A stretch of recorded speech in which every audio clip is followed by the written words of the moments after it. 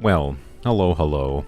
It's a Sethos, and just to start off, so I'm labeling this stream the Sethos Deep Dive because my goal is to, I don't know why I went to the wishing screen, my goal is not to get C6 Sethos, believe it or not.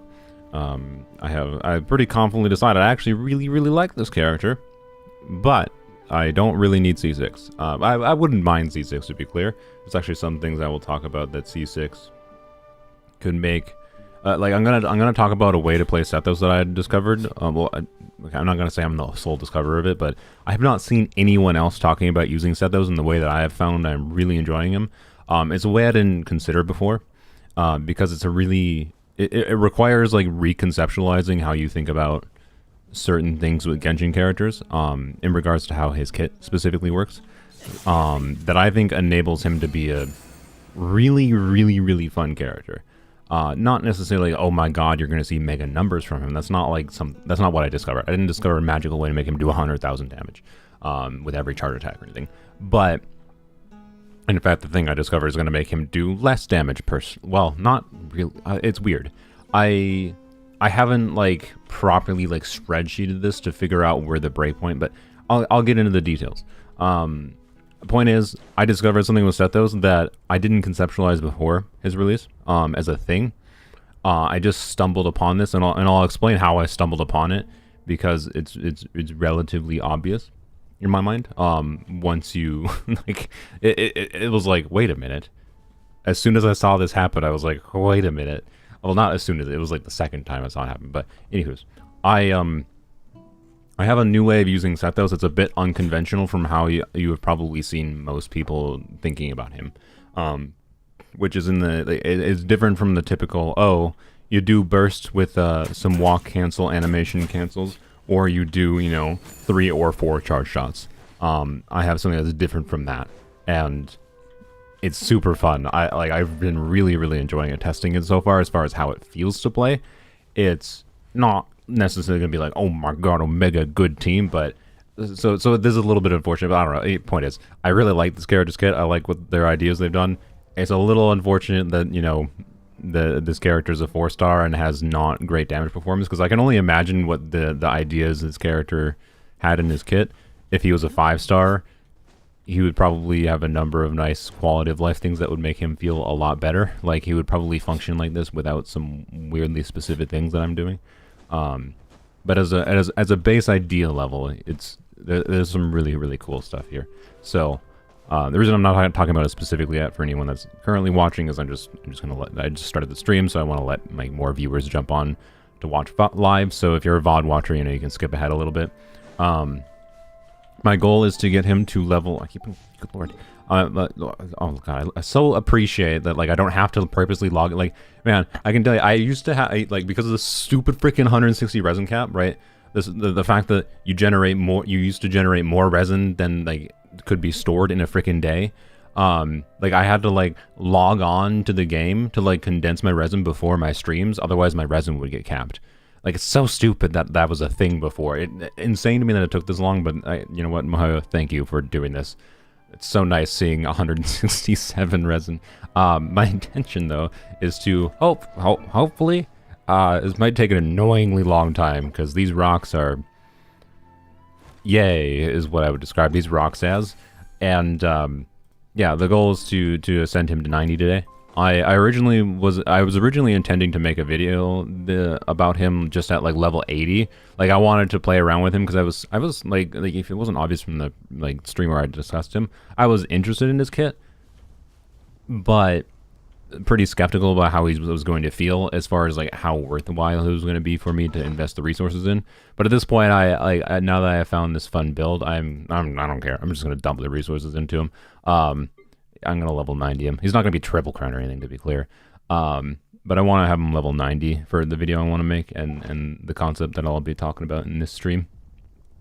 And yeah, we'll see how it goes. I hope you guys like this idea. We'll see. Maybe someone else can tell me if you watch other guide creators, because I don't really watch many other I don't watch Ziox's, Zevi's, what other big guide creators are there? I don't know. I don't watch any of the big guide creators because they're telling me they tell me just very superficial information about characters. I suspect none of them have mentioned this in the stuff I'm going to talk about with Sethos and this specific build path that I think it's going to be a very, very attractive build path, I think, for many people. Like if you like Sethos, I mean, for me at least, it makes him feel really fun to play. And anywho's, so if someone else has mentioned that, you know, point is I don't want to take like full credit for the idea. I think it's something that's relatively obvious. If you did something like the reason I happened to upon this idea is because I was just using Fabbo on him, to test out because one of the main ways I was thinking I was gonna end up playing him is doing his burst, right? And if you want to use his burst properly, you have to do some animation cancels, and he can't aim cancel like most bow characters can. Wherein like you tap RR quickly, so you go aim, do this basically. And that allows you to do like, well, official's normal attack animations are not great for demonstrating this, but oh my god, I'm so bad at it. Jesus, normal. The idea is you can use aiming to animation cancel your normal attacks, and that would allow you to get a lot more normal attacks out. It's the same thing with Sethos, except for he can't aim cancel because he can't go into aiming mode during his burst. So you have to do walk canceling where you're pressing W after 2 normal attacks. And if you do things really well, from my testing, you can get 7 sequences of 2 normal attacks. So you can do this twice. You can do 7 sequences of 2 normal attacks, right? During his burst duration, which is only 8 seconds, which is not bad. If you're on mobile, it's probably more realistic to expect 6. And if you don't do any normal animation canceling at all, don't. So, but I'm actually not going to do that playstyle, I think, most of the time with him, because in testing that, I found the other thing that I'm going to do. Anywho's. Have you seen the level 1 charge shot playstyle? No, I have not. That's not what I'm talking about. But I imagine, so the level 1 charge shot playstyle is interesting.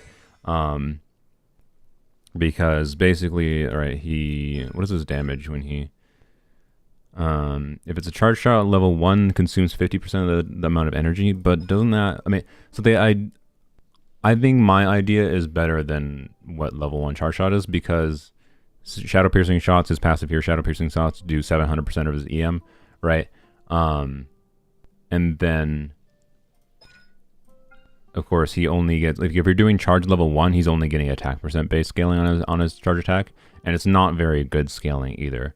Like, the meaningful scaling that he has is his EM scaling, especially from this passive, or in the case of his burst playstyle, from his burst level, in conjunction with his elemental smash scaling and attack scaling. So, like, the thing I'm going to suggest should be substantially better than his charge attack level 1 playstyle. But that is interesting as far as like satisfaction of play in trying to like get his charge attacks out in the like frames before the level 2 charge shot is done, right? So that's kind of cool. But anywho's, to cancel with him you need to walk. Yeah, that's what I was talking about. I'll try to demonstrate that a little bit, but anywho's, let's go claim my, or no, not claim my resin. Jesus Christ, do not claim my resin. That would if I accidentally like condense my resin today, I will not be able to level 90 him, I don't think, for the video. The hope is to, I might not level 90 him this video. Now I think about it, this stream. I might, you're gonna have to close your eyes for this, just because I want to make sure I have him level 90 for the video. I might have to resin refresh. I don't really want to, but at the same time, I would really prefer to make this video this weekend versus like next weekend or on a weekday, personally. So, yay for time gating. I'm glad he doesn't use anything from Fontaine Ascension. Yeah, it means I had a whole bunch of like random Praxis books just stockpiled from whatever. So I should be able to get his normal attack talent to level, I think 10 at minimum. I actually double check for this video, which is nice. Yep. Yeah. Should be actually level 11. So, you know, and what I'm not sure about is if I have enough of the silver books to get his burst. I was hoping to get his burst to level 6 as well, just for demonstration purposes, because I was probably going to show at least one team variation very quickly in the video I was planning on making with his burst. But I don't know. Like, his burst level shouldn't crazily affect his damage. His level and like artifacts are going to be far more relevant, and team it's going to be far more relevant from the numbers you see compared to his talent levels. So it's not that important. It's slightly unfortunate though, and yeah, it's not even. Oops. Okay, if I planned around that better, I maybe would have farmed. I think I would have had to like farm his stuff yesterday, literally once, and then I would have had enough. But oh well, it is fine. Ibis Piercer? No, I mean, it's okay. So there are 3 weapon options for him. Most guides, if they're worth their salt, should be recommending one of 2 weapons. The main weapon is Slingshot. It's pretty good on him. Like, it's actually really good. And then the other one is Hunter's Path. And this is a weapon that most people don't have. So, like, most of his scaling comes from his Elemental Mastery scaling. He doesn't really lose much from having a low base attack, lose much damage from having a low base attack weapon. And getting 60% damage bonus for his charge attacks is it's pretty good. On top of crit, which is nice, you know. And it's a 3-star bow, so like, yeah. But there is a third option, and it's the one and the only, the fab. But I'll get into it. You'll understand. It'll make sense. It'll make sense in a little bit. Don't worry. The new bow is better, yes, because it ascends an EM. If you're talking about the event weapons, comparing the new event bow to this bow, then they're both like yes, the new one is better because it ascends with EM, but also Slingshot is still better than the new event bow. So, why would you, like, why, right? Like, you don't have the ability to. I'm sorry, like, you should have the ability to get an R5 Slingshot, and it's also a 3-star weapon, which is really cheap to level. So yeah, the answer is stringless. No, the answer is Slingshot. Sorry, stringless is no. Don't use stringless. He doesn't do burst damage or skill damage. He technically does skill damage. He doesn't do any burst damage though. I think, right? He doesn't even have. I don't even think he has activation burst damage. Yeah, no, he doesn't have any activation. He literally does 0 burst damage, and his skill damage is very little to nothing. So, like, no, don't use stringless. The passive does nothing. It's just an EM stat stick. Like, it's just that's just worse than the event bows. So, like, no, just use the event bow. if for some reason you're like, I hate 3-star weapons, even though it's like objectively better, and also I still think, like, as far as visually, I appreciate the 3-star weapons for, like, being the most, like, normal-ish looking weapons in the game. Like this actually looks like a artisan bow, right? Like someone, like, finally crafted a wooden bow, and then there's, you know, all this nonsense. It's just like, what the F is all this crap as far as, like, what a bow actually looks like. This looks like an actual bow. WTF is this? Or this. Anyways, and they still haven't even put a compound bow in the game. Like, what the? Anyways, I get distracted already. Point is, Slingshot. Use Slingshot. Use Slingshot. Except with what I'm going to show you in a little bit here. So, anyways, I should stop edging people. I think there's enough viewers. I'm not like I'm purposely edging because I wanted to let there be viewers, right? I will let people in co-op. That is why I titled this. Not right now. Let me discuss the Sethos stuff quick. So, all right. Let me. So, baseline explanation of Sethos' kit, just for anyone that doesn't understand, right? So, when Sethos does a charge attack, he can consume 20 energy to have his level 2 charge shot. This EM and attack scaling shot, and he has a passive that buffs that shot a lot. So aim, and he has that basically instant speed. You fire the shot, and you can see I lost the 20 energy I had, and now he just would have molasses speed, right? Like you don't want to do this. Like that way takes way too long. And of course, that charge shot pierces, and it's a charge shot. It'll always apply electro, always trigger aggravate. He has a 60 energy cost, and then his skill on top of generated particles directly refunds 12 energy. So, what most guys probably have said is that if you're doing his instant charge shot playstyle, you will be able to do 4 was what most people at most would be saying you can do in a rotation. Four of those shots that charge up instantly. 3 if you want to, like 4 should be easy, but you might actually need a little bit of energy needs. I haven't tested enough or looked at what his energy needs are to do 4 charge attacks versus 3 charge attacks. And 3 charge attacks in a rotation, it would depend. So I don't know, like that's interesting at a baseline, because like one conceptualization I had for a team for him was like, you know, Fischl's tied to him, just like accept that. If you don't like Fischl, I'm sorry, but you like Sethos, you just probably shouldn't play Sethos. But like, and if you like Sethos so much, but you hate Fischl, you should just put your hate aside and use Fischl and level her up for him, right? Like level up your Fischl for your love of Sethos, rather than getting focused on your hate, because hate is a crap emotion anyways. You should just throw that in the dumpster, okay? Right? You don't have to love Fischl as a character for any reason. I see a weird, and the reason I'm saying this, I see a weirdly number of people that are like, when I suggest Fischl, sometimes they're like, I dislike Fischl. I don't care.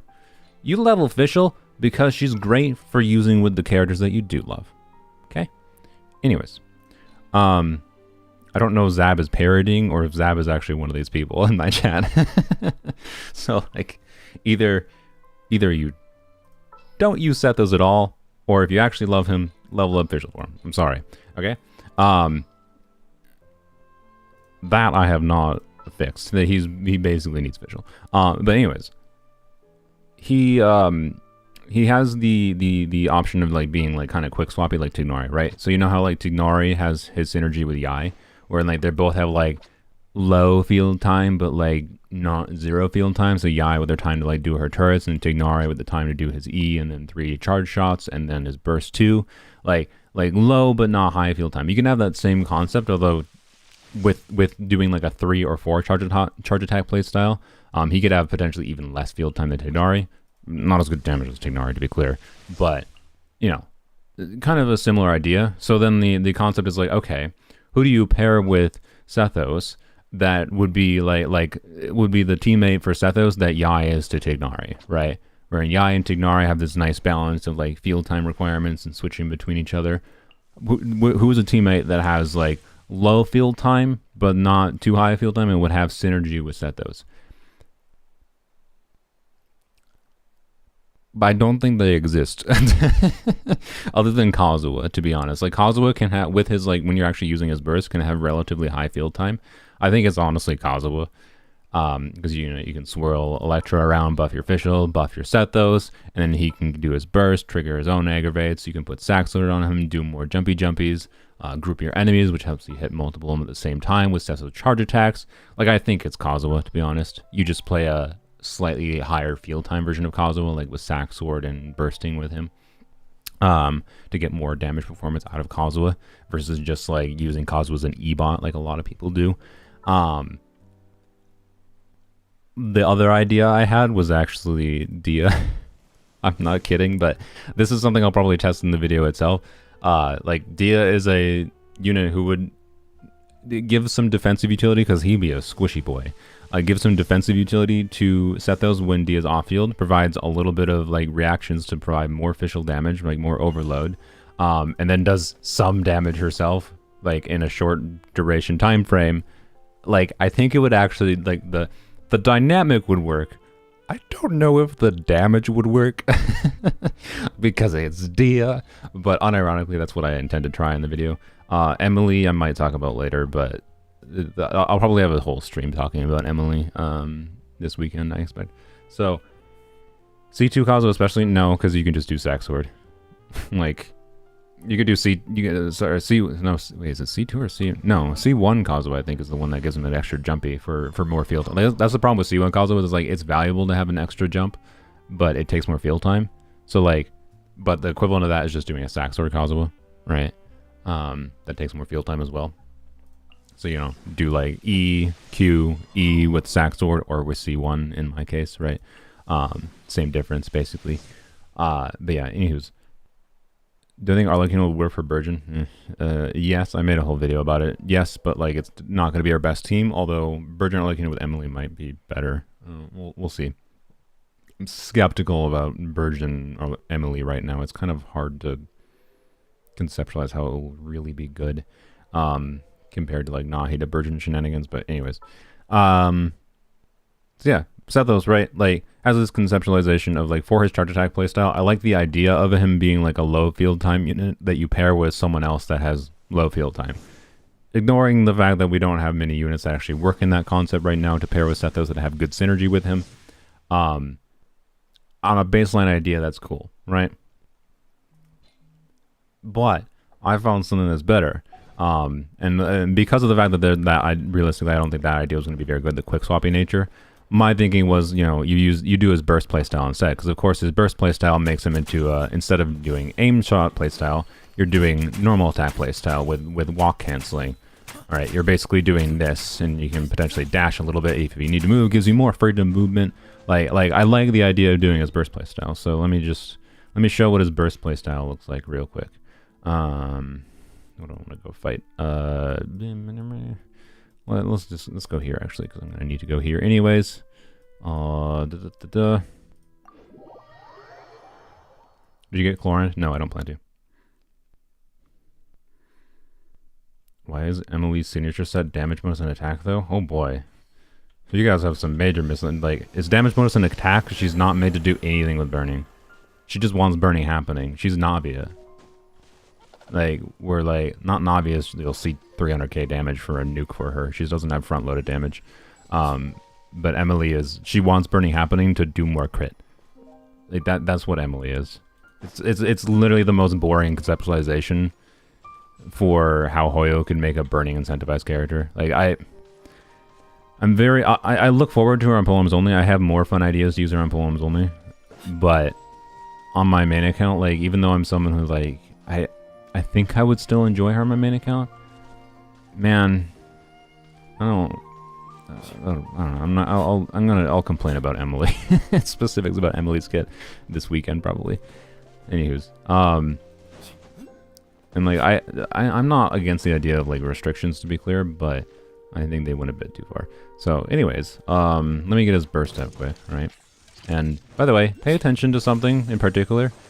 Doing this, like the reason I have him right now with 270 energy recharge, and Fab Bow, and the reason for that is just so the reason I had him on this stupid high ER build is because I was trying to test and see how many normal attacks I could get during his burst playstyle. So I wanted to make sure I could get his burst back basically immediately.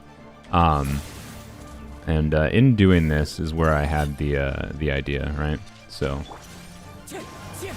I don't actually want to kill this thing. The sun sets. God dang it. I forgot he didn't have a flower. Oh my god. Bro. Whoops. I wasn't even trying to dodge. I could have like used Kirara's shield. So, Zajef echoes your thoughts. I mean, the thing is, Zajef has a hate boner for any kind of restrictive passive. Like, to an extent that I think he's like insane. I think he's not properly thinking about things, I'll be honest, when it comes to restrictive passives. Because, like, Chlorand is restrictive in the same way that a character like Chevreuse is restrictive. Chlorand is restrictive by the nature of her kit. Really only taking advantage of her kit is an aggravate playstyle, even though they put her freaking trial with Chevreuse. Like, right, actually taking advantage of Chlorand's kit for how they designed it is an aggravate playstyle. They've restricted her to aggravate comps. That's a restrictive playstyle.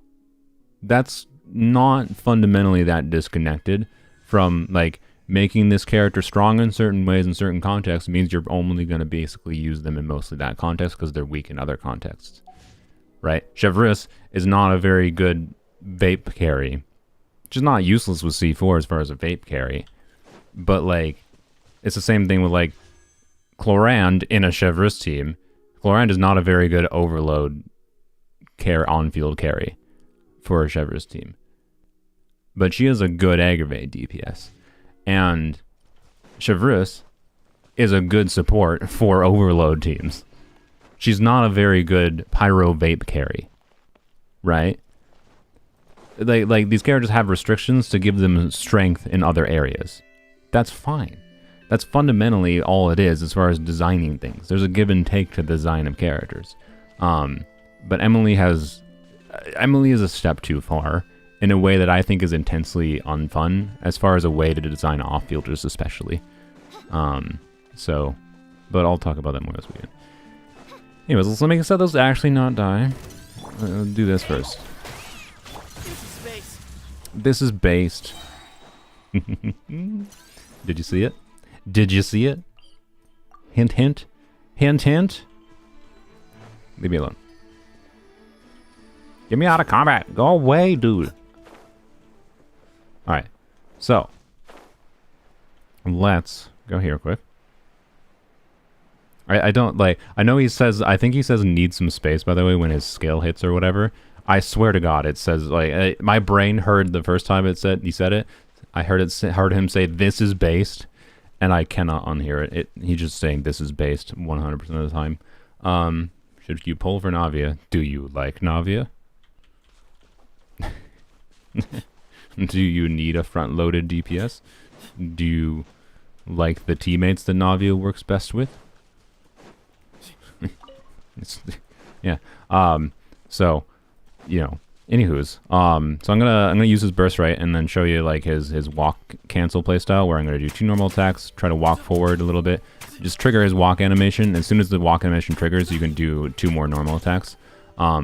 In my very initial testing, it's pretty easy for me, at least on PC, to be able to get 7 combos of 2 normal attacks. You don't want to do his 3rd normal attack because the animation is way too long. It gives you basically no value. So do that. 3, 4, 5. I'm gonna scuff that. 7. Yeah. So I got 7 there. I should have been able to get. I think the first hit of the 7th normal attack combo had Electro and the second one didn't because it ended right in between. But I think it's pretty realistic with just not terrible play to get 7 combos out, right? Anything more than that is pretty hard, I think, with him. If he had the ability to aim cancel instead of doing walk canceling, he could theoretically easily, with just a little bit of practice, get like 9 out. Which is why you might see some people like Jeff complaining about that. But I'm going to hopefully show you a playstyle that is a lot more fun that you might have noticed, or why this is already possible. So, did you notice, right, I have a very high energy build, and the reason I put this build on him was to do what I just showed, right? I put this high, stupid, overcosted energy build on him specifically just to be able to test the normal attack cancel stuff and the walk animation cancel stuff to get more normal attacks on him, right? Exactly what I just showed you. I had a high energy build on him just for the purpose of testing that because I don't want to have to spend 3 years getting my energy back, right? But remember, Sethos can use his energy to do charge attacks.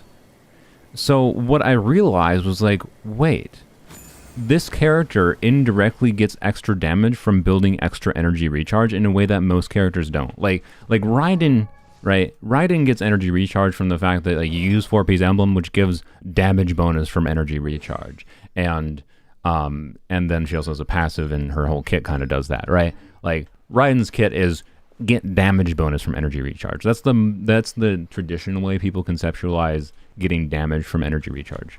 Freaking YouTube trying to run ads immediately as I start talking about things. God damn it. I swear to God. So like, okay.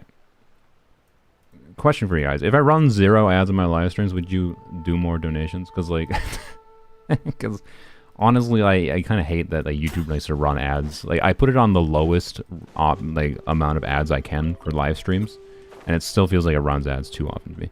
I don't know. Anyway, but like I need to try to make some money for the time I spend on these. But anyway, sorry. So, what I realized was like he has an indirect value to getting more energy recharge, because normally energy recharge is something that only gives like damage value to a character for reaching a breakpoint for making sure you can like burst every rotation, right? Burst every time within the cooldown. So in Sethos' case, that would be, you know, making sure you get enough energy back to be able to like, get 60 energy back within 15 seconds, so you can do, you know, another burst, or you can do another 3 charge attacks, or 4 charge attacks when you're factoring in like his skill energy, right? But if you can get a lot more energy every time you use his skill, and or combination of using his skill more, so this is like more an operation of doing both of those things from my testing so far, you can get more charge attacks out. So instead of his traditional thing, you have a situation, let me get full energy here, right? Where his playstyle, his charge attack playstyle, right, is, yeah, let me do this. All right, his charge attack playstyle is something like, you know, do 1, do 3, 2, do 3, use a skill, and you do 1 more, right? But when you have an extra energy generation for him, you can do more, right? And then I can use his skill again. Ow, don't die, don't die. I can use his skill again and do more. I can use his skill again and do more. Look, I got energy. And do more. Oh, I didn't. I ran out. Oh no, I didn't run out of energy. I just got whacked. You see where I'm going? This character has a really interesting way of getting more damage value for building extra ER by nature of, like, you only need to reach 20 energy, because he consumes 20 energy for doing his special charge attack. You need to you get to do more charge attacks, right? And so much of the value of Sethos is coming less from, like, yes, it comes at the expense of crit, sure, but what the is crit doing for you when, like, the difference between having like a build, I will test this in the actual video once he's level 90 to like show the damage difference, right, for the numbers you see. Yes, doing a build that's heavy in ER is going to make the numbers you see on him less, but remember, you're doing more charge attacks. If you're doing more charge attacks, then, you know, like if I'm doing 1 more charge attack that's hitting 20k damage, right, versus doing 25k damage but 1 less charge attack, this is the same damage from him, right? If I'm doing 4 charge attacks that do 25k damage, that's a total of 100k damage, versus doing 5 charge attacks that get 20k damage each, that's 100k damage from him, right? So yes, you're lowering his numbers that you see, but you're getting more total charge attacks out. And that's actually should increase the team DPS, because getting more charge attacks also means triggering more reactions. More official. And it feels so much better to play. Like, the special sauce I haven't even showed you. I purposely took off 4-piece Thundering Fury here for this build, because I wanted to show what it looked like without any cooldown first. So let me go actually like do a full team sequence, and actually I'll switch him to I put an ER timepiece on him to just for ease of simplicity, but you don't actually need an ER timepiece. You need a lot of ER in general, but like if you're using Fabbo, it gives you most of the ER you need for this. So like, yeah, you're turning him more into an electro driver DPS, but like his elemental mastery scaling makes it so like he should still be able to get meaningful damage. Like I'm pretty sure I'll still get in the neighborhood of 20k charge attacks. And he was never going to hit insane damage, if not more. Like, I think 20k is honestly on the lowest. I mean, I was just using 20k as, like, the 25k versus 20k is, like, what the balance is, right?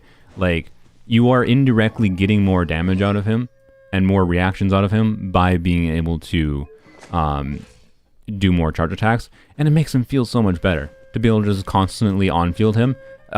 He has 100% uptime on just being able to do his charge attacks constantly, guys. I'm not kidding. That's what I'm going to show you here very shortly. So first, let me just show you though, without doing the 4-piece Thundering Fury, because without doing 4-piece Thundering Fury, this feels a little bit more clunky. It's not bad. Like there is still potentially reason to do not 4-piece Thundering Fury, such as like instead of Kazuha, you could do Farina and then do 4-piece Marashase Hunters, right? Which makes him easier to build and will give him a lot bigger damage numbers because you can have a lot higher potential crit damage on him, right?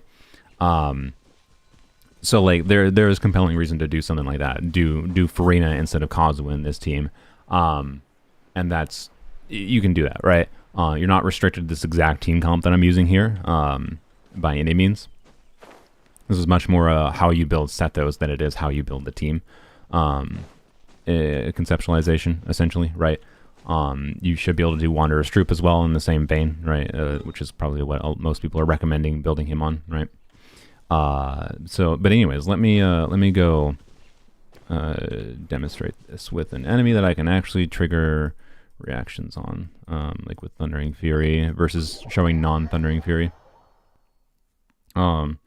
So like this playstyle works regardless of the build. I think Thundering Fury is the best because Thundering Fury, as soon as you do 4-piece Thundering Fury, it offers the most seamlessness because you get your skill back, your skill cooldown back. Like you do 3 charge attacks on him basically, and you have his skill cooldown back. And you can use his charge attack, you can use his skill, and as soon as you get the energy particles from his skill, start doing more charge attacks, right? The main thing this build I think wants for it to feel really comfortable is ideally a high refined Fav bow, because the difference in triggering Fav or not is generally speaking the difference in being able to do this consistently. If you do happen to have C6, this energy refunding functionally would reduce the total energy you need. I don't know where the ideal breakpoint is, by the way, for how much energy is. This is just like some very, very basic testing I've done in realizing this so far. And this, once I put on his feather to complete the 4-piece, his crit ratio won't look quite as bad. But like around 200 ER, I think is more than enough. And again, most of that comes from like Fabo, right? So I don't know exactly what the ideal breakpoint is, because you don't, right? You have official generating a lot of energy too. You don't and you have the ability to get, you know, other particles from Fab, of course, on other characters. And you do still have to spend time in your rotation. Like you're not, this is a build for 100% uptime charge attacks, Sethos. But you still need to spend time on your other characters, like redoing your Dendro, right? Like you do have to do that. If you're like using Hirara like I am, right? So you get the point, right? It depends how you exactly will play. It will depend a little bit, but it gives you as much charge attack uptime as you basically want, essentially. So how do I submit details for account fixing? Check the videos description. Yeah, the link is there. I also think I pinned the comment. Did I not pin the comment? I feel like I did. Anyways, so watch the skill cooldown after I oops, get done with the charge attacks here. See, I have like 3 seconds left, which means like that's not necessarily terrible, right? Because that can be time in this case. That can be time to switch to Kirara, do Dendro again, do a swirl again, reset my official, right? So it's like not really that much of a problem. But I had 3 seconds of cooldown, right? So like I was able to do 3 skills, or sorry, 3 charge attacks, and then I was on cooldown. And you can either take that opportunity, depending on the exact team you're playing, to like redo your Dendro, or you can do 4-piece Thundering Fury. And I really like the 4-piece Thundering Fury variation because it's just like, it's just a very different play style, basically. So I'm going to put this piece on him, right? So this build is 379 EM, 40, wait, I feel like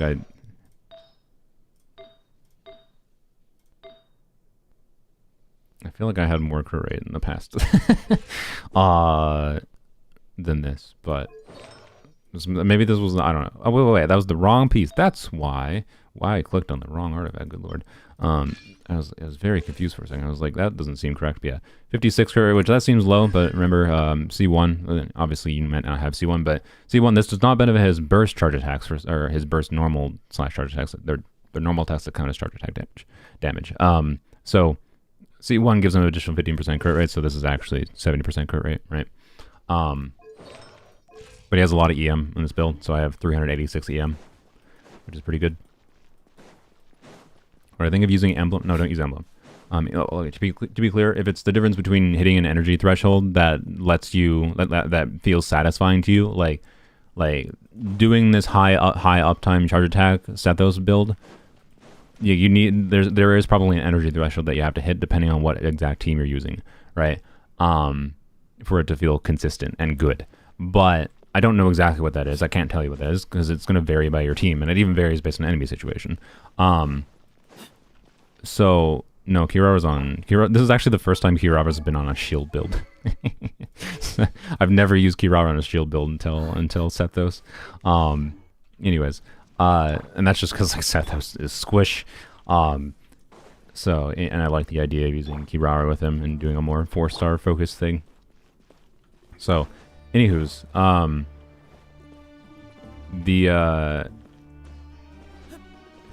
thanks, you just joined the wrong Discord. No, the Discord link just says join the Discord server if you want. I don't understand how people, I'm sorry, I don't understand how people get confused about the account fixing thing. I say, here is the form if you want me to fix, if you want to submit to fix your account. Like, I don't know, whatever. So anyways, now that we have 4-piece Energy Fury, right, let's do this again.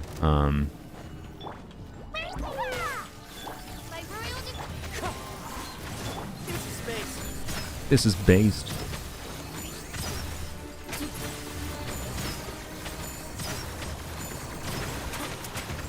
Like, you have 100% up, like, to be clear, I think after 2 rounds of charge attacks is definitely like, okay, now I need to reset Quicken and reset Fischl, whatever, right?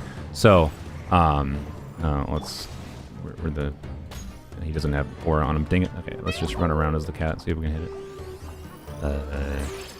Where are you? Bro, where are you? There you are. Alright, I don't know why I did that first. That was dumb. That was dumb. Don't worry about it. Don't worry about it.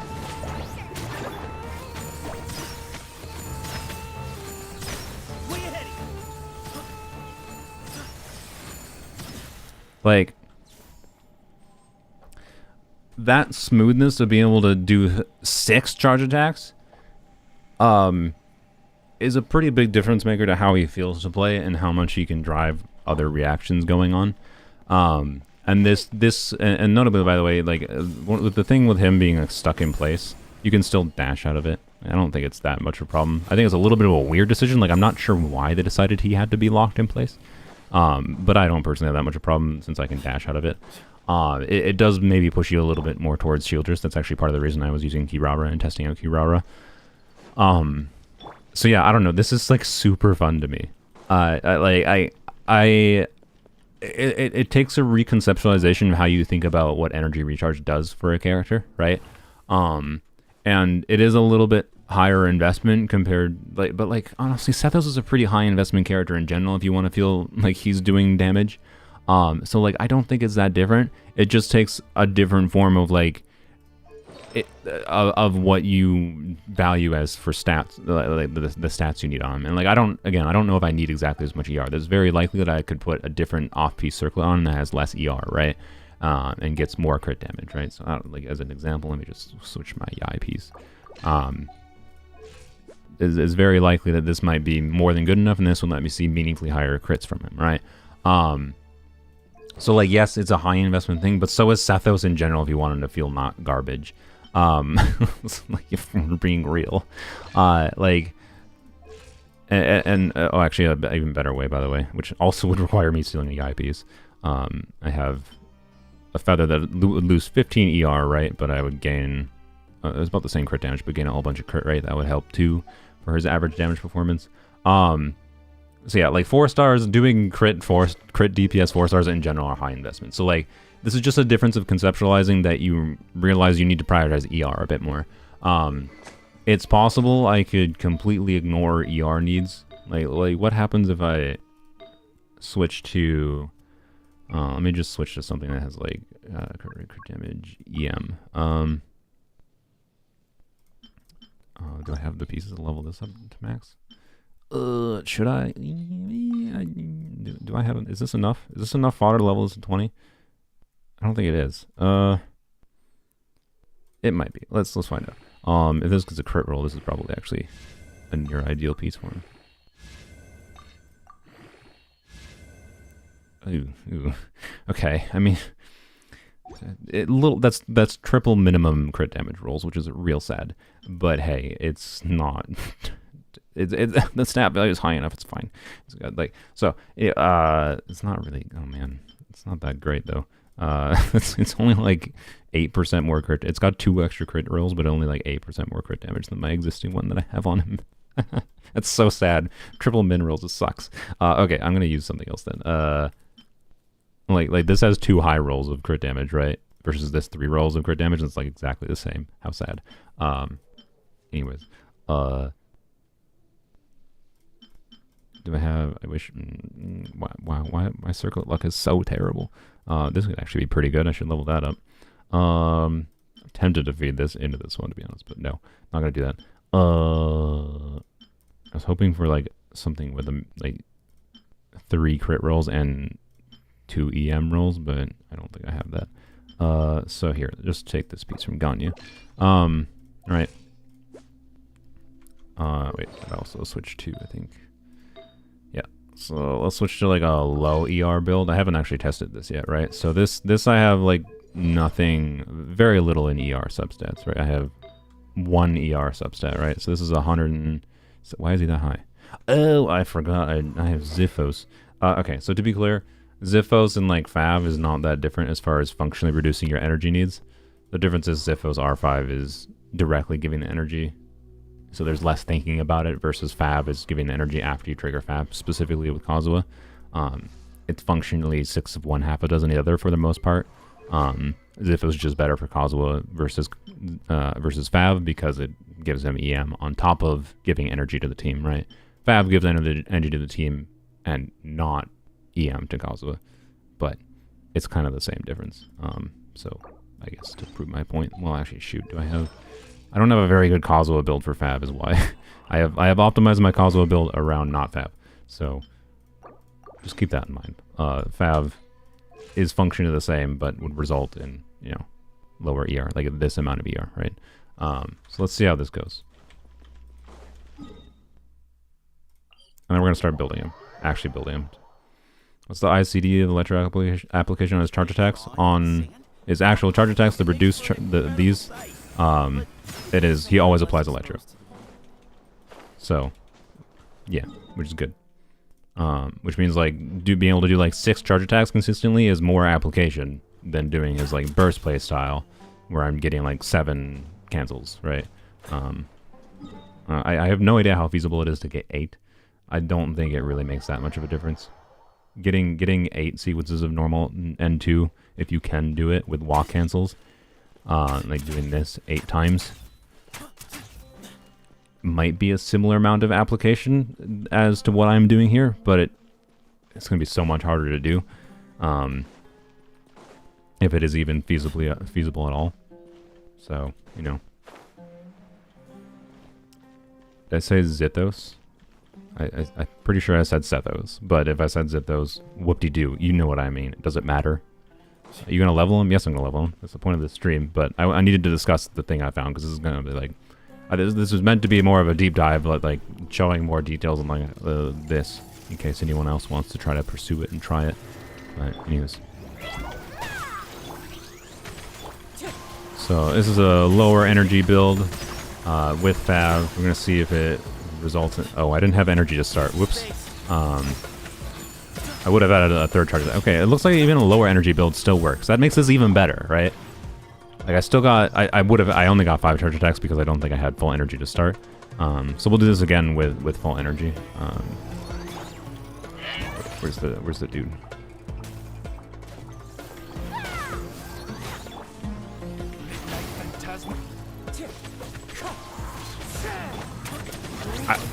Brain. Why? I don't know why I pressed burst. Just whatever. Just redo it. We have full energy. Redo it. So yeah, this is like a normal build, but with Fav, and normal build on Thundering Fury, right? Not overly prioritizing ER. So, like I said, I'm not sure where the exact breakpoint is. But it's probably not actually that high of a breakpoint. I think the ideal is probably being able to get, in most team contests, is probably being able to get 6 charge attacks out of a build like this.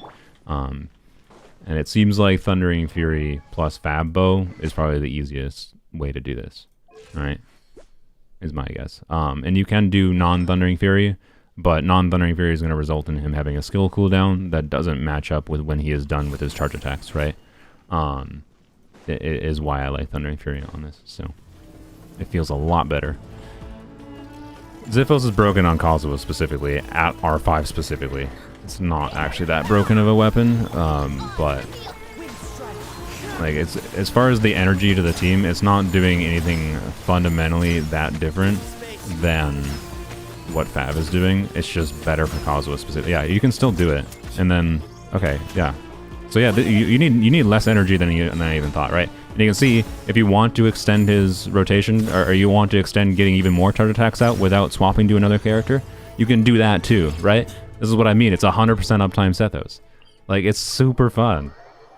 I think this is the way to play Sethos, unironically. And the easiest way to do it is with Fav. You could theoretically still do it with not Fav, right? With not with Fabbo, particularly like if you only have, you know, the free Fabbo, I think is a lot more likely that people have R5 of it, because it's less risky to refine a Fabbo because there's less characters in general, I'd say, that need Fabbo compared to like a Fab sword. Like, you really probably shouldn't refine Fab sword unless you have a lot of Fab swords. Like, I actually have like, if I didn't have things like Sethos and options like my sacrificial swords, and I've gotten a lot of Fabs, I really should not have like I have actually had circumstances where, like, you can see I have this R3 Fab sword. I was like, okay, I'm glad I have that, because I have had circumstances where I needed to put that on, potentially. So like, I don't recommend refining Fab swords unless you have a ton of them, right? Like I do. Which for most people is only gonna happen after a long time of playing this game.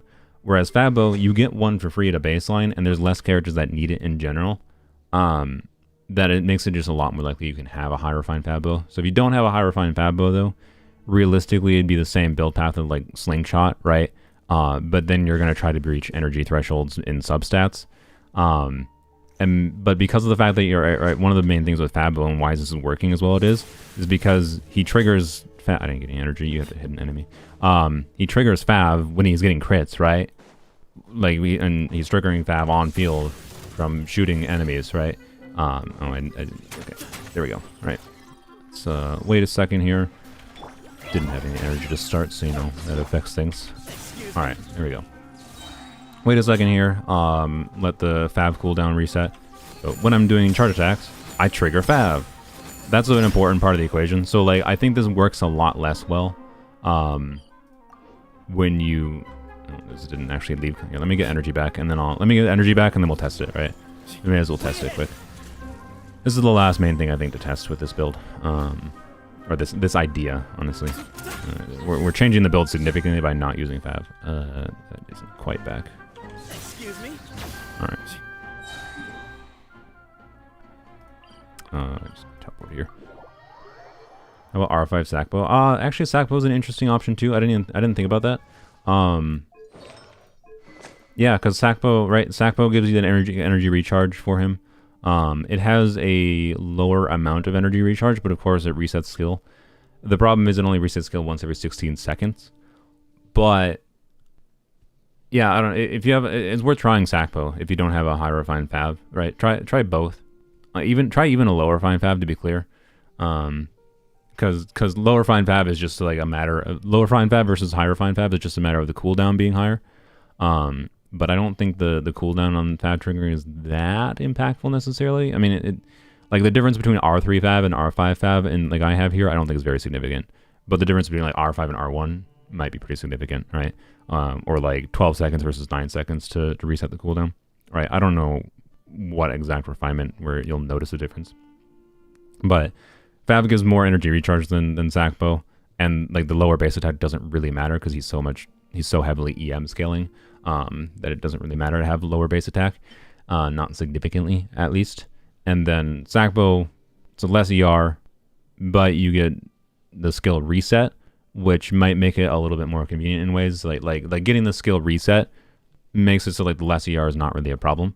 But again, even at R5, it's only once every 16 seconds. So I don't know, right? Like it's worth trying. Basically. Yeah, I know R1 is 12-second cooldown. I wasn't forgetting that. I was just saying that in an actual rotation, I don't have an R1 fab boat leveled up. Do I even have I do have one actually. I could check, I guess, to see not the damage, but to see how it feels. Here, let's just do that quick, I guess. Evan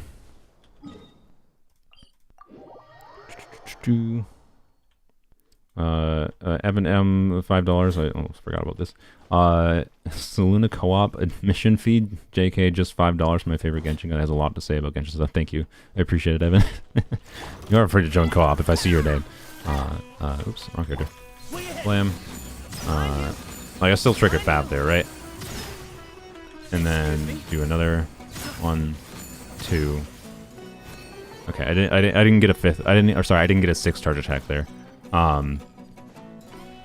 Is likely the reason I didn't get a 6th charge attack there, though, is not because I didn't trigger Fav again. It's because I didn't have the energy recharge from a leveled Fav, right? So honestly, I think an R1 Fav probably works fine. Just based on that vibe there. I'm pretty sure just having Fav leveled for the extra 50 ER on this R1 Fav would have been fine too, right? That's the goal. Is like they tested it yourself, basically, is my point. I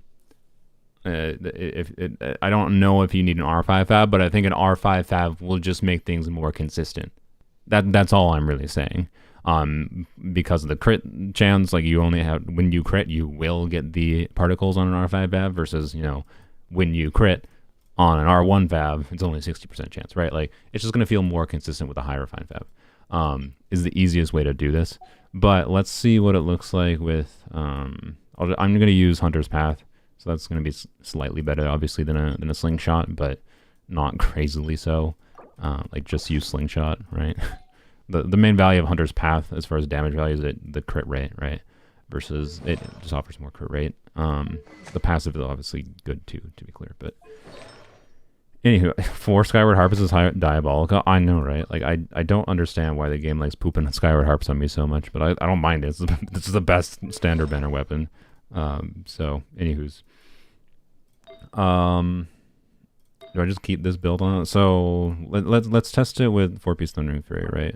I think 4-piece Thundering. Personally, I think 4-piece Thundering Fury is still the way to go to make sure that you get that cooldown of the skill matching up with when you're done with 3 charge attacks. So realistically, though, since we're not getting ER from the weapon, we need to do ER in a timepiece, right? Is my guess, right? So I have to do something like this without that amount of crit rate. So of course, this weapon, because it has so much crit rate, you should be able to reach a similar situation with slingshot, just a little bit harder to do a crit damage with crit rate. Yeah, I'll just young Tignaris, I guess. All right, so you know. Obviously, this build should get much more damage than the other one. But the question is 180 ER here, right? Is the 180 ER here enough to be able to get this sequence of 3 charge attacks when it's 180 ER without getting fab particles, right? That's a pretty big difference. The fab particles make a difference. So let's see here. And this is the last thing I want to test before we actually start doing co-op, and I need to start farming rocks and leveling things.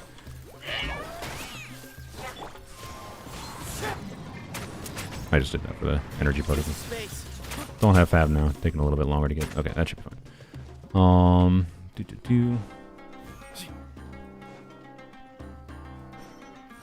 Obviously he's level 60, by the way, so again, we're not actually paying attention to the damage numbers. What we're paying attention to here is, can we do the sequence of 6 charge attacks with this amount of ER with just an ER timepiece instead of an ER weapon, right? Because like if this works with this weapon versus Fav, this weapon is obviously a lot higher damage for Sethos. And the same thing with Slingshot, right? Having crit and like the damage bonus from Slingshot or from Hunter's Path is good for his personal damage contribution. But I think it's going to be a lot less consistent. Like my guess is this will not work, but I might be wrong. Wait. No, YouTube. Stop running ads at the worst moment. Jesus. But yeah, I wouldn't mind people, like, if people, if I'm able to monetize people without doing ads on my streams, I would, like, you don't have to donate, right? But like, if I'm able to like get consistent money from my streams that isn't from ads, I don't mind turning off ads. They kind of annoy me.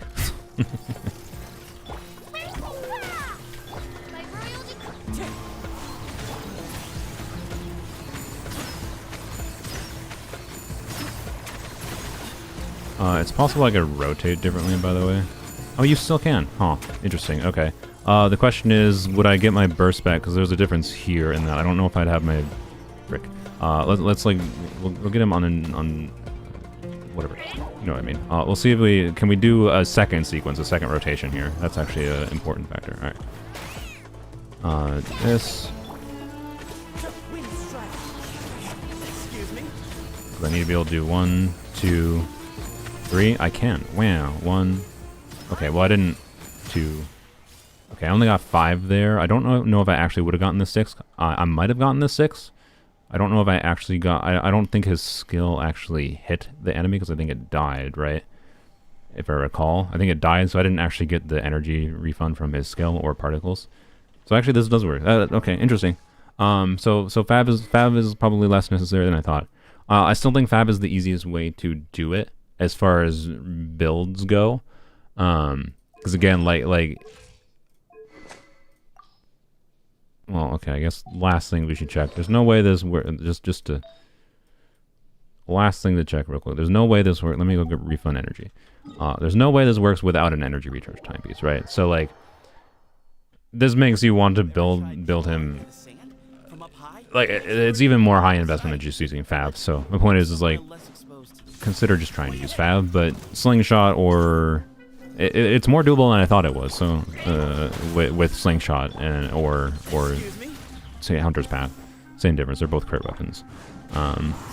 This one just provides more crit, right? All right.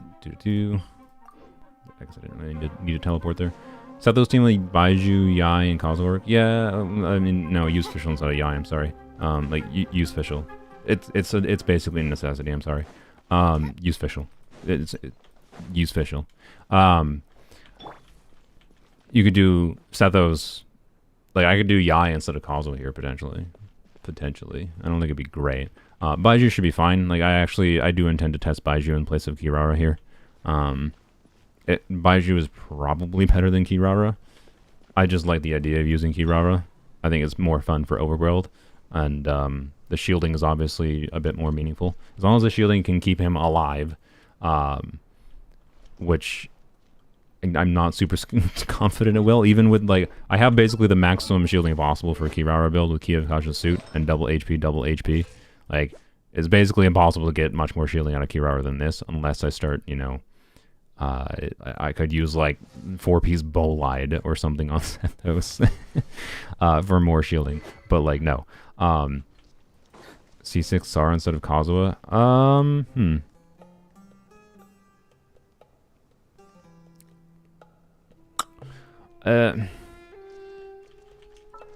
Does Sara buff only the on-fielder's attack, or does she buff both?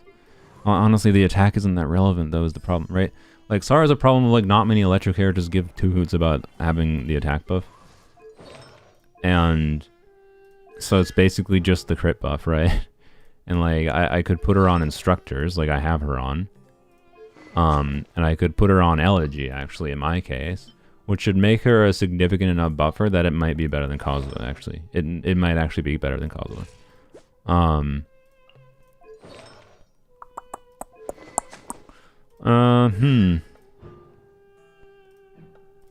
But like her buff only lasts 0 time at all.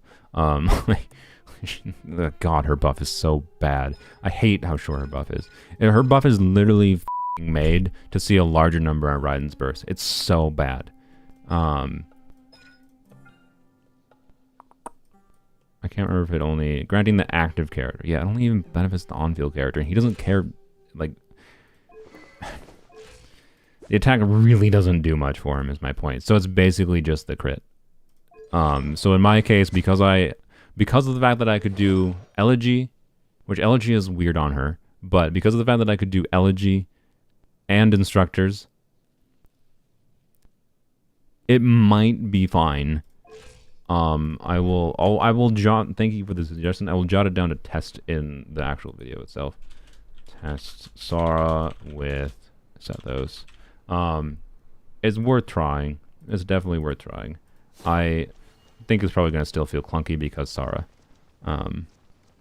So, anywho's, someone is lying to you. Dory works better than Fischl for Sethos. Yes. True. No, don't. Anywho's, Sara's entire kit probably does less than VV. Probably yes. Like I'm pretty confident yes. That's why I was like thinking about the attack value, but because it doesn't even the attack doesn't even benefit Fischl, which to be clear the attack wouldn't benefit Fischl that much either. But she only buffs for 6 seconds of attack, which is gonna be like half of his charge attacks, not all of them, and yeah, I'm pretty sure her buff wouldn't even last for all of his charge attacks. So like. I'm pretty sure it's not gonna be very good, but like, don't let me stop you from trying, right? Elegy is really easy to stack on Star. Just her burst alone can trigger it. I don't know. When I was testing it initially, I was probably just effing up somehow, missing her and something.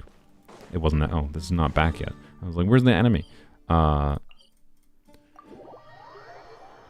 Who is better, C0 Dia or C6 Sethos? I mean, most people will probably enjoy playing Sethos more than Dia, but. I think they both have very interesting kits. Sethos is more interesting, I think, to most people. Have you tried the level 1 charge attack spam? What's the point of doing level 1 charge attack spam when I can do level 2 charge attack spam? Like, what? Illustrate to me what the advantage is. like, yeah, they cost half and they trigger reactions, but like, I assume, like, no, that was a level 2. Like, man, the timing of doing a level 1 is going to be so hard. Like that, right? Like, you gotta do, like, that's a level 1 charge attack. That's so fat. Like, to be clear, as a reaction driver, no, I have no energy. As a reaction driver, did I even switch his timepiece, by the way?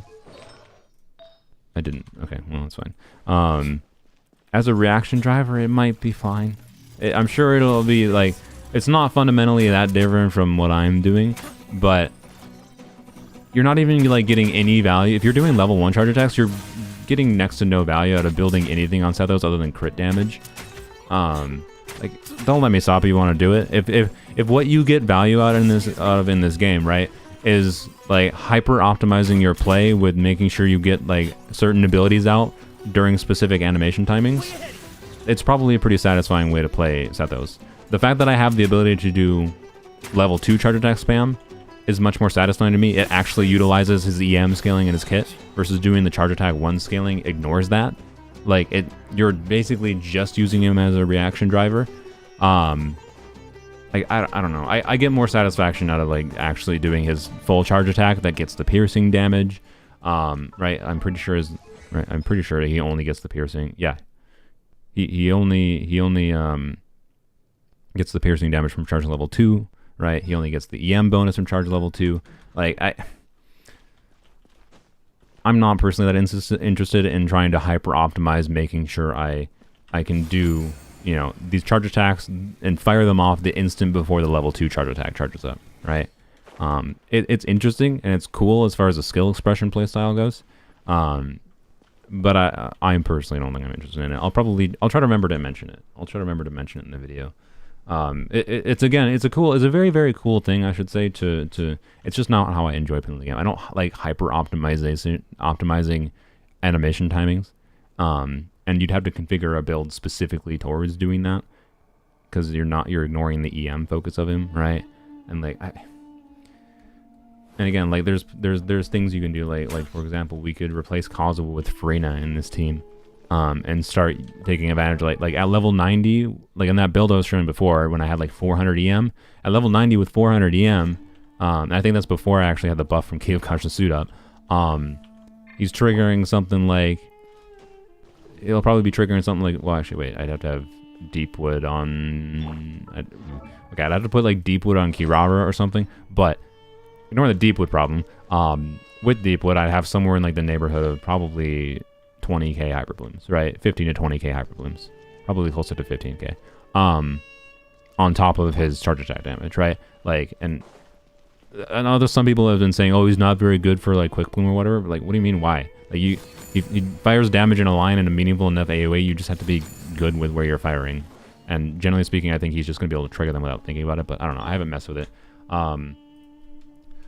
Yeah. So like charge attack level 1, I'll mess around a little bit more. Maybe I'll change my mind on charge attack level 1, but it doesn't feel like a satisfying way to use his kit to me personally. But it would be if something that you enjoy is trying to like optimize animation timings, and you just want to use them like that way, like don't let me stop you, right? It's another thing that makes his kit really interesting, is what I would say.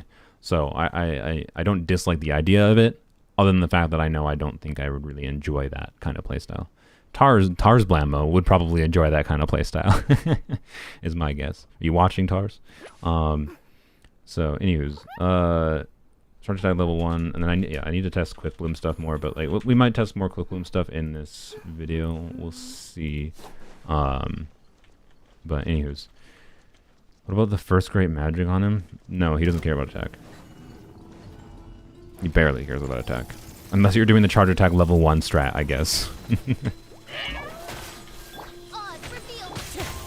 Alright, I didn't switch his timepiece, did I?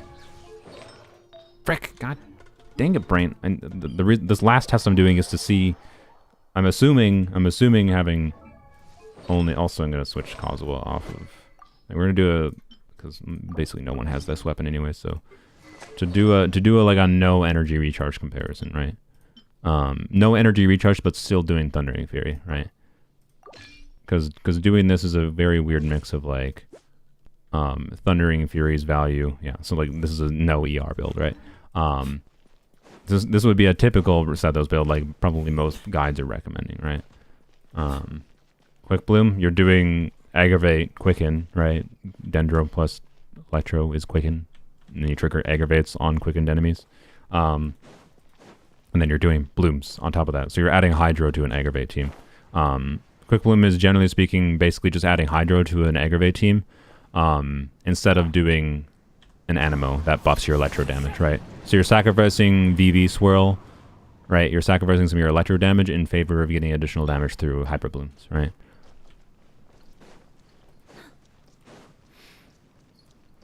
So, let's see here.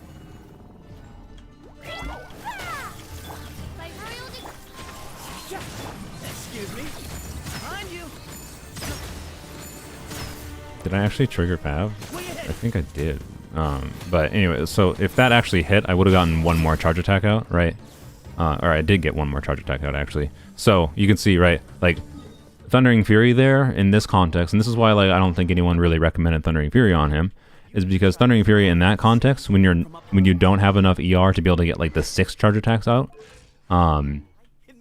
only gets you 4 charge attacks, which is the same you can do with just like a normal build, right?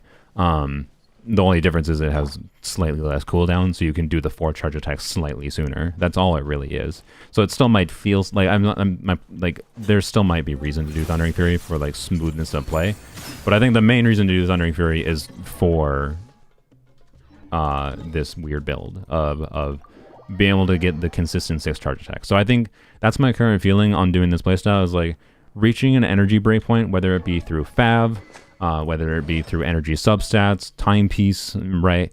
Whatever amount of like stats you can give him, like you basically just get him to that energy threshold where you can do 6 charge attacks consistently on him. I think is the breakpoint at which it makes sense to do this. And I think this makes him feel so much better to play, and it's super enjoyable, and it's a really weird specific nuance with his kit. Wherein like you get additional value from the energy recharge because you don't have to reach 60 ER breakpoint. You don't need so much energy recharge to be able to hit breakpoints of 60 energy to like use another burst.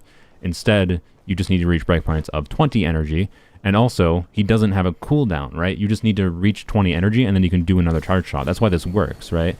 Because normally energy recharge is only valuable for giving your characters additional damage up to the breakpoint of making sure you get your burst back within its cooldown. But he has no cooldown for consuming energy for his charge attack, right? So any extra energy can convert to extra damage for him. And I think it's a much more satisfying way to play. So yeah, I don't know. I don't know what weapon I'll end up preferring. I'll probably, in the video I make, I will probably end up showing it with Fab Bow first, and then I will switch to Hunter's Path to show like the highest possible damage version of it, using this ER timepiece, right? Because this ER timepiece did work. This ER timepiece with Hunter's Path, same difference with Slingshot, right? Worked instead of doing this EM timepiece with whatever, right? But it's just like, I think it's going to be relatively similar as far as like the functional team DPS goes. One weapon or the other in this playstyle, like it's not going to be that crazily different because so much of the team damage, regardless of what Sethos playstyle you're doing, is going to be from Fischl. And this playstyle I think should be better because it is triggering more Fischls, or at the very least it's not going to be worse, right? I know because you're triggering more Fischls. Like you're increasing the team DPS in enough ways by just triggering more reactions with them. I don't know. It's super, super interesting to me, basically, is all I can say. I'm going to leave him on his high energy build for now because I think I stole pieces from Yai, and I don't know. I'm going to have to muck with artifacts a little bit. I just had to mess with Yai's artifacts, and I put her on 2-piece Thundering Fury because like I wasn't using my Thundering Fury pieces much. And the Arlecchino stole her Gladiators pieces, and I want Arlecchino to just stay on Gladiators, but now I need the Thundering Fury pieces on Yai. That used to be like, oh man, dang it, I need to farm more Thundering Fury apparently. So anyway, whatever, it's fine. Play him, keep him on the EM, and then we're gonna put him back on this. All right, so we're gonna keep him on this, you know, not delicious looking crit ratio, but it's still enough crit. It's not like he's gonna get no damage. And he has a bunch of EMs, so you know. Why don't you refine your weapons? Why do I refine my weapons? The Mora is more valuable than refining weapons. What is the point of refining the weapons? If I'm not using the weapon, why do I need to refine the weapon? It costs money to refine the weapon, and it also takes time. It's neither worth my time nor my Mora to refine the weapons. Oh, I'm close to... Oh, okay. This might let me avoid resin refreshing for him. Anyways, I really don't want to resin refresh for him, but I want to make the video. So, like, anyways, let's start to actually farm the boss a little bit, and then we gotta go. And then I can start letting people in co-op. Notably, by the way, some people can join co-op to help me find the rocks, but I hate this boss, by the way. It's probably going to kill Sethos 8 times. But I also need to join other people's worlds, right? So, you know, because I need, if I want to level 90, I'm going to need... Oh, God. Oh, God, this stream's going to last forever. Like, it took me an hour just to talk about Sethos, but I talked about the things I need to talk about, so now I can just farm. Now it's farming time. So I can properly use my boy. Can I fight the boss with you? Yeah, we can fight bosses together. Why not? Anyone that wants to join to fight a boss can. Well, here's. I didn't expect you to be so quick. Sure, fine. I'll just restart. We're gonna have to teleport away, I think. Yep. Teleport away. To be able to change. I'm not gonna use. Well, I mean, I can use Fischl. It'll be fine. But I don't think Fischl and Sethos alone are the ideal if there's not a team properly configured around them. Yeah, he was waiting that co-op menu. I didn't expect that. I was like, yeah, you can join, and I was just gonna finish fighting the boss once and that let people in. But no, he had his finger on the trigger. I like his voice actor a lot, by the way. So, anywho's. Cryo's nice for this boss. Yeah, Cryo is not nice for my heart though.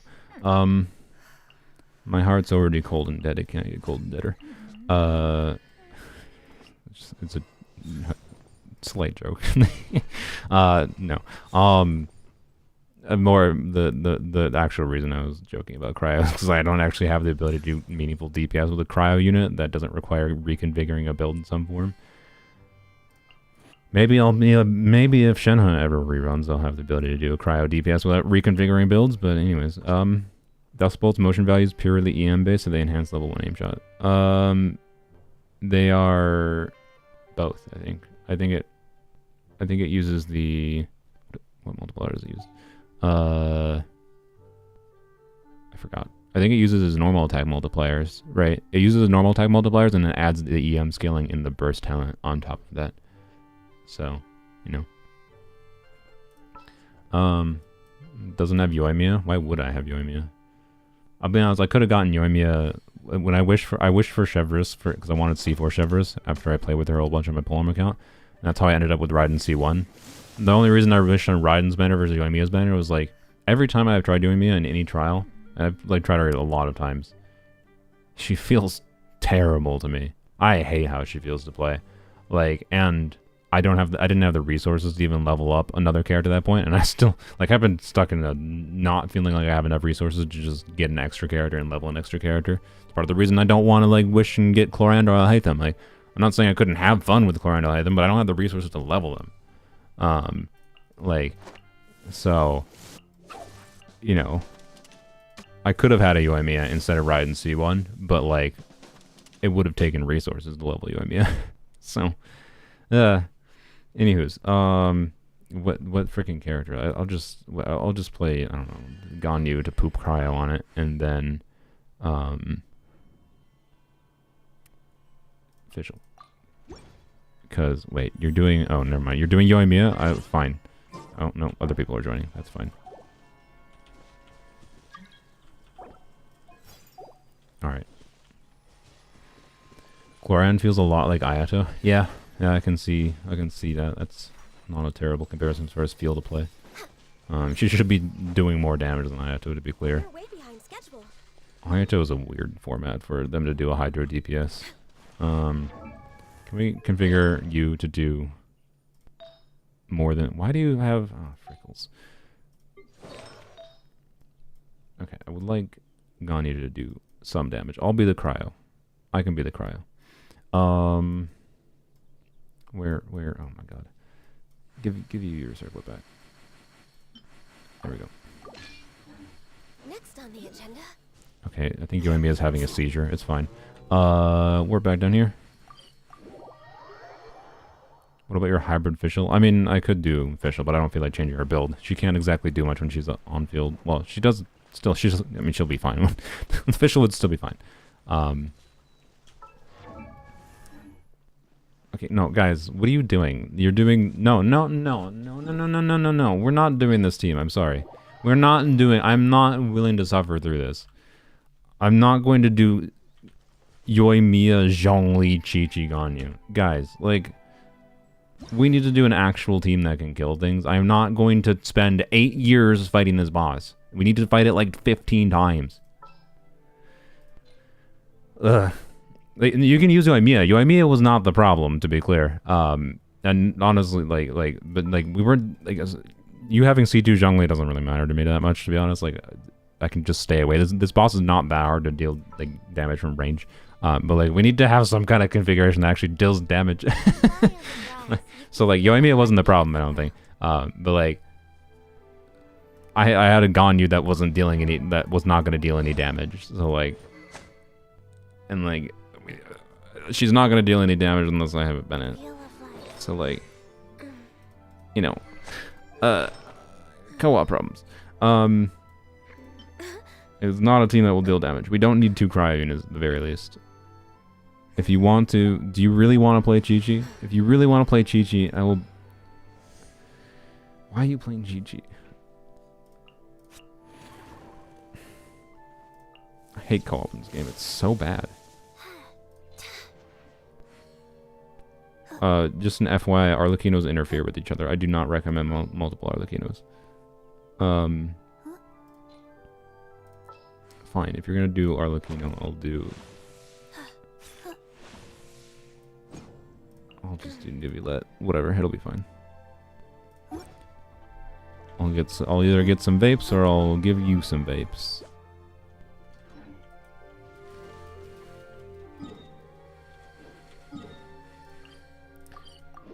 Oh, good lord.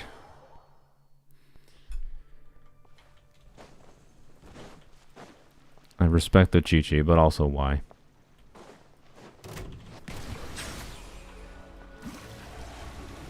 What? Okay. Why did I not get any balls? Is this thing hydro resistant? Hoilers. What?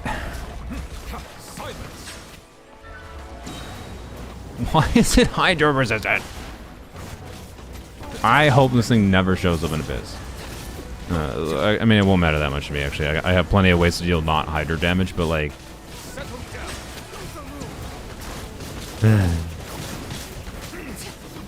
we have 2 characters that are at least dealing damage now, so it's fine. It just resists everything, does it? I think it just resists all hydro damage though, because like I'm still doing only 10k damage. Like I know it resists when it's doing this crap, right? And the one boss that can be frozen in the game, and they gave it hydro resistance. I think they gave it hydro resistance. What the f? Wow. Like, yeah, I know you can freeze it. That's why it's a flavor fill. Like, you can freeze the thing. I think you can freeze it without hydro, to be clear. I think you just need cryo to freeze it, if I recall. But like, it's the one boss they made it you able to freeze, and they made it hydro resistant. Like, bruh.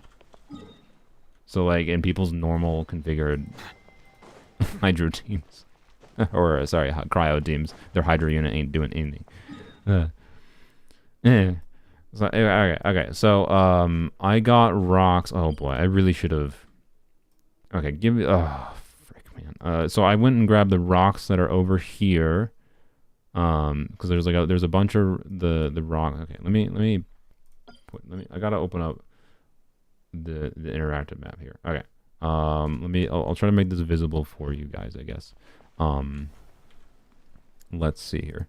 So, exciting content here. This is the true Genshin content. You all have understand because you've probably had to do the same garbage. Alright, so open up the interactive map. I've got Trishy. How do you pronounce this? Trisha Wright? I've got Trisha Wright selected. Let's poop it onto the stream.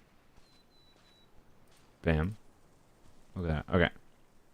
So, okay. Well, here. I hit. Wait, can I? There. Ah, perfect. Okay. So let me do it like this, right? And I'll just try to remember you can only see this, and then in game. I didn't tap it in the right window. In game. There we go. M. We need to do the truly exciting thing of putting stickers on the map. I don't think I need these pins anymore because I think these were Kave pins. Delete. How exciting. This is the Genshin experience. What are we doing? We're placing stickers on the map. I'm placing stickers on where the Trishy Right is because I need it for Sethos, and this is going to be miserable. So, oh god. Well, we're just going to listen to water talk in the background. Is Flavors of Water the new Osmanthus wine for everyone? It kind of is. I think to a lot of people. Anywho's, I'm just going to put, like, right. So, where's my map? So, we got 3 there. So, these I've already gotten, but I'm going to put on the map because I think my stickers show up in other people's worlds, right? That's why I need them here. Alright. And this location, I went here yesterday and I could not find the ones over here. So I assume they're underground. I have no idea how to get there. I will put a sticker there, but I don't actually know how to get them. And I'll just put one more there. Okay, and then I think there was some over here, right? Yeah. Okay. So this is the Genshin content you came for, right? I've lost like 20% of my viewers. YouTube says ads are gonna run. Honestly, YouTube, for once you've chosen an appropriate time to do ads. Good job. These are both underground. Okay, so these ones are basically the ones that I've gotten, that I got yesterday. I also got some that were over here. In Inazuma, In Iazuma, the water is water. Like, bro, I like water, but you like water too much. Has a rich and complex flavor profile, but it must be savored. It's rich and complex. No, I don't really care for the TCG, sorry. I just don't have the time to bother with it. I've got better games to play than the Genshin TCG, to be completely honest. Okay, I did not get the one that was right here. I don't have the waypoint there, but that's fine. There's a whole bunch that are in a strip right here, huh? I don't know if those are above ground or underground, but those are ones I should check. Just add a little strippy strip there. Alright, and... okay. Horns. How exciting. So... there's... it said, by the way, the interactive map, what does it say? There's only... 57 on the map, and I need like 100. 130, I think. So... I have to go into like 4 people's worlds, probably. Yay, okay, oh boy, this is gonna be a sticker adventure here, while people make noises in the background. Okay, this is the truest Genshin content that ever did exist. Blame, what? Why? Blame Hoyoverse for not having better mechanism. It's stupid that I have to use external maps for this kind of crap, in my opinion, but... oh well. Yeah, and God, this area has so many like little underground paths that I have no idea where so many of these are. It's gonna be God. This is gonna be probably one of the worst experiences I've ever had trying to farm for a character. You know what? I'll be honest, I was originally partially leaning towards not level 9ing him because of these rocks. Like, actually miserable. And again, it wouldn't surprise me if all these are in an underground area that I can't access. On my world, at least. So, you know. That's great, right? But, anyways. Okay. There is treasure hoarders there, and then apparently these on like these ones, right? Where the frick are these two? Are these two on the top of the mountain? Are these two on who knows? Who knows? Wrong sticker type. All right. Interactive map. That's not the interactive map. Interactive map. Okay. I'm trying to look at like what I have placed. I placed those. I got those. I did not place the ones in the middle there. Okay. So also I feel like these ones are probably in the underground area that like you have to complete the quest to get. So thanks, Hoyoverse. But we'll check. There's a couple here, it looks like. Maybe. God, these are gonna be so miserable. I honestly think this is gonna be the most miserable thing I've ever farmed for a character in this game, as far as materials. So this is fun. You're here with me for this adventure. I'm sure I'm gonna be very happy about it. Yeah. Where is this? This one is like here-ish. And then let's see. There's another one over here. This is all under. This has to all be underground. It's probably not on the surface. Oh, there's one here I missed. This one's probably on the rock cliff. And there's a whole whack ton right here apparently. Oh, this is definitely. Oh yeah, this I know is underground because like you have to go over here and then go all the way in there. I think. In Inazuma, the water possesses a depth of flavor. Okay. And let's see. Has a rich and complex flavor I think I got. Okay. Right. How exciting this is! My God. Okay. Okay, I got everything there, right? That all matches. I got everything down here. Got everything there. Okay. And now I already got these. Now, what the frick are these ones over here? Why? Okay, whatever.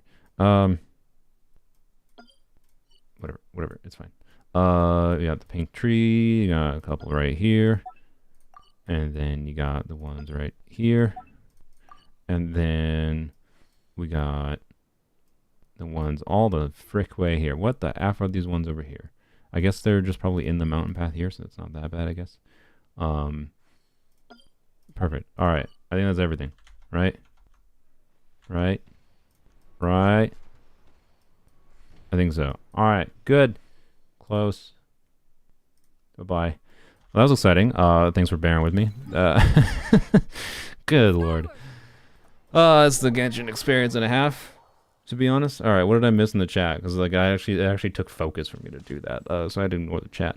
You can run around the map with the Tignar in your party to show those on the mini map. That doesn't help because I'm sorry, the stupid passives that's like shows you where things are is fucking useless. It does like they tell me that they're underground now, to be clear, but it doesn't tell me how to get there. Right? It doesn't help me to know. It doesn't save me the time of being like, okay, when I have to be like, all right, is this mess of like these three in some underground chasm that starts over here and like branches to 18 different pathways underground, and that's how I get to these specific rocks? Or are they on the rock cliff right here? That's what wastes time in doing this, not showing it on the map when I happen to be already near it. Like in like a cylinder space of 3D space. Like it's freaking useless. Not entirely useless, to be clear. Like it wouldn't be bad to have someone in the party that has Tignari or whatever for that passive, but like it's not that useful. Guys, we need to teleport away. Something you wish to report? Go on. You have my undivided Dude, you gotta teleport. Dude, you gotta teleport. I'm gonna kick you in like 1 minute if you don't teleport. we gotta fight him again. You gotta teleport.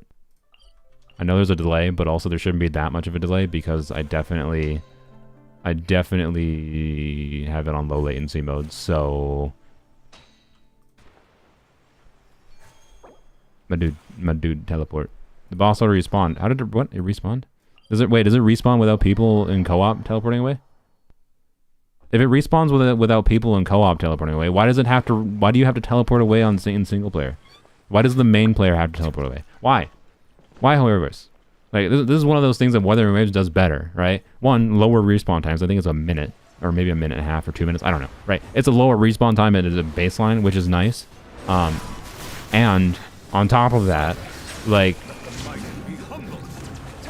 you don't have to walk away or teleport away. Anyway, whatever. There's a number of things in Wuthering Waves they did smarter than Genshin. No latency on switching. Anyway, whatever. I'm not meant. Both games have their upsides. Okay, that's all I'm saying.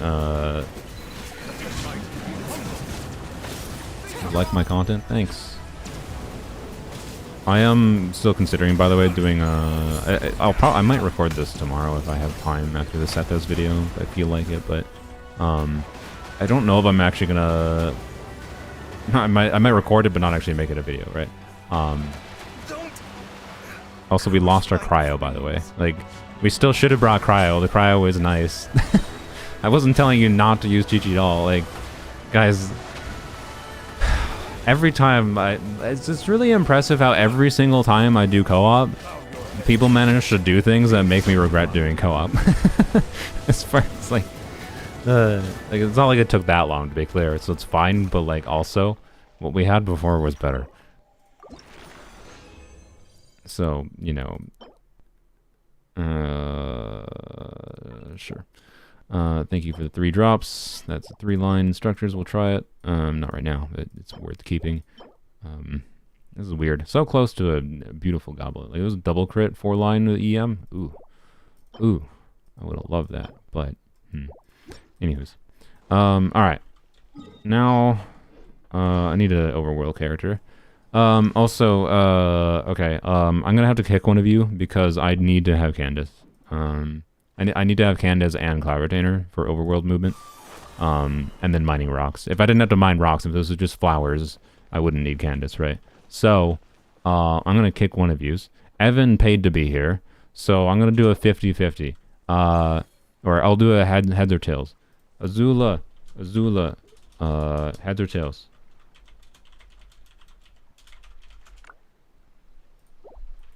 And then Claymore for rocks. No, I'm picking Candace. Candace is better than Claymore. Heads. Alright. So, this is to decide who gets kicked. Alright, no, I need to bring up a browser again. BRB, 1 second. Okay. Browser capture, blam. New tab. If you are Open. presently Alright, unoccupied, Perhaps we could stop a while Flip at once coin. for some repose and conversation. Heads. All right, Azula wins. Sorry, Tito. I don't know. Blam. All right, I know a way to choose that. I mean, the RNG chose for you. You lost the 50-50. Rip Tito. You lost the 50-50. But I probably will need to join your world to gather rocks soon. Alright, so, you'll have your time to shine. I will probably join Tito's world soon. Alright, so, not your fault. I'm just kicking you because I need a Claymore or a Candace. And Candace is better. So, anywho's. Hello, official. Hello, Candace. Yeah, Candace, this just, like, breaks most rocks immediately. Has good AoE, unlike, having to deal with janky normal attacks from Claymore users that are slow, and blah, blah, blah, blah. So, anywho's, let's see how long it takes me to find one set of rocks. I think the easiest one, I'm pretty confident these are not above, and they're probably in this tunnel, so I have to go here and then go into the tunnel. Kave got kicked. Yeah, as far as co-op griefing. Right. Alright. Good luck keeping up. Blink.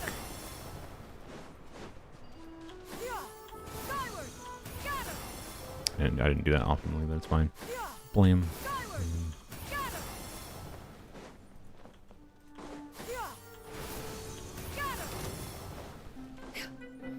Shoopy shoop.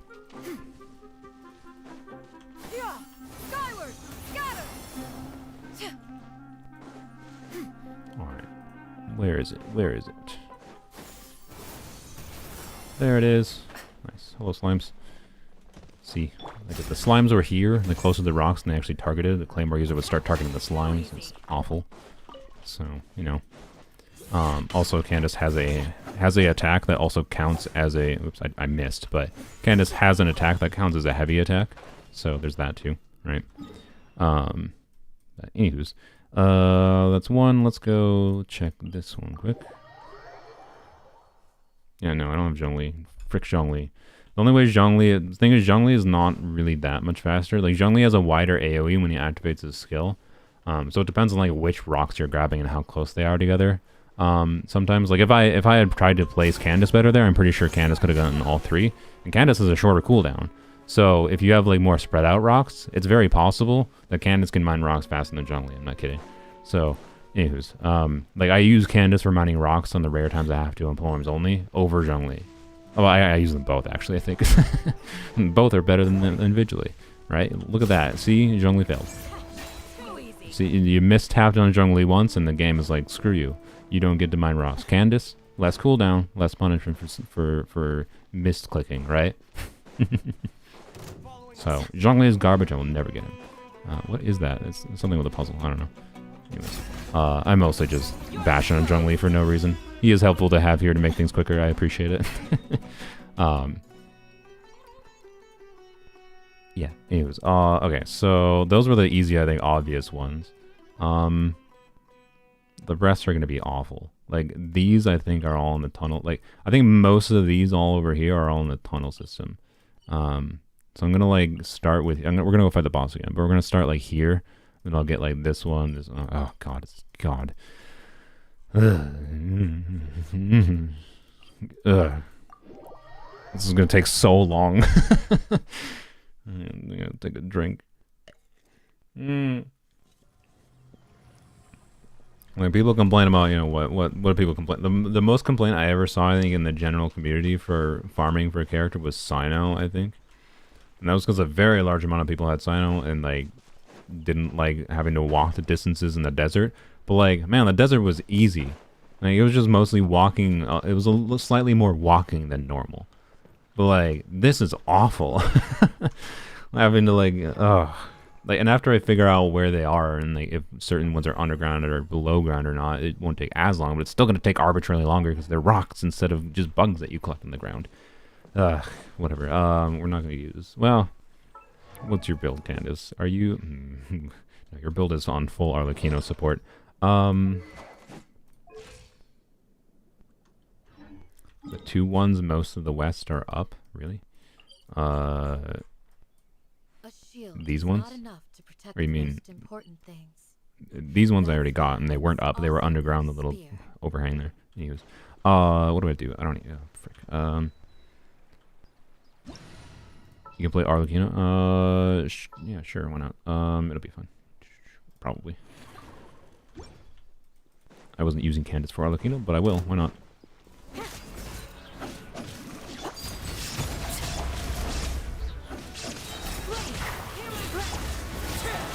Oh frick! It didn't charge up yet. God, Arlecchino's so awkward in co-op. She's not the greatest co-op character without C2 at least. She's not bad in co-op. She's still very like self-sufficient. I don't think she's. I respect using the Charlotte, by the way. She's not bad in co-op, but she's not super convenient. Like there's just arbitrary. Like yeah, I just had to wait there, right, for no reason. Obviously, Candace is not doing a ton here because of the other elements, but it's fine. Still getting it through it pretty steadily.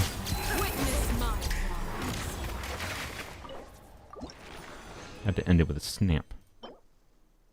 That's the best artifact I've ever seen. Yep. 3 drops. Appreciate it again. It's actually very nice. That means I almost have enough for the next 2 ascensions.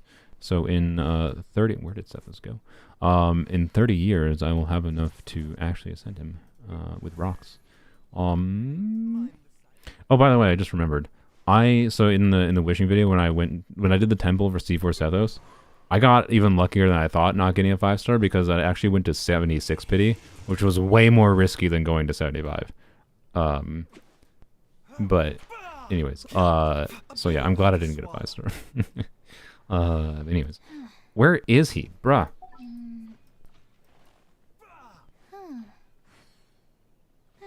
My dude, he blends in like a NPC. There he is. Jesus. Okay. Star him so he's at least at the end of the stars. That didn't really help. Okay. Anywho's. Yeah. What do I need? Okay. Yeah. So the next boss will give me enough for his level 70 ascension, and then it'll take me about 10 years to be able to farm for his last ascension. But hey, we're getting lucky enough that I think with the 4 fragiles, I should get pretty close, so I shouldn't really have to do much resin refreshing, I think, which is good. Anywho's. Okay. Underground desert without underground map was so boring. Yeah. I wouldn't... I know. It's definitely improved. Like, it's an improved experience now. But, anywho's. Okay, let's... So I've already gotten those ones. These ones I don't know. Does anyone know, like, these are underground? Where is the entrance? If either of you know that, especially that are in co-op with me, if those are underground... And where underground I go, because like, I have no idea where there's even a cave entrance here. Like, I know where to get in this general area, right? But anyways, oh my god, they're talking over each other. Let's go here quick, because I think I might be able to like drop down here and go in here and get these 3, but they might be at like different levels from each other. I don't know. We'll find out. You're at 70 pity guaranteed. Got him. Just relying on bad luck, but Hatham would be nice too. Congrats. Wait, I assume you're talking about Sethos, but wait, it's not the right. Oh, interesting. Okay, I didn't realize this went over this way.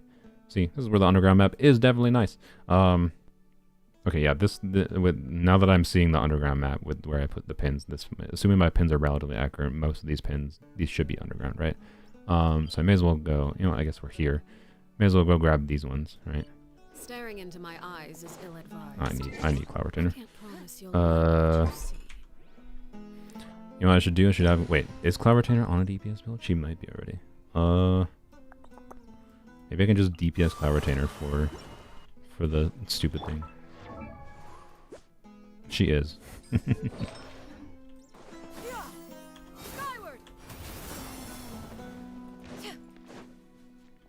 Alright. Yeah, nice. Okay. See, Candace could have gotten all those. Ooh, I think we got lucky with the double drops there. Maybe those ones are guaranteed to drop too. Alright, goodbye. I think Cloud Retainer does not work as well in caves. these cramped caves like this one. Alright. There's supposed to be another one here, but I'm guessing I can't activate it without a mechanic that I either don't want to interface with it or don't have access to. There's one there. Okay. I do see that up there. I should use Cloud Retainer. Oh, I was standing there, I could have jumped again. Okay. Let's go get this one, I suppose. And then I can just warp to the other location. Wait, where's the exit? I don't know where the door... Oh, it's up there. Good lord. Not exactly convenient. Oh boy. Okay. No. I missed one. Oh god. God dang it. Frick. Okay, I'll come back. Give me a second. Give me a second. Just squat on it. I want to get this one quick. Because I'm already on the climb up here. Alright. Does Tignari mark the rocks? Maybe, but I don't want maybe, but I don't want to have to constantly change characters. It's annoying enough that I have to change for like Cloud Retainer just for traversal. And then switching back to someone else to deal damage to the boss, right? I could have sworn there looked like there was two there. Okay. There was not. Alright. Thank you for squatting on this.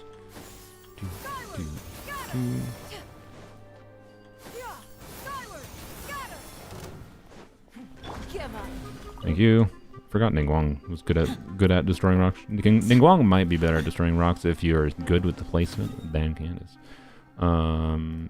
Teleport. What was that voice line?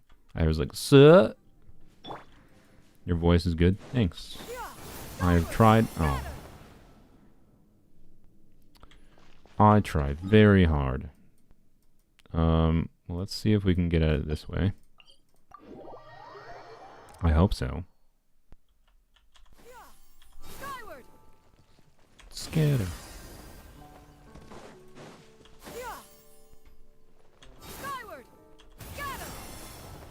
The crap like that, by the way, makes Cloud Retainer freaking amazing for Overworld. You notice how I just 180 reverse directions? She's ridiculous. Like, unironically, I think Cloud Retainer C1 might be the most valuable 5-star constellation in the game for Overworld.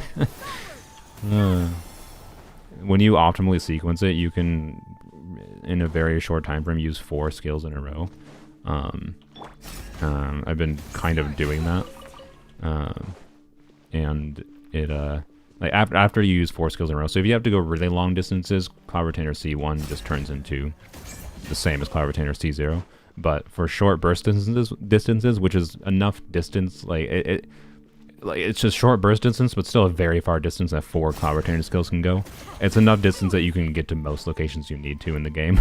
Like when you see something you want to get to, you'll feel the difference from Cloud Retainer C1, I can tell you. Particularly when you use it properly. Anyways, okay, I think that's all I can get here. I'm glad I could at least get it. A little bit annoying that I have to waste time. Like, why? Right? Like, why? Just, why? What was the point of locking this door? To be clear, I might already have the gadget and quest progression. I did a little bit of this quest. It's possible I might be able to actually unlock this door. It's not even worth my time to go get the gadget out, to be honest, but I don't care what freaking about with it, because I'm pretty sure I actually don't have the ability to unlock it right now, because I think it requires some quest progression that I haven't done. But like, why? What is the purpose of locking this one random pathway before? Like, when I can get over here anyways. It's not even locking me out of any content. It's just locking me from crossing this path. Why? Why is this here? This is just, ugh. Whatever. Let's go fight this stupid thing.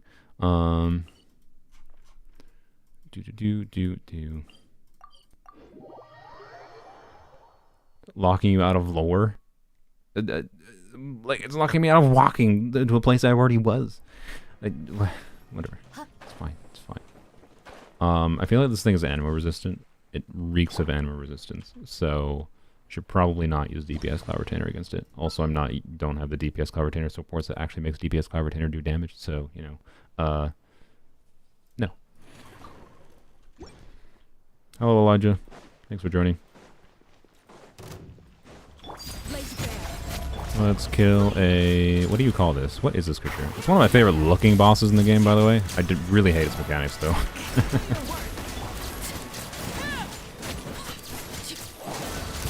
I can't wait until I get Shenhe to try DPS Charlotte again, by the way. I promise I will do my utmost to redeem... Well, I mean, I don't know if it's freaking going to redeem her. It's not going to be that good, okay? Don't get your expectations too high. But... I should be able to do it a lot better than before with Shenhe, is my current guess. And I would really like Shenhe to rerun in the next 10 years. So I can do the 3 drops again. What a world. Thank you, game. I appreciate it. So, anyways, what a quality artifacts we're getting. And we've used 150 resin. Okay, and now we're... Okay, I need to do some like cooking or something. I can cook in co-op, right? Wait, would that even... No, it wouldn't even put me. Frick, I don't know if I can actually complete these in co-op. Whatever. Once... It shouldn't be hard. I think I can cook... Oh yeah, I can cook and I can do like 1 domain or I can do the trounce domains in co-op too. So it'll be fun. Alright. Ooh. One thing I forgot to check. Frick, what... Does anyone know what... weekly boss, because I can't see yet until I collect 100 more rocks. What weekly boss does Cloud Retainer does Sethos use?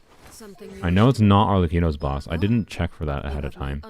I hope I have the materials at least to be able to get him to level 8 normal attack talent. I have the first 2 answers in chat is a pep and Scar. Those are 2 different answers. Scara or a pep. How are my drops looking for those? Okay, I have a not great amount of Scar drops, but you know, worst case scenario, I can dream solve in some. A little bit more balanced pep drops, so hopefully it at least doesn't use this or this. That would be my hope. Either way, it should be fine. I have enough actually. You only need 1 to get to level 8 talents. I just might need to fight the boss actually to be able to get his burst up, but I don't even think I have the other talent mats to get his burst to level 10 right now, so it's fine. Alright. Uses the bell from Scar. Alright. Sweet. Thank you. Right after I exited, of course. Am blind. Where, okay, bell. Okay, sweet. Right, good, that's enough. That's enough to take him to level 8 burst and level 8 normal attack talent. Sweet. Sweet, sweet, sweet. Alright. Good morning. Good morning, Rose. I got phlegm in my throat. Anyway, can you hear it? It makes my voice slightly more raspy. Okay, so these ones I still have no idea. I'm gonna go double check that real quick. But we got all of these ones, right? Yeah, okay, we got these ones. So I need to go check these ones, and these ones. And then the only ones to figure out are just these ones. Which these 2 you get from over here, and these 3 I think you might get from going to this underground path here. So let's go check here quick. I have to take a drink.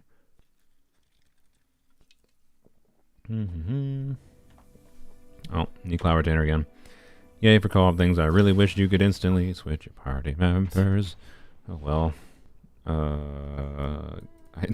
Honestly, the main reason I want to level Cloud Retainer past 80 is just so she shows up higher in this list. But honestly, like, it doesn't even really matter that much, because even as soon as I level 90 one more character, I'm going to have a full screen of level 90 characters.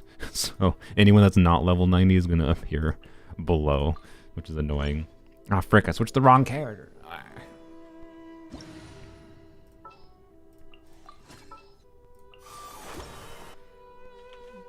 Oh, and then yep. Alright. Like, my assumption is, it might be, like, behind... No, that's not even the right place for my pins. Yeah, so, like, it's not over here, right? Unless it's up? Is it up there? Oh, frick. That might be why. Don't know why I have a feeling Arlecchino is going to be the only character to use name materials. Well, Emily uses them, so you're wrong. I don't know. It's kind of weird that they decided to make Sethos, Chlorand, and Siegeweed not use Knave. Okay, nope, nothing out here. I have no idea. Yeah, I came here yesterday or Tuesday. I don't know, whatever. And could not find any of the rocks here. So I don't know. I don't know where these ones are, and I don't know how to get underground. My guess is it's in the underground area that you get through there once you complete the quest. So, but yeah, only Emily uses them. So, and then I'm assuming, you know, the first few characters in 5.0 will probably use them, the name materials. So it's probably still worth farming some name materials. Basically, is my point. I think. Not that you should over farm it necessarily, but it's not a terrible idea. Okay, be down here, or nope, just nothing. Okay, perfect. Yeah, perfect. All right. I'm still going to leave the stickers in case other people have the quest actually done, so I can actually go in these areas. But, Yorp. Well, cool. 10 out of 10. I love it. I love it. Half of my Sethos materials are quest locked. I love it. I love it. It's cool. On top of all the other annoyances with these. Half of them are quest locked. Yay. Why? Why can't you climb on it? Yep. Okay, they're quest locked. Either they appear in this area after the quest is done, or they are underground in the area that I can't access, is my guess.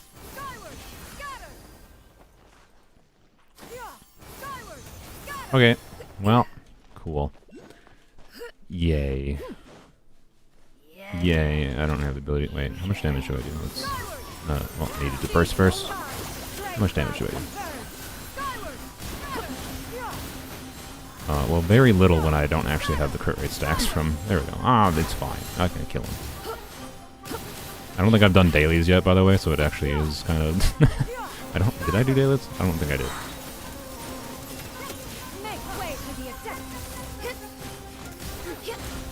Everyone is Cloud Retainer. Very nice. Alright. Okay. What? Did I...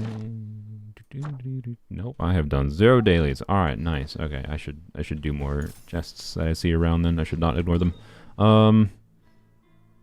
Okay, yep, I don't know. I don't think I can get any of these ones that are over here in this central area, which is cool. Yeah, that's what that is. Alright, so there's just like these ones left then. So let's go over here.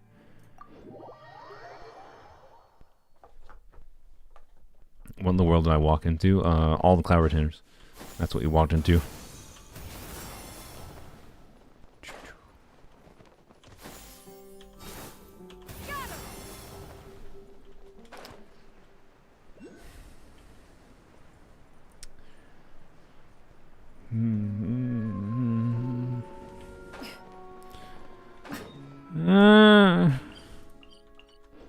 That's what I get for not doing the quest, but... And I should do the quest, because like I need the resources from the quest, honestly. Not the Primos, just like the Mora and stuff. But like... You have the world quest done if you want to join your world after? Yeah, I think I'll join everyone that jumped in, assuming you're fine with me still in the rocks. I'll join anyone that was in co-op with me, and then I'll join whatever other people after. Alright, I'm pretty sure I can get these two, but I'm guessing these 3 are locked out. And I'm guessing these are also locked out, but we'll go warp up here and we'll go check these quick just in case they're on the surface. Like this might be on the side of the mountain, right? Oh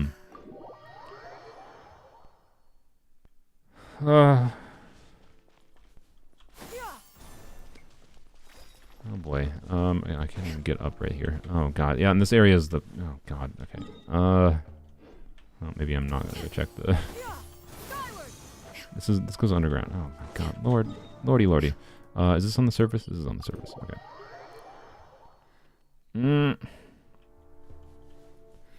Why? Like, that's so many that are quest locked. These are all quest locked. This is 1, 2, 3, 4, 5, 6, 7, 8, 9, 10, 11, 12 at this point. Out of like 50. 56, I think. That's so many.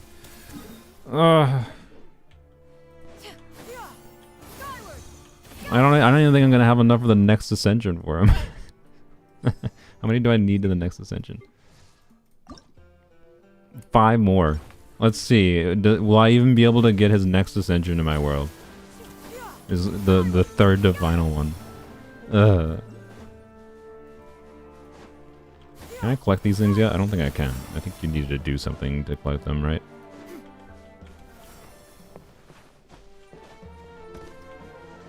What? Can you climb the cactus? Thank you. Okay. No. Yeah, you needed to do something with them. I think you need to, like, be in the bird form or whatever the frick that thing is in this region. I did not enjoy the gimmick for this region, and I don't think I will.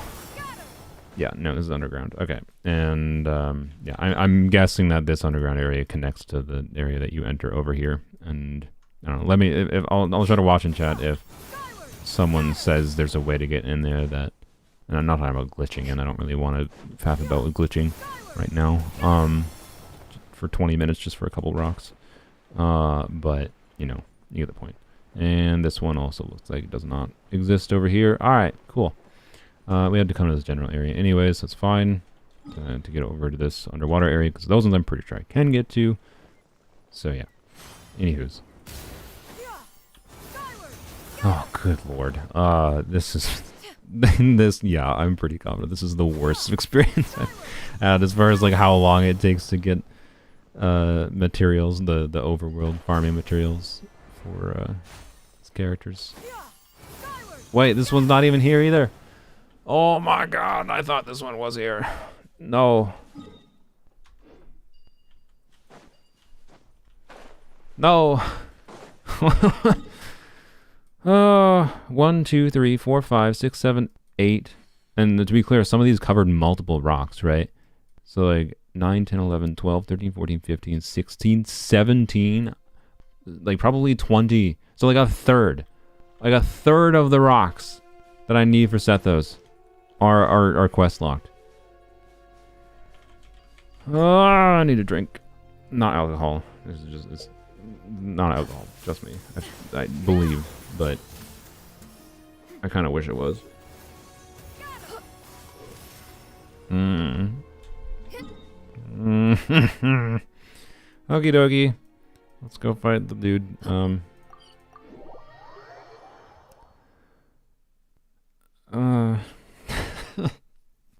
How long it's been? I've been streaming for 2 hours and I haven't done one ascension. To be clear, I spent like an hour and a half going over things with him, but like, because I wanted to talk about the things I found out about him and like share what I thought was really interesting. Like, I think he's got a super interesting fun kit. That's why I want to level 90 him. But like,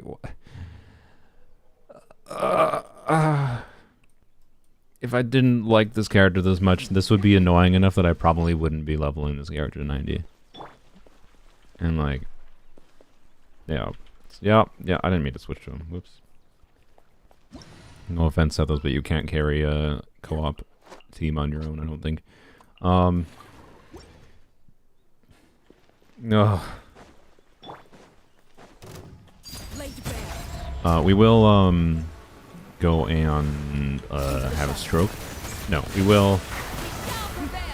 Where are you? Rip. The Chloran just immediately die. What was I gonna say? Oh yeah. We will try to get to level 5 in the battle pass quick, so I can get some more fragile resin. Wow, an achievement.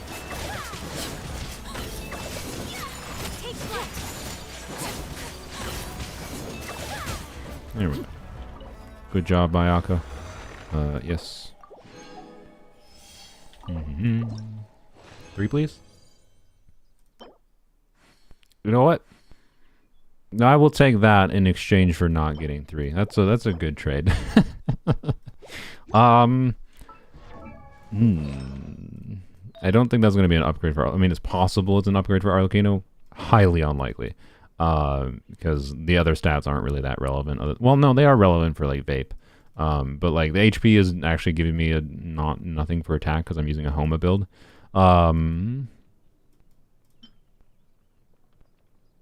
If I had attack percent, I would consider throwing this away. I'm not going to throw this away. This is way too good. I am very tempted to throw this one away, though. It's a bad idea. It's a bad idea to throw this piece away, to be clear. Like if I need the ER on a gladiator set, this has 1, 2, 3, 4, 5, 6, 7 lines of stat value, right? Was this a 4 line? 1, 2, 3, 4. No, it was not a 4 line. It was a 3 line.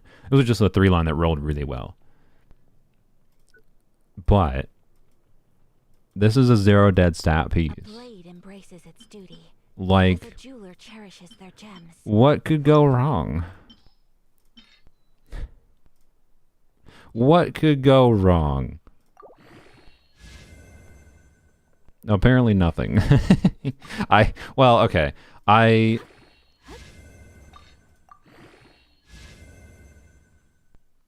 Wow. Okay, this is the highest crit value piece I have, or this is the highest crit damage piece I have in my account now, I think. I don't think I have a piece that has a higher crit damage substat than that.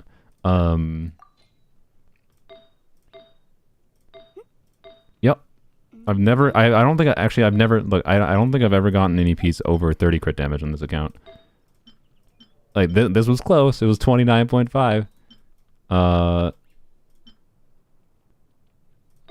That's a ridiculous artifact, by the way. Yeah. I've never gotten anything over 30 crit damage. Oh, wait, no. I think I have... Sorry. I have a Yai circlet that has 30 crit damage. Yeah, this has 30 crit damage in a circlet. Okay, so that's weird. This might have taken my Arlecchino to be even better now, but losing crit rate is not exactly ideal. But... Does it put her under 70? No. Okay. Yeah, I'll take it. It's a lot of attack I lose. Wait, no, I don't lose that much attack. How much attack do I lose? 24, 54 attack from... Oops, not weapon. That's ridiculous. By the way, before the last patch, I strongboxed for gladiators. I had no gladiators flower that was over 20 CV. Now I have this piece. Now I have this piece, and I got this piece too. Like, what the frick? What happened? Why is the game suddenly pooping gladiators pieces over me? Why did she? I think someone in co-op removed a pyro character or something. Yeah, that's what happened. I think we went from having pyro resonance to not having pyro resonance.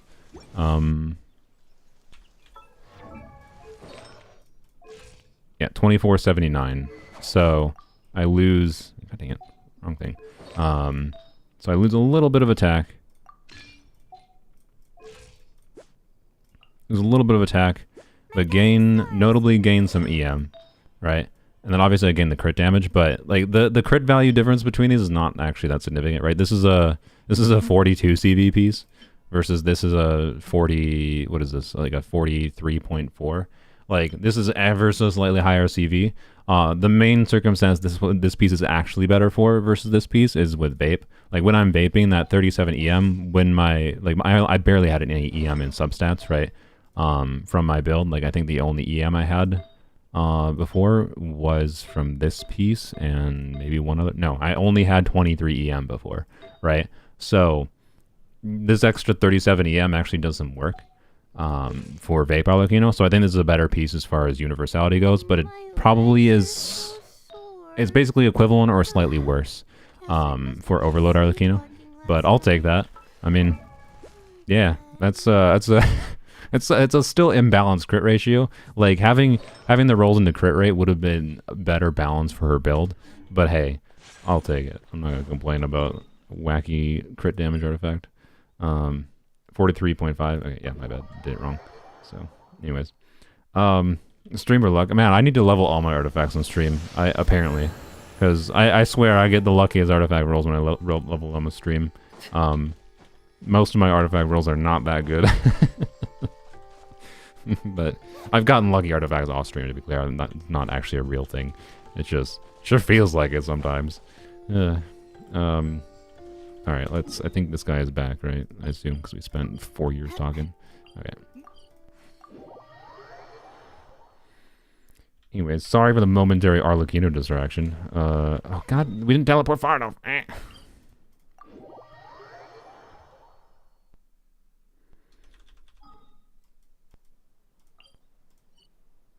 Imagine if it was all crit, by the way. If that was like another crit, wait, was it possible that could have been a 50? Now that I think about it. If that EM roll was a max crit, well, what is it? It would have been It would have been. Yeah, this could have been a 50 if if we had had a high crit rate roll. Do as they please. So it was actually very close to a 50. That's funny. A 50 definitely would have been an upgrade for Arlecchino. This is mostly a side grade, but situational upgrade is probably not the better way to describe that piece. Okay, hopefully you are back now. You don't understand CV? CV is not very useful for comparing artifacts anyways. It's CV is just 2 times crit rate plus crit damage. It's just the crit value because crit rate has twice the value of its crit damage. That's why. And you're not evaluating anything else other than the crit value. I didn't switch. Frick, whatever. Candace is not doing that much. It'll be fine. Dia will do big work here. And she is providing pyro resonance, so it's not useless.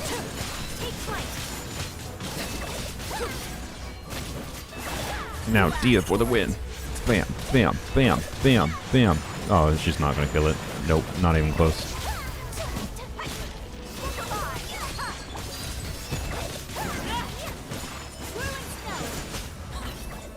Yeah, I don't like losing crit rate, to be honest. So it's possible I might switch back to the previous flower. But that's also an absolute... Thank you for the 3 drops again. That's also an absolutely cracked piece for, like, switching back to gladiators on Yai, maybe. So I will... It's a great piece to have. That's all I can say. Anywho's. Razor language? It doesn't get much more razor language than that. The razor language is... crit good. A CV, simple way to know if artifact good, but also don't evaluate artifact by just CV. So like, it's actually like razor language is crit good, CV is just razor language is crit good, high CV equals good artifact usually. But it's simple and kind of stupid to evaluate artifacts like that. So don't.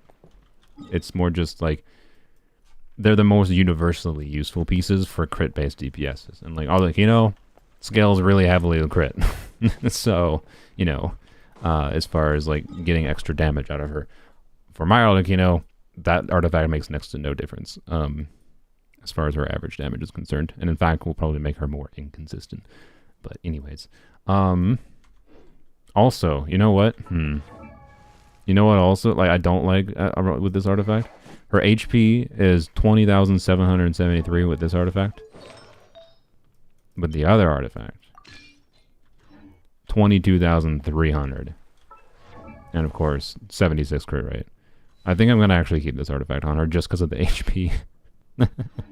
Like, yeah, it's more consistent and more a satisfying HP number. But the other artifact's still useful. Anyways, how are you liking 200 resin cap? It's nice not to have to log in early to be able to just condense resin. Like, it's so dumb that I had like oftentimes before I felt like I would like wake up, log into Genshin on my phone just to condense resin. It's so stupid that I felt the need to do that before. Now I like don't have to. Like, good job, whoever's doing something that should have been done at the launch of your game. But you know what?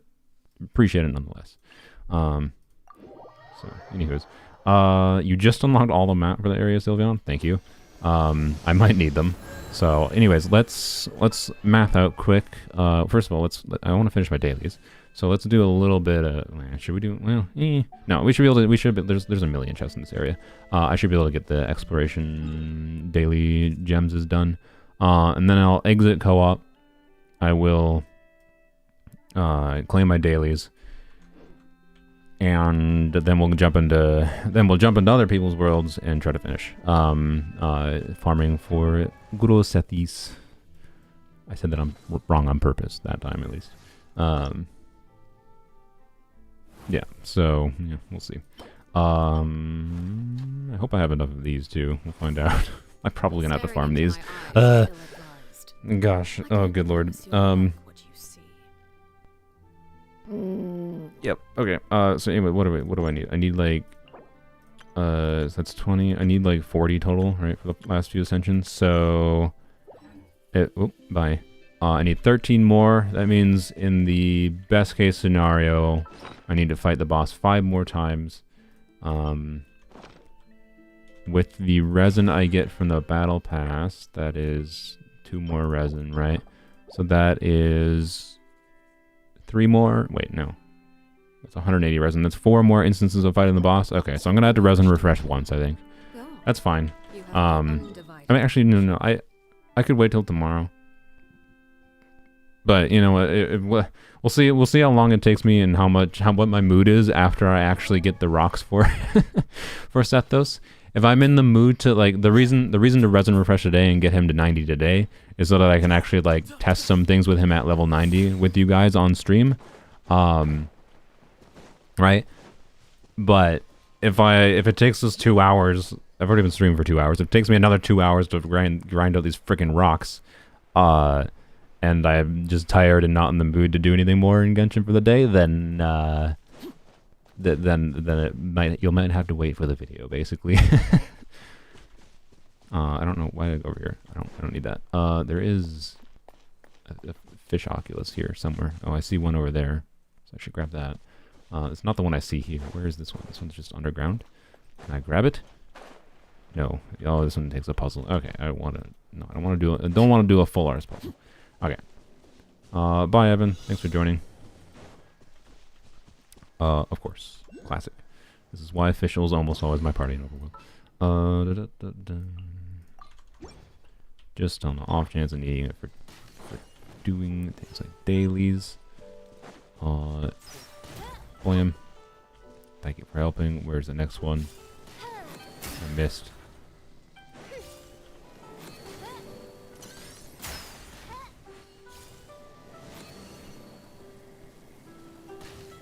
What? The dude's waking up. Really? Ow. Excuse me. Ow. By royal decree. Everlasting Now. as the moon. Didn't die. Dang it. I summon thee. Alright. Cry out my illustrious name.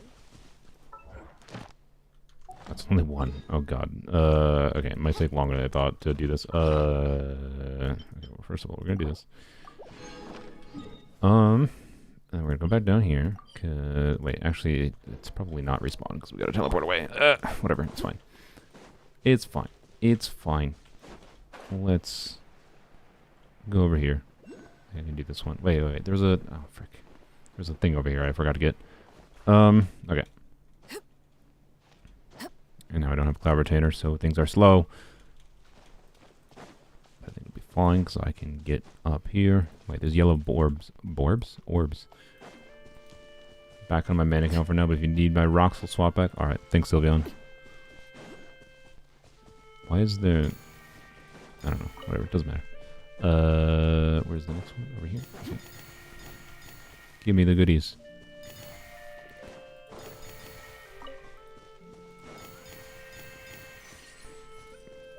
What? I just won the privilege to take that by collecting the... Okay, interesting. That's fine. It's just funny. I don't have stamina. Naffle. Oh my gosh, okay. This might be one of the more annoying things that possibly could have spawned. For this challenge, I mean. Oh my god, stop. Stop teleporting. Okay. Good lord. What greater pleasure is there than the unexpected? Is there a live/video wishing for Sethos? Yes. I posted that yesterday, I think. Where did that dude want to go? Okay, I don't know where he said he wanted to go. Well, that's his problem, not mine. Yeah, the wishing video was yesterday. The Chlorand, I did polls for Sapphire's account for Chlorand, and then I did polls for Sethos on my account. There's another fish oculus here. Okay. Wait, what? Oh, there we go. Okay. Mm-hmm. You already watched it. Okay, good job.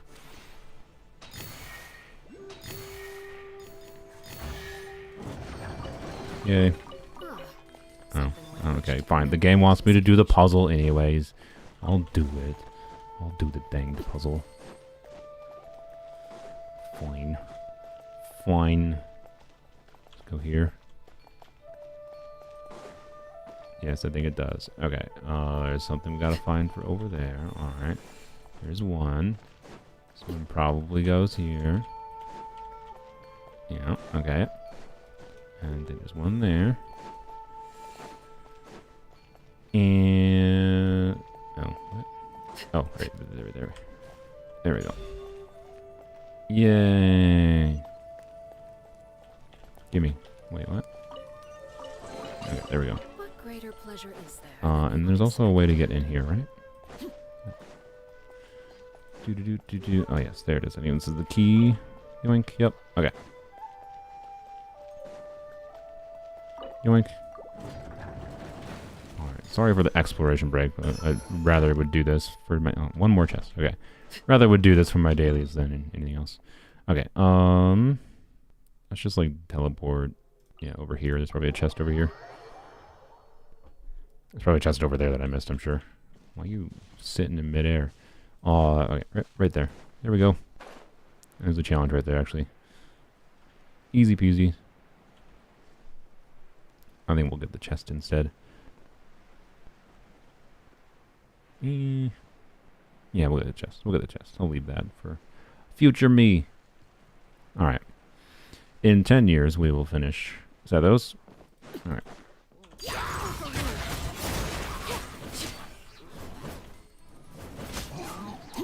You know, I like how, it's funny, like, you know how, like, active my chat was when I was busy talking about Sethos? Like, people asking me random questions, you know, like they'd like to, which is fine.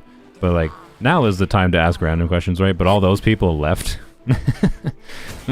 when I, like, didn't ask them right away because I wanted to, like, you know, talk about the thing that I, like, was streaming for in the first place, at least, before I talked about anything else. So it's like, you know, your time to ask questions is later. And the people that want to ask questions apparently never actually stick around to watch. It's funny. Alright, here we go. Dunzos. Okay, let's go fight the... whatever this is. One more time. Sucks to be them indeed. And... official Arlequin will be fine. Then we will go to single player, complete the battle pass stuff real quick. We're gonna do this so I heal up. And then, that was dumb. I just got nothing from that. Alright, nice. Good job, me. Good job. Oh, there's two Arlecchinos. That's what happened. Ah, I see. Classic. We are interfering with each other. I'm gonna die. No, I'm fine. Oh, we have the C2 Zhongli shield. Nice. Okay, that's why.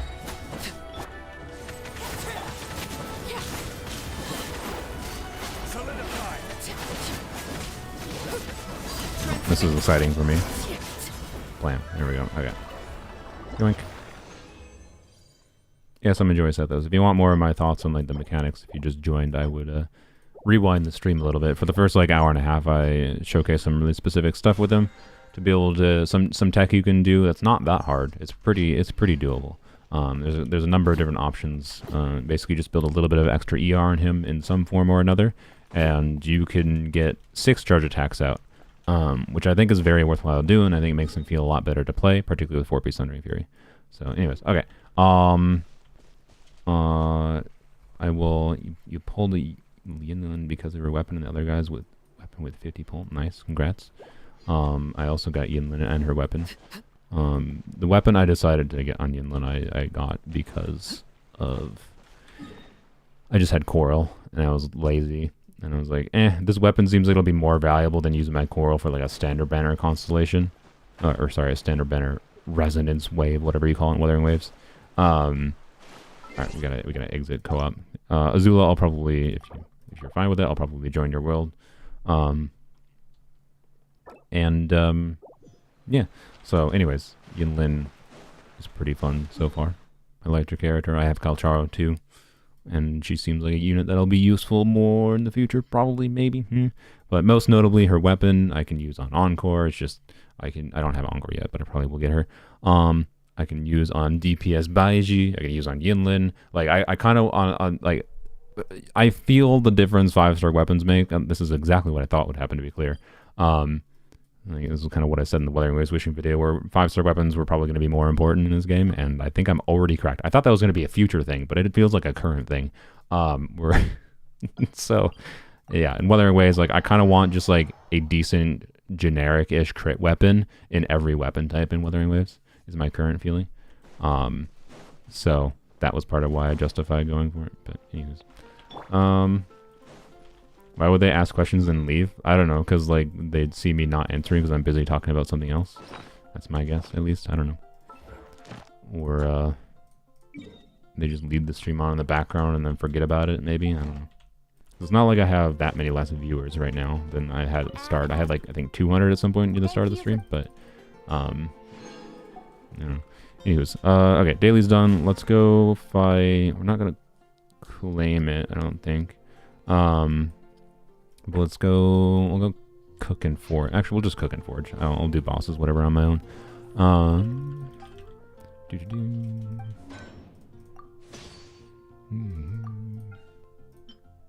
right, do this quick. How many of these do I have? Good amount. Good. Okay. I don't intend to pull for any weapons anytime soon, but don't mind having a little bit of a stockpile if I do need it. Please. There we go. All right. And then cooking should get me over the edge. Crest for Mora and Battle Pass. Yeah, I could do that, but I think the cooking and forging was just quicker. Let's see. What do I have? Yeah, there we go. Plenty of those. Chickens.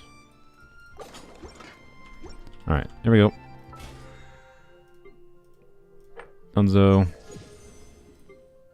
Claim, claim, claim. I am 90% sure that Emily... I'm not 100% sure I'm even getting Emily on this account, but there's a good chance I do.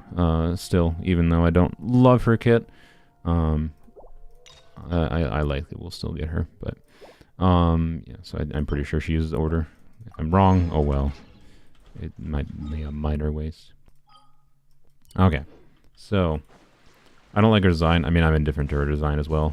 Her design doesn't appeal to me visually that significantly, but her kit is interesting enough that I want it. I think that I want her, but like, boy, I don't like some specific things they did with her kit. Is all. I think she's gonna be not. I might end up regretting her. She might be a rare off-field DPS unit that I regret. And I say that as someone, by the way, that really likes doing burning and dendro, like burning Burgeon Dendro shenanigans. I'm already someone who really likes doing pyro and dendro together, and they made a character that incentivizes doing pyro and dendro to get more damage out of her, and I am struggling to see if I will for sure get long-term value out of her. So, you know, take that for what you will. I'll discuss it more in detail in this weekend. But yeah, that's my current opinion. She's got interesting things, but I also think it's the most lame and boring way they could possibly do a character that incentivizes burning, is what I would probably say. Can she be used as a sub DPS? I think her most interesting use case is actually going to be on-fielding her with C6 Bennett. I'm not joking. Like, she can... if you on-field her with C6 Bennett, she can get towards, with an invested build, she can end up getting towards, like, 1 million DPS per rotation. Like 1 million DPR, which is like quite good. And I think that's the most fun way to use her. And she has a charge attack that isn't like it's a charge attack that is like a vertical swipe. It's not like the stupid spinny charge attack that other polearms has. So you don't have to do stuff like, you know, the jump cancels to not be moving all over the place. But yeah, she's basically stuck to burning, essentially. And the main unfortunate thing that really kills her is like, there's interesting reasons to do an electro unit when you're doing burning, right? And that's not for increasing the Dendro unit's damage, but they decided to make it that no, you will not do an electro unit with this character, and that really, really, really, really kills her team versatility. and I'm all about team versatility. So, because that's like what determines how you can have fun, different ideas to use characters in this game, and that's like the fun of the game. And like, it's lame. So whatever. It could have been such a really cool and fun character to mess with, and instead I think she's going to be a little bit fun and interesting to do some things, but very, very much limited to her niche is what she's currently designed like. We're gonna go fight the thing once more. The new artifact domain is made for her. Yeah, but one problem I also have with her is like, I think for most people I'd recommend just Deepwood. Like, if you're using her as an off-field DPS, I think Deepwood is very commonly going to be the sensible thing to do with her. Unless you're running her with a second Dendro that's already on Deepwood. But there's not, like, there's a lot of team counters where you can think where you're not going to have much of a reason to run a second Dendro unit with her. So, like, who uses Deepwood in a team with Emily, right? Like, just to outline this issue real quick without going too much in detail, right? If I'm going to conceptualize an Arlecchino team with Emily, now, so replace Candace here, right? Do this exact team, because Bennett is really good for Arlecchino, and then Kazuha swirls Pyro. That'll increase your burning damage slightly, because it's Pyro damage, and then that obviously increases Arlecchino's damage, and then you add Emily as an off-field DPS, right? So Emily versus Candace here, you lose the Vapes, but and particularly in AoE situations, Candace is probably still better. But in like non-AoE situations, you lose the Vapes from Arlecchino, but Arlecchino isn't vaping all of her damage, right? So the DPS that Emily provides in this team, by putting Emily in this team instead of Candace, in a single target situation, I expect would be better actually. Like doing a burning Arlecchino team with Emily.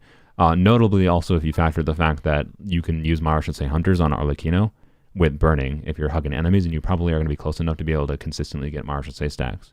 So that's pretty significant, right? This is like one of the main contexts, like doing Arlecchino, Bennett, Kazuha, Emily could be really, really good in single target at least. And that's cool. But who uses for Emily's damage? Who uses Deepwood? Not Kazuha. He's using VV. Obviously not her. You could do Deepwood on Bennett, or you could do Deepwood on Emily, right? And her kit is in beta. We have her full kit now. We have all the information we need to like calc everything for her. She's a very, very easy character to calc for. I've done some calcs already actually before the stream for like polearms only. But like you could do Deepwood on Bennett, but Bennett is not proccing things off field, so like it would just be awkward to use Deepwood on Bennett. But if you want to maximize the team's DPS, that's probably the best thing to do in the context of doing an Emily team, like doing Bennett, Kazuha, Arlecchino, Emily.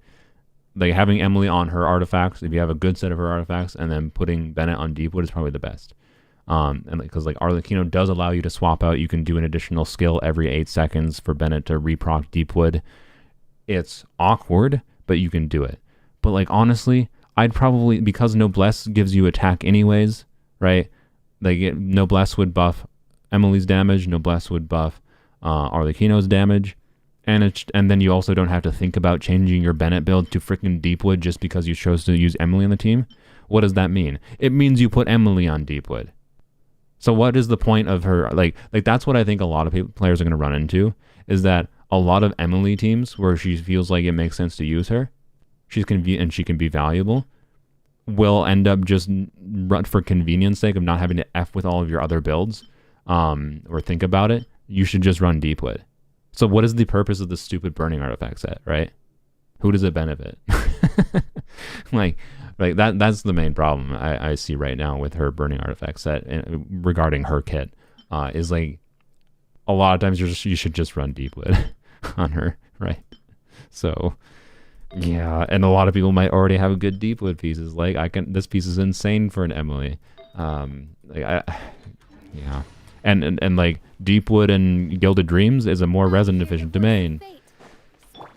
So, man. Why don't you get Electro on you?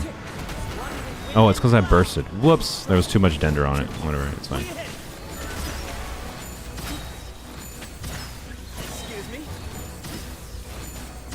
And now it's invulnerable. Whatever. Yeah, do your thing. Do your thing, dude. Time waste, stop boss.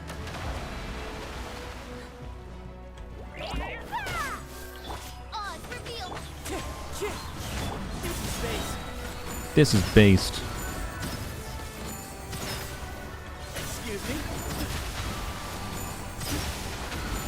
On you. Midnight fantastic. Wind strike. It's so fun.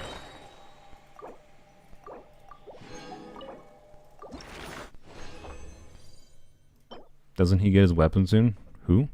Talking about Sethos? His weapon's gonna garbage. If you're talking about the event weapon. Also, only 2 drops. Screw you, game. That puts me at 30. Okay, so if I get lucky, I can get it done in 3. Which I oh frick. What yeah. Ooh, I hope so. I think I'm gonna have to do. Wait. This is gonna give me 1. So that's 2 more about. Yeah. Okay. I still might get away with only 1 resin refresh if I have to do that this video. But again, I'll wait to decide if I need to do the resin refresh or just level him to 90 tomorrow once I get the rock farming done. All right. Let's go into someone's world then. Deepwood, Dia, and a Gandhi team. Yeah, like I'm not saying there's not characters you can put on Deepwood. Like Dia is definitely a character that would make sense to put on Deepwood. But like you're also like have other options. Like Dia could use instructors, and like losing instructors is losing some damage value from your other teammates, right? So like, and with Emily's damage, it's probably worth having Dia on Deepwood over instructors. But like, it's just so awkward to have to consider that, right? Every single time you're using Emily. Instead, you can like every single time you use Emily, if you want to use her in the Burning Artifact site, you're gonna have to consider, oh wait, who's on Deepwood on the team? Like it's the same problem like if you're conceptualizing using Nahida on anything other than Deepwood, right? Like anytime you're using Nahida on not on Deepwood, you're just like, okay, who's gonna be on Deepwood then? And that's just so annoying to think about. That no, just use Nahida on Deepwood. Like it's gonna be the same thing with Emily. Just use Emily on Deepwood. Right? It's real dumb. Like, I don't think it's worth farming her artifacts because of the Deepwood problem. It's just so inconvenient. Like, you're not going to want to have to constantly configure the artifacts for different characters in the team just to amplify your like, just to justify farming for an artifact set that's really low resin value versus, like I intend to actually farm. I think I'm probably going to get Emily, and I intend to farm, before I get Emily, more of this domain to try to get like some better circlet options and timepiece options, hopefully, for Emily in Deepwood, because it's more resin efficient. It'll give me Gilded Dreams artifacts on top of Deepwood Memories, right? Like, anyways, let's go. What? Give me the stupid. Yeah, there we go. Okay. All right. Well, look, 1,000 or sorry, 10,011. All right, let's go to co-op. I forgot to ask if Tato is offline. I guess we'll join Azula, assuming Azula is good with me stealing their rocks. I don't know why I said that like that, but would you farm domains without condensing resin? I don't prefer to. But I mean, there's contexts where it can make sense. Like I'd do it occasionally when I just do not feel like it. But now that they've added the now that they've added, is this where you go under? Okay, yeah, I see. Wait, what? Oh, no, this is a different area. Okay. I think they do have this unlocked. Good. Okay. Yep. Okay. Yep. Told you. See, that's where all these freaking rocks are. Yep. It matches almost exactly. Figures. Cool. 10 out of 10. Thanks, Hoyle. Yep, look at that. They're all freaking under here, and these are probably like right here. Oh, so many quest log things, man. Whatever. Anywho's. I don't personally see the set as being tied to Emily that much. Who other than Emily uses it though? Because like, From up high, it makes for an incredible sight. you have to have a character's kit that like you can put Fischl on the set, right, in a burning team, right? If you're doing Nahida, Bennett, and Fischl's somebody else, right? You could put Fischl on it, because, but the problem is, like, doing burning and virgin shenanigans enables Mars to say hunters on an on-fielder, you're gonna do Martial Sethos over the burning set, so it's only relevant for off-fielders. And basically every off-fielder in this game has other artifact sets that are gonna be better than the burning set and more efficient to farm. So we should switch to Cloud Retainer and what's her bucket? So it's just like what.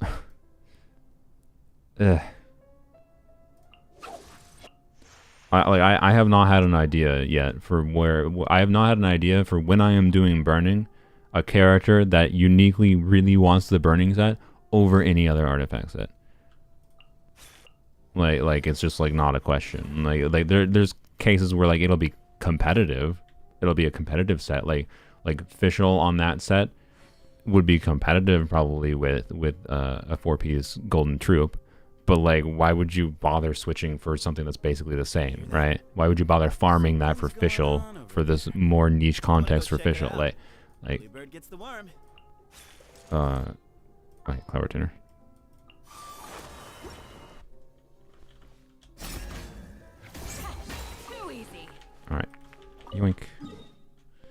Let's see. Wait, that was not even. There's one more over here, I think. So, anyways, like the set isn't tied to Emily. The new artifact set is not tied to the new character, but what? The new set is not tied to the new character, but Too easy. it's also she's also the only character to even make sense on, and there's still context where it's like it's so questionable of value even for her. It's a good artifact set for her. If you really like Emily and you want to see the most damage from her, it's probably worth farming, to be clear. It's just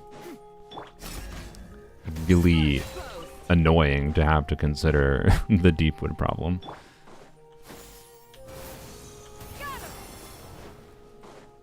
You can play it on Cryo and Electro units and Virgin teams. Which characters specifically, right? Because like they have to be dealing damage that isn't like that was like balanced around in some ways where it makes sense. Wherein like they want that universal damage bonus so much to benefit, you know. Like the reason it makes sense on Emily, for example, to do that. This is not my world. To do that set versus doing having a stroke. Golden Troop on Emily is because a large portion of Emily's damage is from her passive. And her passive specifically has this line where it doesn't count as skill damage, it doesn't count as ult, it doesn't count as burst damage, it doesn't count as anything. It doesn't count as any specific type that's affected by Golden Troop, Emblem, or whatever. It's just a 500% multiplier that is only benefiting from universal damage percent, like from her artifact set or from like Farina, right? Or from Dendro damage percent, because it does count as Dendro damage, of course. But that means like, okay, that her artifact set, the burning artifact set, does make sense on her. If you're using another team out on Deepwood.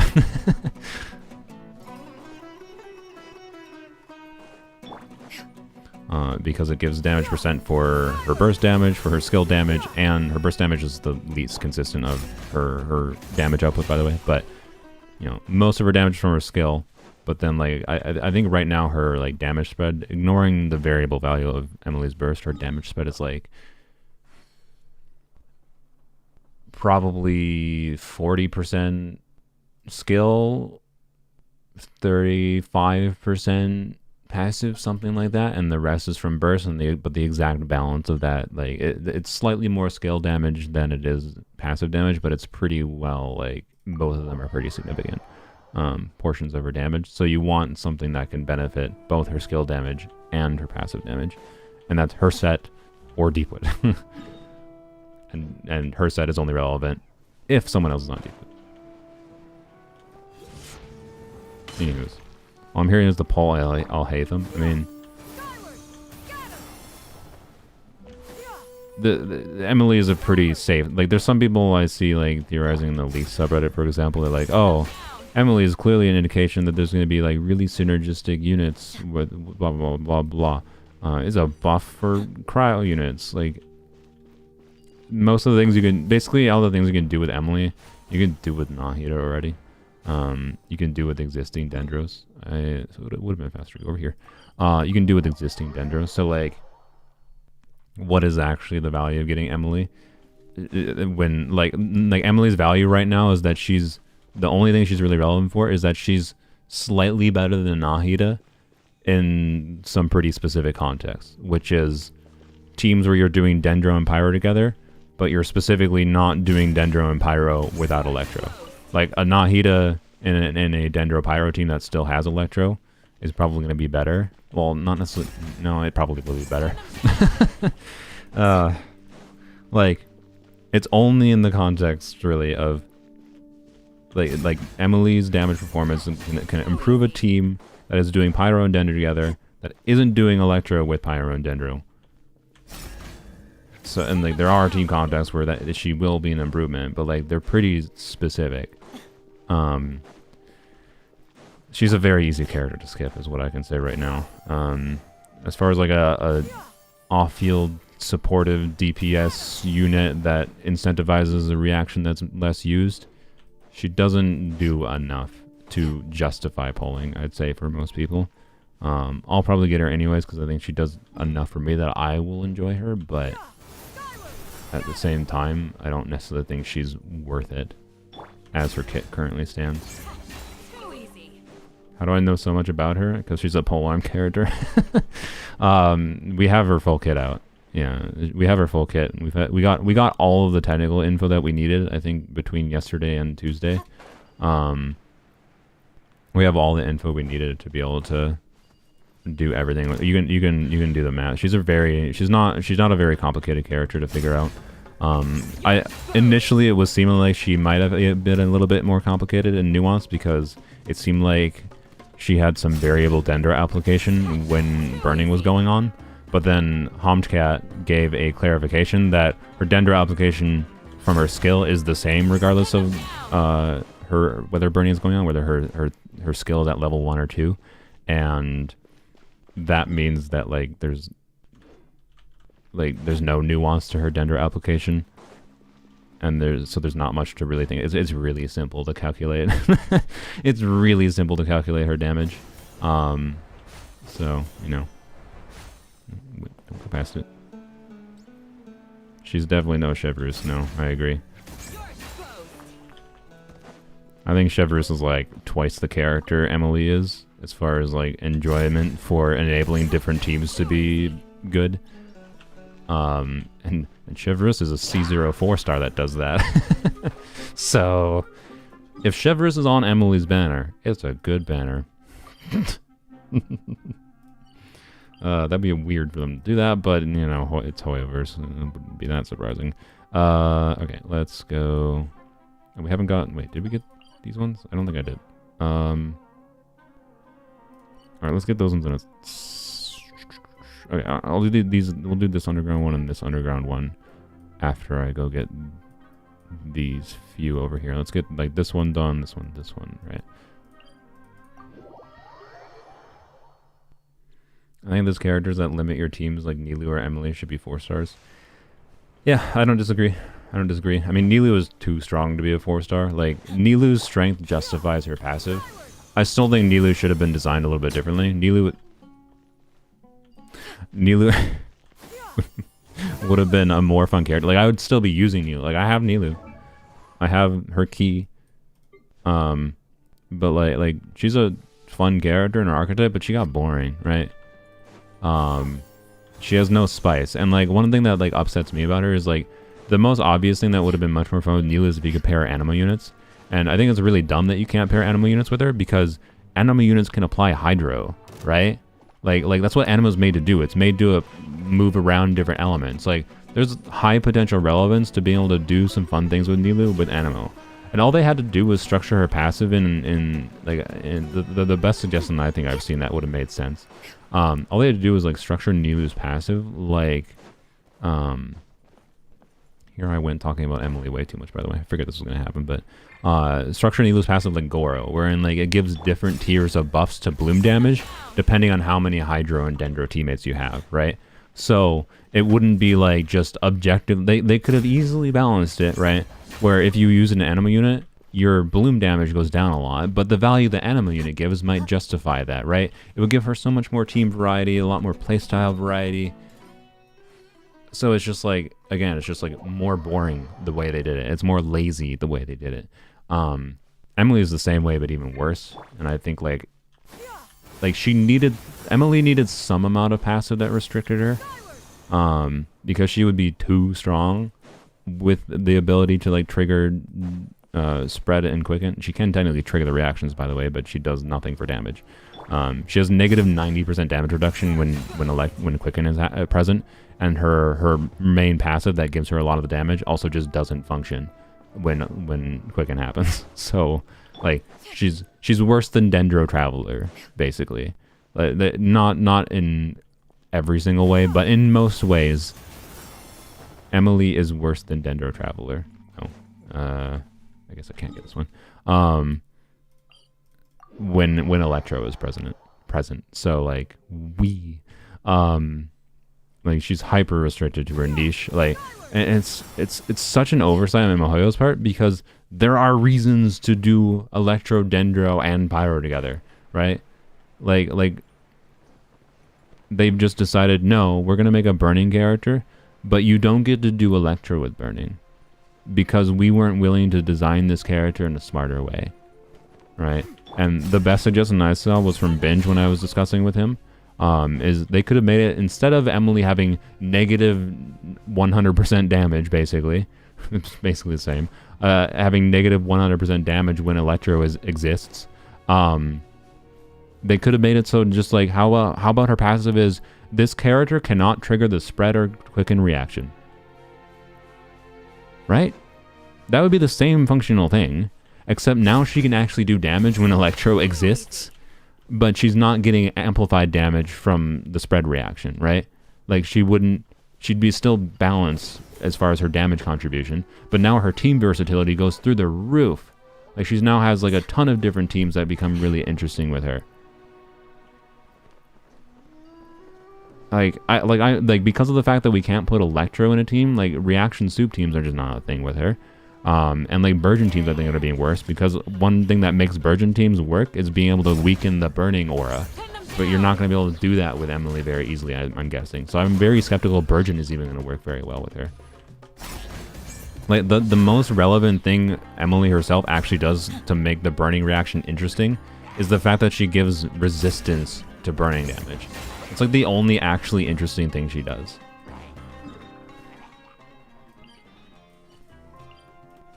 So, and to be clear, on Polearms Only, I think she's actually going to be a very interesting character on Polearms Only, because I'm much more limited in my character options, which actually forces me to do some more creative things with her.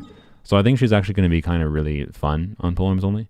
But on a normal account, man, like I think the main reason to get her on a normal account is, right now, my impression is like, if you really like the character, I think there's some really fun potential for some C6 Bennett shenanigans with her.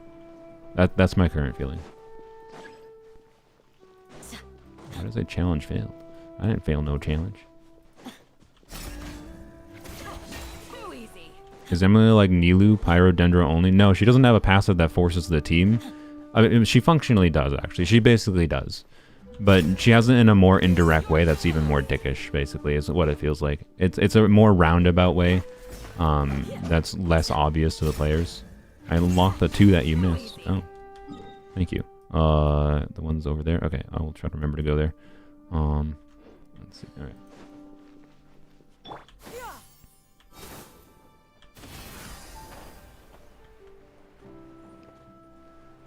And I don't know, Nilu has like more nuance in how you actually play around with her teams and builds that makes her a more interesting character. Okay, is this not here then? Where are these ones then? Like, I thought these ones, right, were in this waterway, but they weren't there when I went there on my world. So what the frick? Where are these ones? I don't know. Whatever. Oh my god, really? Is there... Why? Can I get there? We're going roundabout. Like how you can unlock the area, but they don't even let you unlock the full area. No, it's only a subset of the area. Like, what? I might be able to get there still by going around, but like, why? Why did I have to do that? Wait, does this even connect? I don't even know if this connects, actually. I don't think it does. Yeah, it doesn't even connect over here. Never mind. Right, maybe it does, actually. Still, might be another layer. Above ground based on how the pin was placed. Well, yeah, that's just where I placed the pin, Tars. The pins show above ground, below ground based on just where you place them. So, it doesn't tell me where the rocks are. Oh, no, it does connect. Okay, good. Wait, no, it doesn't. What the frick? What? Okay, yep, no, there's just a different layer that this, yep, okay. Whatever. That door, I can't get through that door. Whatever. It's 2 drops. It's not that big of a deal. I don't think it matters.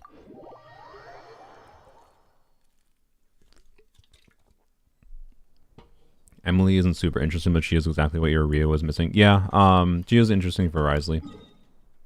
Risley might be a reason to get her for sure. Risley's not like the most amazing DPS, so adding a competent way to like enable him to melt more conveniently, melt conveniently that isn't Nahida, and what did I? Oh yeah. That isn't Nahida and offers. I had a stroke. Jesus. Offers her own damage, right, to the team, diversifying the team's damage between Risley and Emily. Should actually be a pretty significant improvement, I think, to burn melt Risley teams, is my guess. Which is cool, right? Like, but it's pretty niche specific circumstances, basically, that Emily's relevant for. Even though she had so much potential. She had so much potential from a baseline idea of character that is designed around incentivizing burning. This is probably the only one we're ever going to get in the game that significantly does something like this. And like all the interesting things that I can think of doing with burning, thank you for unlocking that, she doesn't really allow you to do. I got all the ones here, right? I think I got the main ones I can get there. I don't really care about the 2 there. You don't have to unlock that door, by the way. Okay, yeah, so it's just the ones over here. So, yeah, and she does nothing for the reactions itself again. It's just, man, I'm not super happy about it. Like, I still might get her anyways because I think she will be kind of fun, particularly like since I plan to get Shenhe too. Like, they're probably gonna run Shenhe, Risley, and her, and that's just a recipe for like, hey, now I can start to do more fun things with cryo units with mix of Shenhe, mix of Emily, and right. So like, I think I will get value out of having her and enjoy having her. Oh god, oh wait, it's right here. I'm blind. Jesus. But like, man, why didn't her passive just say she like to outline why?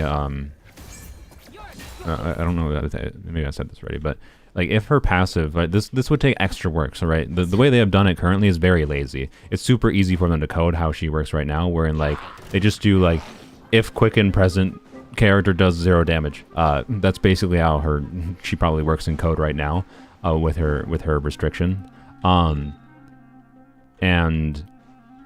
okay, this other one is probably not worth getting to. This one that's over here, whatever. So like if quick and present do 0 damage, like that's basically really as simple as the code is for her restriction. Versus if they did something like her passive was this character cannot trigger quick and spread, that would mean you could do things like have a Dendro aura and an Electro aura simultaneously, right? And I am sure that would enable some kind of things that would be fun, right?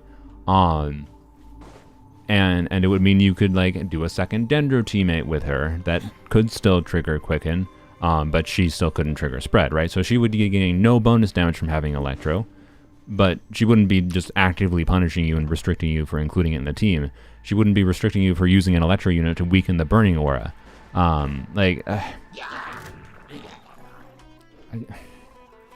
but it would be harder for them to code because they basically would have to code that. As far as I understand, they probably have to code it basically as like it shows up as Dendro and functions like Dendro, but in like on a how the game is coded level, I'm guessing it would basically have to be coded as its own like independent element just for her, but it would just show as Dendro and do the same things Dendro does, except it doesn't trigger quicken and spread. But like that shouldn't be that hard for them to code, right? But it would be more effort, and I think they're lazy, especially with 0.8 patches. I think it shows they try less with the later patches with characters and character animations and whatever. So, yeah. I'm not going to have hope of them changing it, but if Hoyo wants to make me happy and make me, like, be like, yeah, people should pull this character because she enables fun teams, that's what they have to do. Change her passive from, you know, does 0 damage when Electro exists to cannot trigger quicken or spread. Instantly an interesting character. It's literally the only change they would have to do. They can nerf her damage a little bit, too, if they want to. And it'd be fine. It wouldn't be the end of the world. How the frick do I get over here? Is this a door that has to be opened again? Or is there a pathway up? I don't see a door over there. I think this is a door that has to be opened. Why? Why are all these doors locked even? Oh wait, no. It is open. I'm just blind. Okay, you can't blame me for that look. It looked like... That looked closed, okay? Good lord. Can you come in my world next, please? Maybe the issue is if you're not someone that was already in co-op with me or is on my friends list existing, YouTube is kind of annoying with letting you throw your UID in chat. So maybe. No promises. Also, you'd have to be NA. Yes.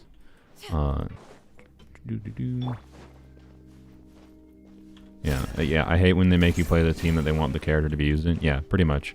Like man, it seems like they really seem to not understand sometimes that the fun of their combat system and their character design is thinking about all the weird ways that characters interact together, and then they do lame things like this that hyper restrict. Like they can do restrictions, right? But they got to do it right in a way that still like is fun to think about characters and how they interact together. And this is an example of one that like actively makes the game less fun and less interesting when they could have achieved the same result but allowed more player fun. That's my current feeling. So anyways, yeah, Ball, is your account even a NA account? And do you have this quest done? Because that would be appreciate as well, because if you don't have this quest on, I can get like half the amount of rocks, or like a third less of the rocks.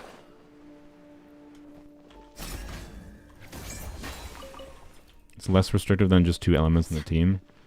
Kind of. Like, I'm like, you gotta look at like the scope of what kind of teams. Like, I don't know. I think I think I'll get more long-term value. Like, I don't disagree with you, right? I think I will get more long-term value. Wait, that isn't it. No, that is over there, right? Oh no, I've already gotten that one. Okay. Also, I'm dying. Ow, ow. Uh-oh. Candace just got smacked and then broke her back. Rip. Sorry, Candace. I didn't mean that.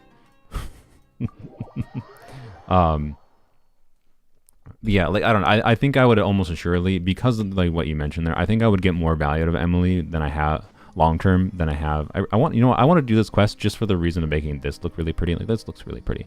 I do want to do this quest eventually, but anyways, just for the inherent context of like the fact that, you know, there's like cryo burn melt relevance, whatever, right? And like doesn't have that team restriction means I could use Emily as a bad Dendro Traveler just to enable Quicken, right? Like on poems only, Emily will enable Sino to actually aggravate consistently. Like, she'll do no damage. It's not going to be... Because she's dealing no damage, it's probably not going to be a very good team. But Sino and Emily is going to enable Sino to actually aggravate consistently, which is pretty cool for poems only. Like, Sino can finally actually just do his thing that he's meant to do and not feel really bad doing it. The team itself might not be that great still, but he'll be fine. which is cool. And like so you can use there as just a bad quick hit enabler, right? But that is like compared to like Dendro Traveler, but has a little bit more convenience than Dendro Traveler for just like skill uptime and not having to like worry about energy costs. Like you could have a level 1 no artifact Emily for a Sino team that would do the same thing as a level 90 Emily with cracked artifacts, basically. Not technically the same thing, but yeah. Anywho's. All right, what do I have for? I think I'm basically done here, right? Right. I think I got those. These I have no idea where they are. I'm not gonna worry about them. The secrets of the But I'm just mechanical gonna arts are delete too them so I can stop profound to worrying convey in a about few them. simple words. All right. Oh, but why must the listener grow Secrets weary of the. when Okay, let's asking check. to divulge them? Where are you? Hello. Ascend. Blam.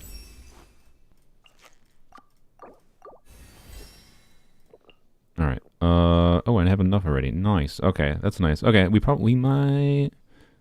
Well, no. Okay, we probably still have to go into two worlds because like so this we went into this world. I think we had 25 to start. So what we ended up collecting was a total of 53, and we need another like. Yeah. I think it's gonna. One more world is gonna be barely not enough. Thanks, game. If you are present and occupied, perhaps we could So stop annoying. by Okay, and download for some we're gonna go to reference. single player. Okay, thank you. Thank you, Azula. Greatly appreciated. We're gonna go back to my world. The USA won against Pakistan in the Cricket World Cup. Wow. I know nothing about cricket. Is that significant? Is that an upset? I feel like, as someone that lives in the USA, I never knew of the USA having a meaningful presence for cricket. But I do at least know that the US is very competitive. People in the US, so I think she can be good with Tartag. That's actually an interesting idea. I think if you do double Dendro, like double Dendro Bennett, Tartag could be interesting because you could purposely vape Tartag's first few hits, and then you could like with the remaining Hydra application from Tartag that overwrites the Pyro Aura. If you have like Nahida and Emily together, you'd probably end up generating a few Dendro cores, and you could like probably swap to Bennett and like do a Bennett E with like a heavy EM build on Bennett and do a bunch of Burgeon damage. Like it'd be a fun variation. I don't know if it'll be like better than Child National, but it'd be a fun variation. Tato, I will join your world rather than the whatever else. So, oh yeah, Ball. Since you're in EU, I won't be able to join your world then. It has to be NA sadly. So, anywho's, but yeah, the fact that a child can apply so much hydro, I'm gonna leave co-op shortly, sir. I also need to. I'm just gonna be in menus, so I will join your world, Tato. You can take my rocks. Yeah, I'll probably join Tato's world then, and then I will join Sylveon's world. I think that'll be good. God, this is the longest it's taken to farm for materials for a character for me. I can't think of one that took longer. There's plenty that are annoying. This is definitely, I think, the most annoying. Okay, let's... What was it? Oh, yeah, I was going to check. Want to level this up to 6 for sure. The remaining will go towards this. And then we're going to craft any remaining. Oh, yeah, I'm not even going to... Oh, that's so unfortunate. Wait a minute. I wonder... Is it doable to get to level 10 in the guidebook tomorrow? Because I'm going to record the Sethos video tomorrow, right? It would be nice to be able to have his burst at least level 6. Like, it's kind of unsatisfying to have it levels... Like, I don't plan to do much in the video with his burst, so it doesn't really matter. But I would like to at least show his burst playstyle. But, oh well. I don't think I'm going to be able to. I just need a tiny bit more, though, right? So that's a little unfortunate. But yeah, I need like 10 for level 6 and 7, or sorry, level 7 and 8 on his normal attack talent, And I need 36. So I need like 46 of these. Oh god, I'm gonna have to farm these two in this video. So much farming. Yup. Oh boy. No, but we're just gonna craft them all. Dory or no, I believe in sucrose. Give me more than 10%. I believe in you, sucrose. That's less than 10%. Dang it. Dang it, sucrose. Dang it. Redeem yourself. Hey, you redeemed yourself. Thank you, sucrose. You did it when it mattered. Alright, that's still not enough. That's not even enough to do as ascensions. God dang it. Okay. Okay. When does this stream end? Am I gonna be able to level 90 in this stream? I have no idea. Okay, I'm not out of energy yet, so we'll see. We'll see. It may not be as good as Child National, but Child doesn't exactly have many good teams. Yeah, that's part of why I was saying it was an interesting idea. Tatao, I will join your world. Calm down, my friend. That is not my friend. I don't know you in real life. Just my friend, my pal, my person that's being annoying with trying to join the world. Okay, I don't know where I was looking at build. What can I... Oh yeah, I was going to send. That's what I was going to do. Blam. Alright. What does he ascend with? Does he ascend with EM? I never even paid attention to that. Oh yeah, he must have ascended with EM because its EM went up. Crazy. Okay, so... Oh wow, a wish. Oh my god. Oh my god. Okay, so 13, 454. We need more of these. The boss doesn't drop any, so we can just safely craft all those, and then farming time. All right. Okay. Let's do. I think I have. Yeah, I have a crap ton of these, so should be fine. Let's do the math. How many do I need exactly? I need 6 times 3. Times 3 times 3, right? So 6 times 3 is 18. Times 3 is... Oh god, can I do this mental math? I'm going to not mess this up. So, wait, do I have any existing ones? I do. I'm just going to ignore that. 18 times 3 is 54, right? I think. I think that's right. Yeah, 54 times 3 is 162. Oh, you can't even craft that many at a time. Wait, I don't have enough. No, wait. No. Sorry, I need to consume 162. So I need to craft 54 of these. Okay. Which I have 2 existing, so it's 52. Did I do this correctly? Let's see. 54. Have none of these. I did it correctly. Yeah, let's go. My brain functions for basic mathematics that I learned in 5th grade. Let's go. I'm smarter than a 5th grader. Blam. I did it perfectly. Alright.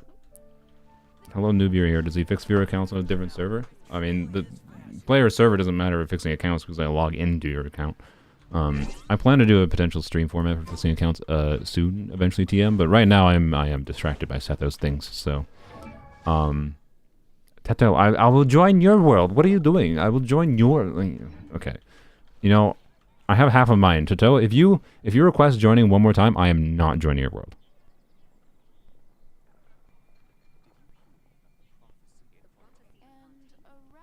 Okay.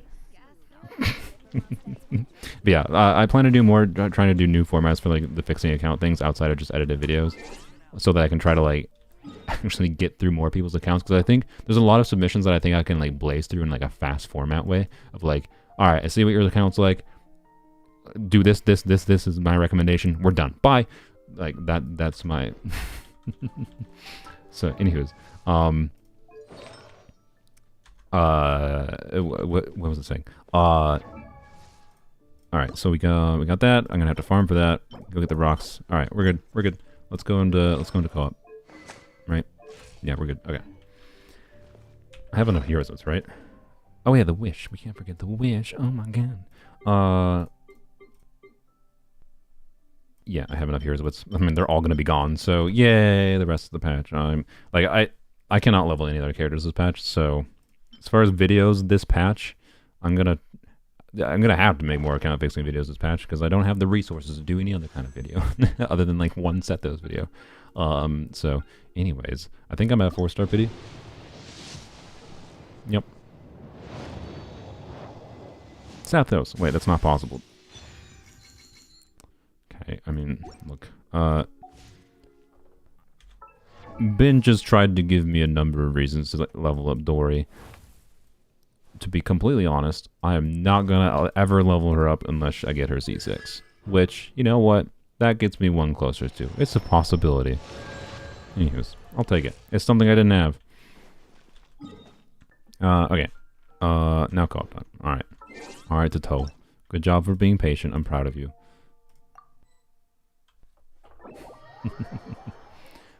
But what did you think of on-fielding Emily with Candace infusion to trigger vapes without losing burning and still getting buffs? I'm not sure exactly how it's going to work out, but that's one of the main contests where I think Emily's going to be interesting on polearms only. And I'm still skeptical on how much like Virgin cores will actually be generated, but like one of the team formats I want to try is like Toma, Emily with Emily getting Candace, Hydro infusion, and Yao Yao, right? And Yao Yao is just there for the extra dendro in the hope that I can have a stroke. In the hope that we can generate some Virgin cores on top of, you know, Emily's personal damage, right? It might not work out well. It might just be, okay, use Zhongli instead for the Reg Shred and whatever. It might not actually make sense, like, but I don't know. But Emily has enough context. I'll discuss like this weekend, like polearms only specifically, I think more in depth. She has enough context in polearms only that she's going to be a very valuable character in polearms only, just because the count kind of lacks in like off-field DPS options, which is good. Like I think she's actually going to make Hu Tao like Arlecchino's kind of like replace Hu Tao's relevance, right, on polearms only. If I'm being completely honest, I thought that would happen before release, and that has definitely been the case, especially factoring in the constellations. Not even C6, just factoring like the early constellations that I would have had regardless of the C6ing. And yeah, the end result is basically just like, where am I? Oh, we're down here. Okay. The end result is I don't know exactly how well certain teams are going to work with Emily. It's just going to be fun to mess around with on polearms only. But even at minimum, I think she will like enable, because like mono pyro Hu Tao is a thing I've done on polearms only, right? Doing like Hu Tao, Xiao, Zhongli, and Xiongling, right? And that team is pretty decent actually, with a really invested Hu Tao at least. But like Xiao is just there for like VV, and Xiao is not a very good VV swirler. Like you can only do it on one enemy, for example, reliably. And I can muck with the jank targeting system to do it on more enemies, but it's not exactly the most smooth experience. Like Xiao VV, believe it or not, is not ideal. Add Emily to the team instead of Xiao, so that Emily is doing her own damage. Again, there's a who's on Deepwood problem, but I gotta just put Zhongli on Deepwood. You know, like it should make Hu Tao teams, that Hu Tao mono pyro team into like a Hu Tao burning team a lot better on the account than the Xiao variation, just because it should play a lot better. It should have a lot more consistent damage performance, diversify the team damage so it's not all reliant on Hu Tao's damage. Like I think it'll be pretty good. And that's cool, right? Giving more relevance to an old character is good. But on a normal account, it's a lot harder to conceive of the context where she feels really relevant compared to most other teams. But like she's not going to be like any character. If you like her, she's not going to be hard to find some use out of. And polearms only is going to be evidence of that, basically. Or in like none of the situations I will use her in are probably like the optimal typical situations you would use Emily in, I think, but they'll still be competent enough teams to clear the content, right?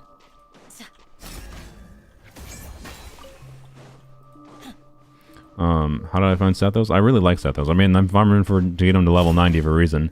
I like my original concept for anyone that joined recently.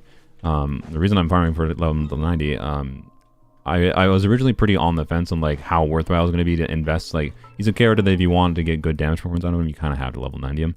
So what I wanted to do originally for the concept of the video was like, okay, I'm just gonna play around with his like charge attack playstyle with doing like 3 charge attacks versus doing his burst playstyle with animation canceling, and see which one I prefer. And then if I really like one of those playstyles and I really enjoyed those teams that I think I'm gonna like use him long term, then I will decide it's worth spending the resources to level him to 90. Like it was gonna be a video where I just explore him and see how worthwhile he is to level to 90. But then I found some fun tech with him that enables him to feel a lot more fun than I originally expected he was going to be. And like he went from, I was interested in his kit because of the baseline, it just had interesting ideas, to now this character is just super cool, and really fun to play and fun to think about using, and I want him to level 90. So yeah, that's what we're doing, right? If I hadn't found that special sauce, probably wouldn't have level 90 him, is my guess. But with the Thundering Fury stuff, with him being able to get 6 charge attacks out easily just by building a little bit of extra energy on him is really, really fun. So, I like Sethos a lot. I think he is by far the most interesting character in the patch. Okay, we got all the ones down here, so let's go get the ones over here. Can I join your world? I'm in someone else's world right now, so it is not possible for you to join my world.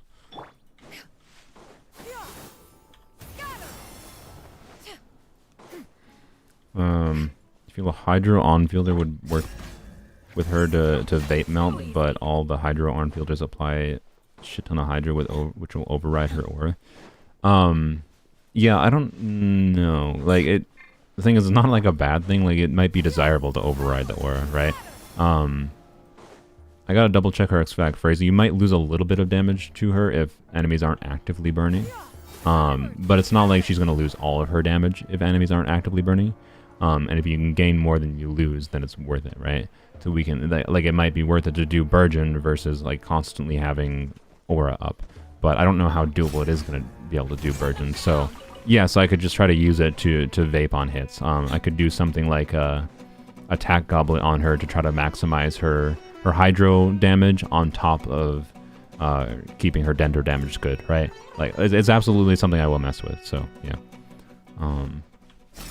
I think Candace, I do think Candace and Emily are an interesting combo for that purpose.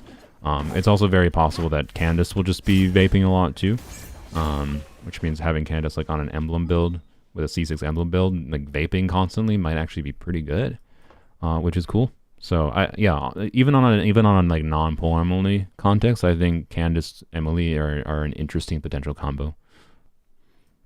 So again, that's like the main circumstances where I think Emily can be interesting to think about using, just in general, is the infusion shenanigan context. So, yeah. Heck, there's even stuff you might be able to do with Chongyun.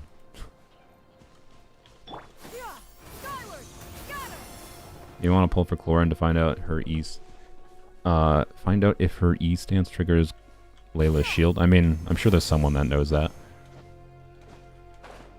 You can ask Sapphire. I don't know if Sapphire is watching right now, but if she is, I don't know if Sapphire has Layla. I think there's a very good chance she has Layla, but yeah. That is a good question though. What they're asking about, by the way, just for anyone that's watching that doesn't know, Layla, whenever you use a skill, alright, so when a character protected by the shield uses an element skill, 2 of her stars are created, and those can go poop out and fire at enemies. The thing that's annoying about Layla is like her burst does HP scaling damage, and her... Impressive. So if you're trying to like make Layla do damage with that combo, she's still not going to necessarily do that much damage. But with Shenhe, I don't know, maybe there's some shenanigans to be had. I'll probably do something with Layla eventually, probably after I get Shenhe, right? Is Sethos that strong? I didn't say he was strong, but he's fun. He feels really fun to play. He's got fun team format ideas. He's got an interesting gimmick in his kit. I don't know. I like his modality for options for how you can play him, and I don't know what else. What else is there to say really other than that? Did I get this one yet? I don't know if I did. Like the Sethos' strength is how much you can really utilize him in different teams that can just deal damage. Like I realistically, one of his strongest teams is gonna be Farina, Official, Sethos, plus Dendro, right? But that's just because like that team will be able to do a lot of damage in general. All right, I'll get those. Wait, do you have? Well, hopefully you have the door open. We'll find out. Do you advise me to build him? Rip. No. Like build characters you think are fun, right? And build characters that you think enable you to have fun with the characters that you want to play, right? So I like if you want to build Sethos because he seems really fun to you for whatever reason, you know, you can have fun with him. You're really gonna want an invest official, I would say, and some other potential strong supports paired with him if you want to make his teams feel good. He is not as a 4-star DPS. He is not going to be the easiest character to make teams just wow. You know, you get this character, you put stuff on them, and wow, he just feels great. Like, it's going to be harder. He's not going to be Arlecchino, right? So, your expectations are realistic for him, but you just want to have fun with him. And you have the supports, off-field, DPS units, whatever you want to call them, to enable his teams to be good, kind of regardless of him having to be super good. And it's more just about the other things he helps synergize within the team and trigger, like triggering more official damage. Less than him getting 8 million damage himself. And you'll probably enjoy him, right? My suggestion would be to watch the video. Hopefully I'll do it well enough. It's mostly going to focus on the stuff I kind of already talked about this stream. Where I will just try to go over like how the value of building some extra energy on him to be able to get more charge shots and how that makes him more fun to play to me, right? Is going to be the main focus of the video. So you can use that video potentially to help you judge whether or not it's worth it for you. But ultimately, build characters because they look fun to you, or build characters because they enable characters that are fun to you to be better. That would be my baseline recommendation for why you should build a character. Oh, cat. Cat wants to come inside. Give me a second. Welcome. Yeah, sorry for locking you out, you know. Okay. You probably couldn't hear him, but he wanted to come in the room. He was very upset that the door was closed. C0 official we're building? Yeah.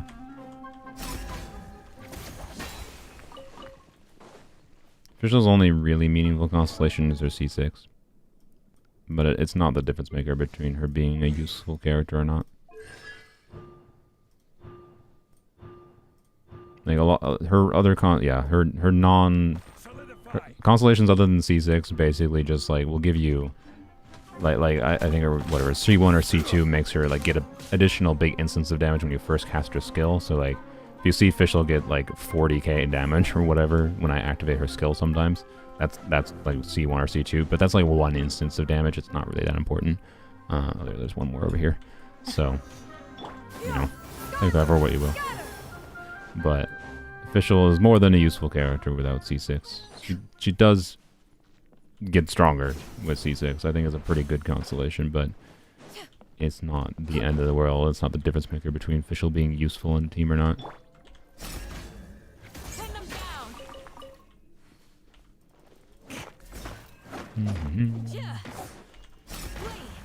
It should have held there. Yoink. Alright. Where am I at? Let's see. Let's see. We still have Sylvian's world we can go into, so we don't have to like get every single one in this world. So I'm just gonna get the ones I think that I haven't gotten that are convenient. So like screw these. Well, actually, did I already get those? I might have already gotten those ones. Like screw those ones. I think and like screw these ones kind of. Well, I'll get these ones that are near the waypoint at least. But yeah. You're still alive. You were here a few hours ago. How long it's taken to build this dude?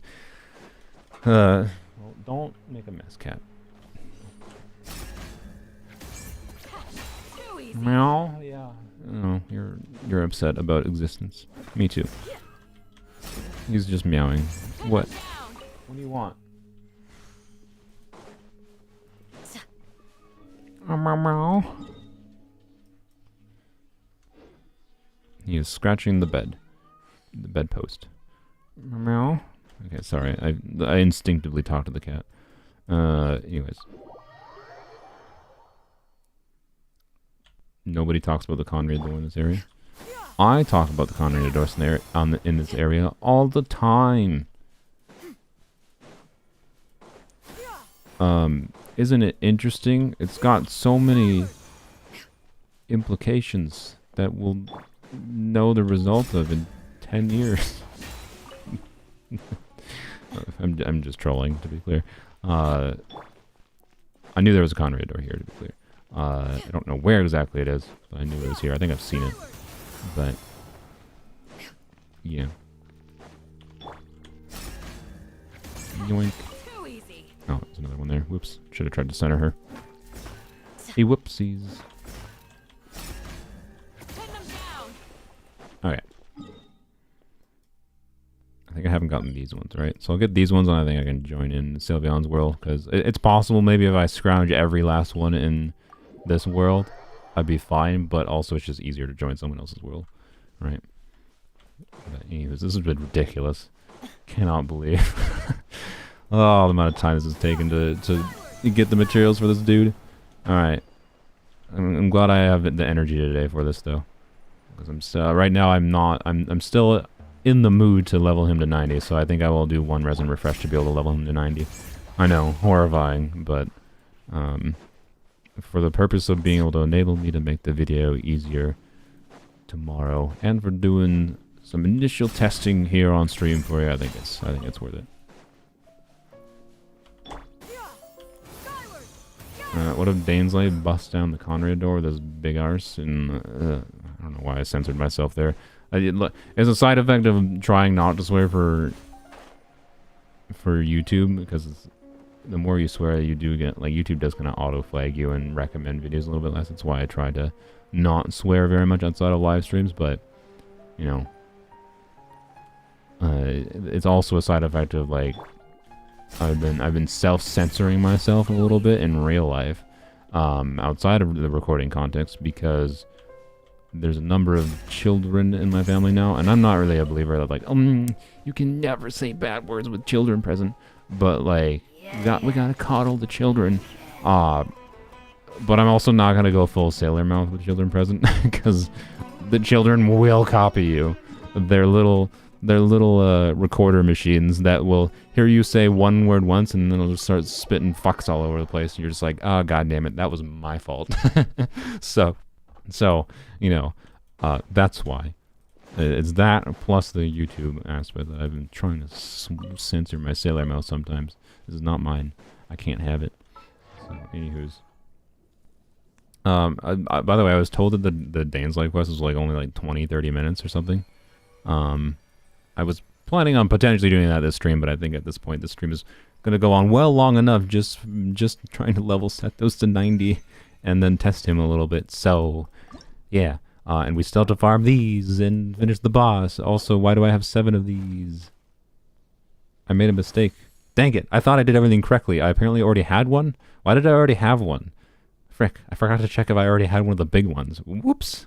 Oh well, that's fine. I'm sure it'll be useful 10 years in the future. No, I mean, it'll be useful because I can convert it with Dust of Azon. It doesn't really matter. But, anywho's. Yeah, okay, let's jump in Sylveon's world. It's over an hour? What the frick? Okay. Blame binge. Oh, I forgot to say thank you. Whoops. Thank you, Tato. I'm rude. I didn't realize, I mean, I don't know. Okay, blame binge. He literally told me it was like 30 minutes is what it felt like to him. He didn't, as far as I'm aware, he didn't skip through it, but I don't know. Not my fault. Maximum realm currency. Oh god. I'm losing out on things. Here, I may as well go here while we wait for Sylveon to launch into NA account. It was shorter than usual? Okay. I mean, shorter isn't bad. Shorter might just mean it's better written. Like, they have a lot of writing problems in this game of being like, This realm is saying too many words to say something simple, right? So it's fine. But anywho's alright, did already buy the transient resin. Okay. Glad I checked in case I could have used that instead of resin refresh, but I would like the artifact SP, but I definitely need these. if you ever I feel like it's more straightforward than usual. That's good. So it's probably just better written. That's good. That's good. There's a good chance I'll do that tonight. So if you want to see my thoughts on the quest, I will probably put that in my Discord server or something. I'll spoiler check it for anyone that hasn't done it. Okay. And Kujosara can have a functional team where she's not just an electro support. I mean, you can DPS Kujosara. It's something I should do eventually, actually, especially because I've already leveled her up. People have done charge attack Sara, right? Like, she has enough. She self buffs herself. But like, it's again a problem of like she only self buffs herself for a short amount of time. So you like might be able to get like 2 charge attacks out. Like, so like you can get her, but you can get her to do like 70k on a charge attack randomly. I remember like when I first started playing Genshin, that was one of those things that like I was like, wow, I was like, wow, I don't understand how they got that much damage out of Sara. I do now, and it's not that impressive. And like, it won't be unless it's a like good team. But honestly, if you're doing, you know, official with Sara plus, I don't know, like just doing like official Sara, Chivalrous, Bennett might be satisfying, right? And it might be good enough. So, you know. Or doing Dendro shenanigans. Sylveon, I can join now. Thank you. Alright. Request to join. The greatest I'll hate them, man. That's Sylveon.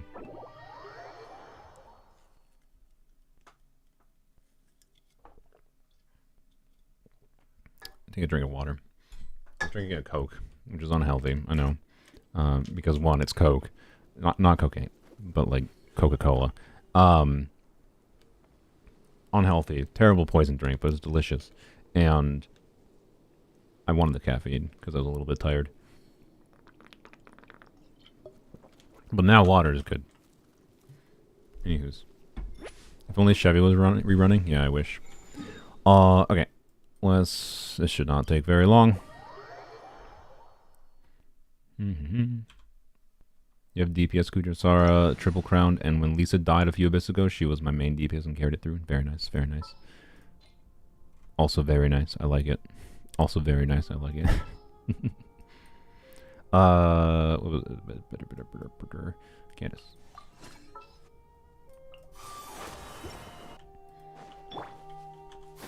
Yeah.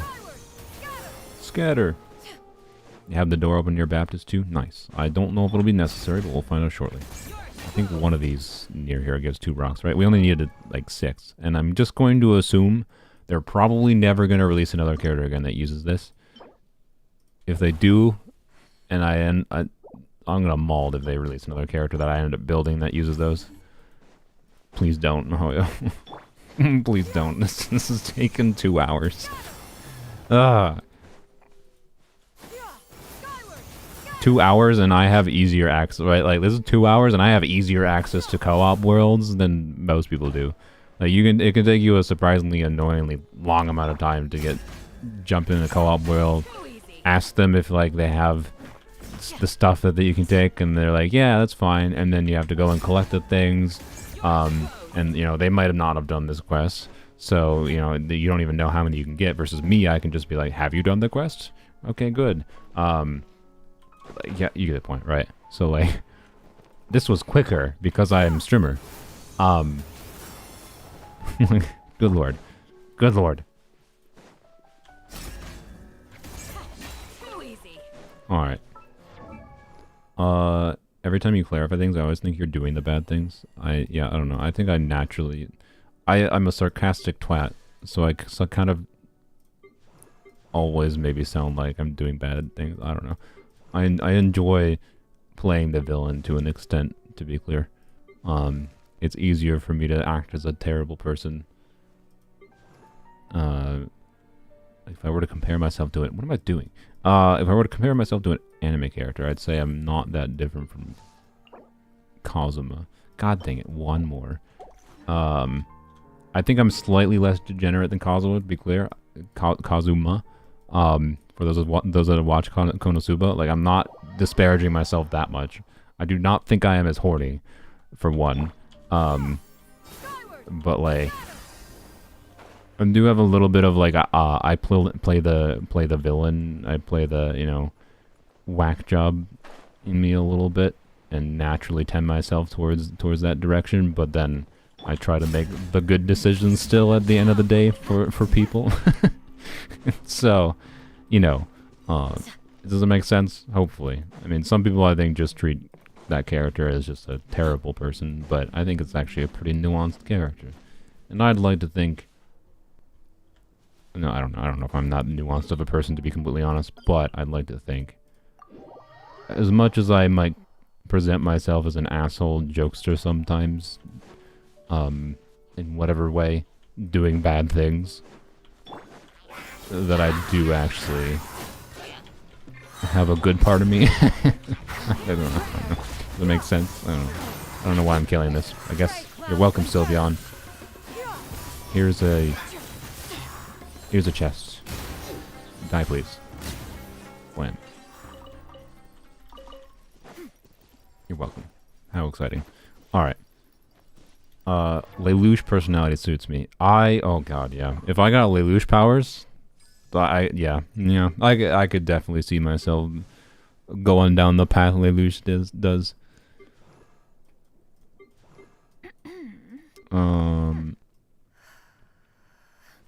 That might be more of an appropriate comparison than Kazuma.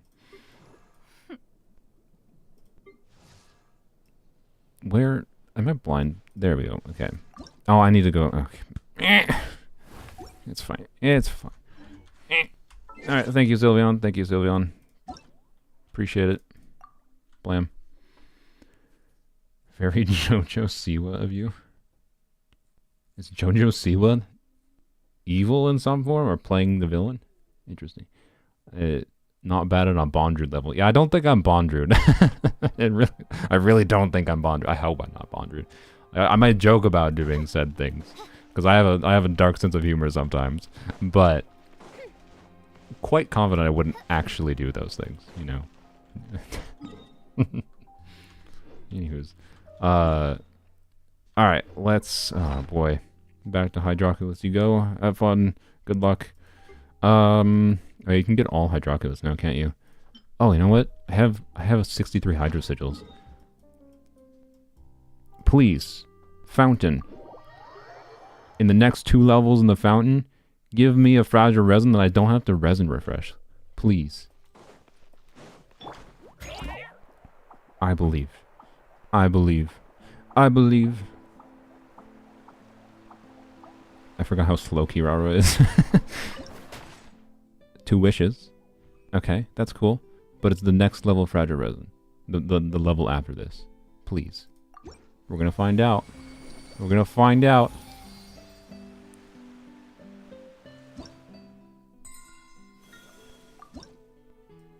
Oh! What a world. What a world. What a world.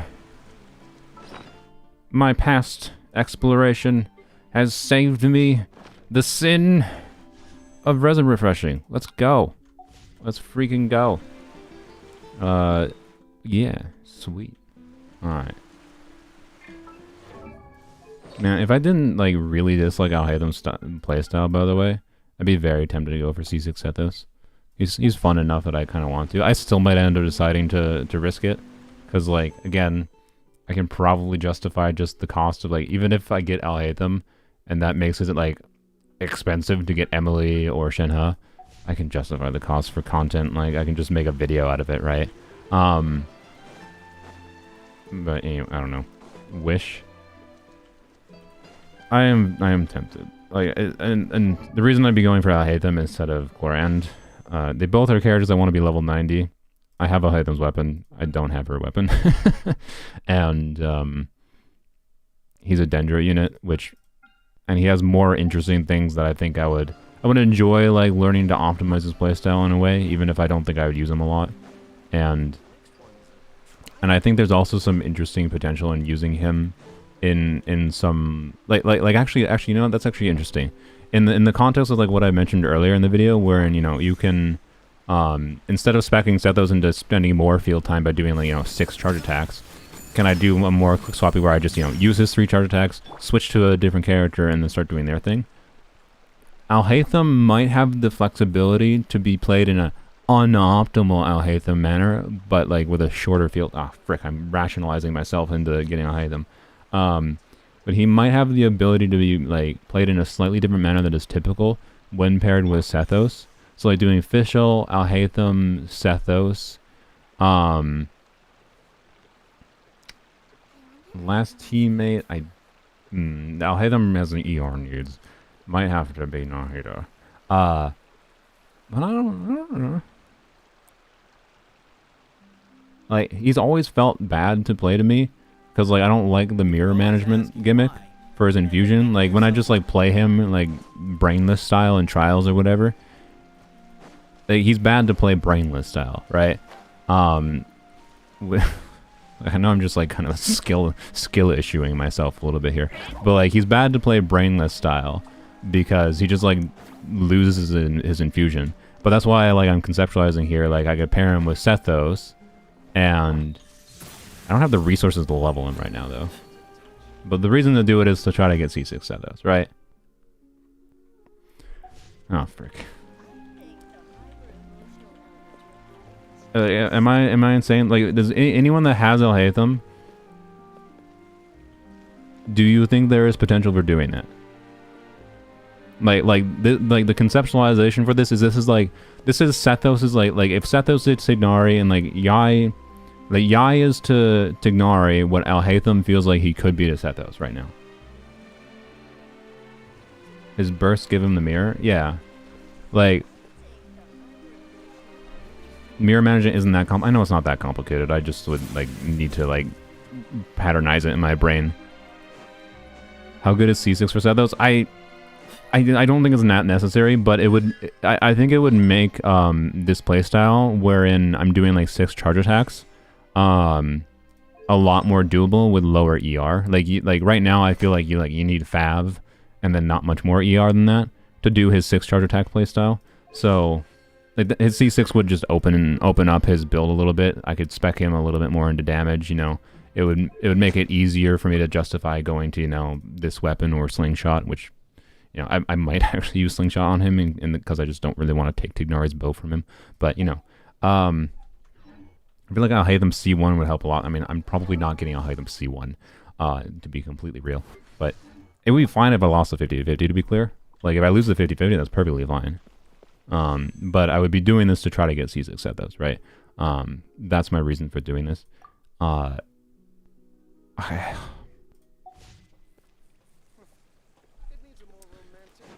It depends on the cooldowns of his passive. Yeah. Okay, first of all, I'm going to poll. This is not deciding if I do this. Haitham. Quick swap with Tiggy. Wait, Tiggy. Sethos. Yes, no. Start. There you go. There's a poll for you. I mean, I know people are going to vote. This is not like should I wish. This is the idea good? I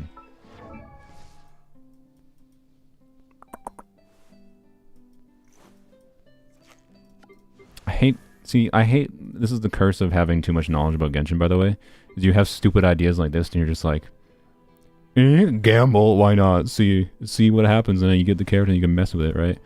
Like, I don't think I can really, I don't have any video ideas with them that they justify making a video just about him.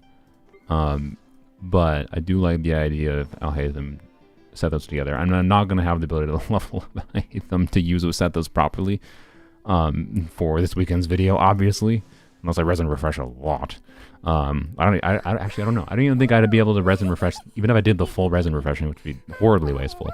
I don't think I'd have the ability to. So, anyways, what am I doing? I need to check his kit in the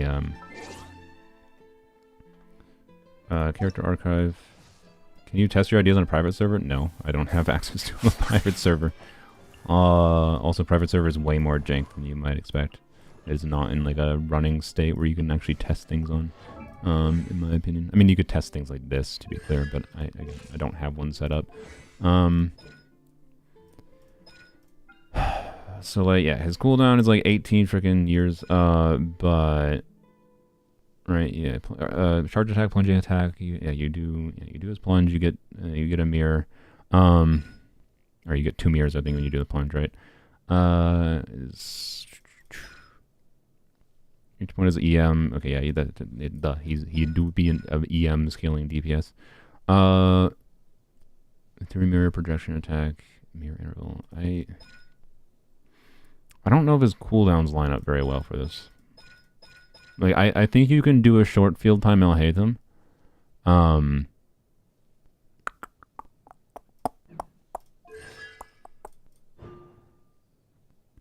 This is the the cooldown thing was what someone was mentioning before.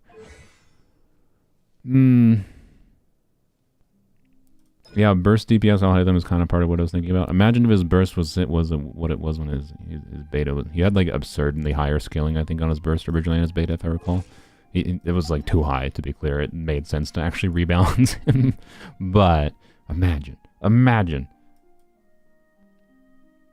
You can only get 1 mirror per passive cooldown? Yeah, I know. So, like, the 18-second cooldown is what concerns me, right? But and normally, like, the optimal way to... Like, I think the interesting thing to do is normally the optimal way to use Alhaitham's burst is to use it, I think, with, like, 1 mirror, I think is when most people use it. So maybe I could do some shenanigans with a short field time Alhaitham that oh, man... It's really questionable, especially with Alhaitham's burst cost. But like, it could be Alhaitham, Sethos, Amber. What? Amber not. Oh, prototype Amber Nahida. Yeah. Okay, yeah. I get it. Yeah. If I can meet Alhaitham's energy needs without. By the way, I don't think I have a very good Alhaitham build, notably.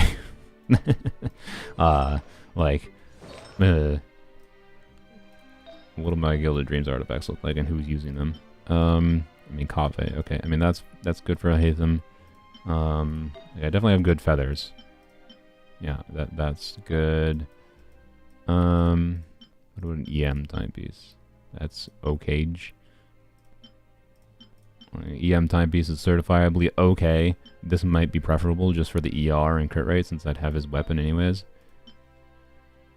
An onset goblet, that does actually help with things a lot. I do have I have a decent circlet. And then I have a decent circlet. I could probably do an off-piece timepiece. Okay. So I do have an okay build probably. I thought Eldium was just Unga Bunga, didn't know much about the mirror gimmicks. No, I think he's much more like mirror management is his gimmick than Unga Bunga. Once you get the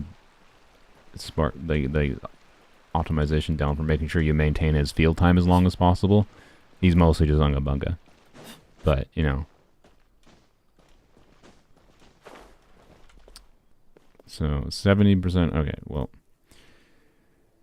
And I'm not really that interested in Cloran because she just didn't feel that good to me. I don't think she's that interesting for the teams I like. I mean, I like playing Aggravate, Quick Bloom teams, but like, she's not fundamentally different to me, like, as far as how I would enjoy the game, I think. So.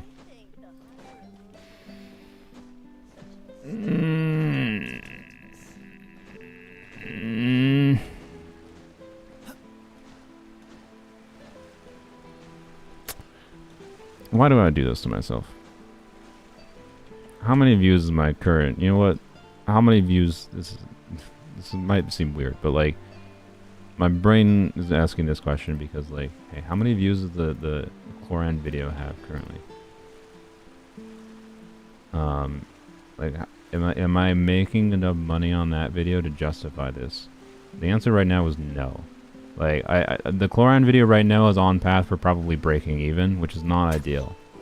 Like, I would prefer to make money on my videos, not break even, because that means I spent work doing nothing functionally. Chlorine giveaway? I don't have that much money, I'm sorry. I need to justify my purchases in some form. I can tell you I'd rather have Emily, as much as like I'm not that enthused with Emily's kit. I'd rather have Emily than Alhaitham. What about Emily and Alhaitham? No. God dang it, my brain.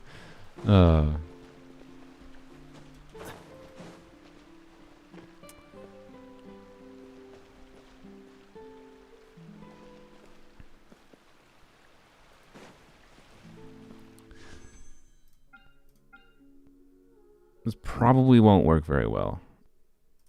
Fine. I like the idea enough to test. Right?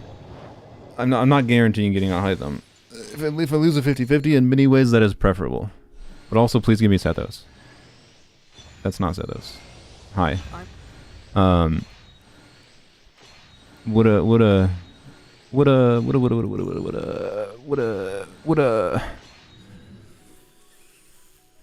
fine. It's fine. It's fine.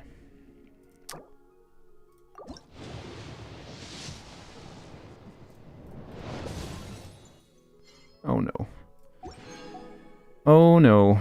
Also, no. I don't need another character level.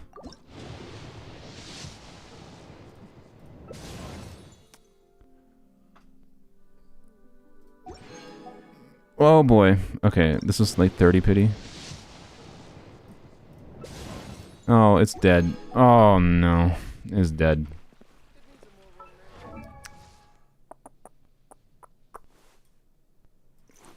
I thought my Sethos luck was good, man. Did Google really play an ad? I thought I glanced over to make sure it didn't do any ads. My bad. Oh, whatever.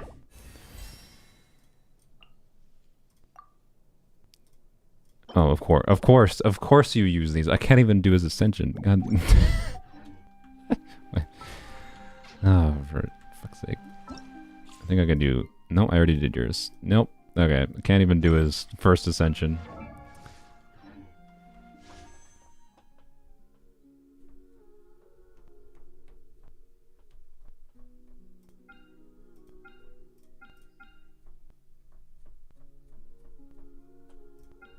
Okay.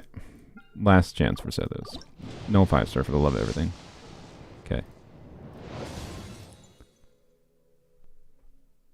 Okay. Well, alright. Well, there's a lesson for you. That's fine. Like, Alhaitham is interesting enough that I will level him eventually.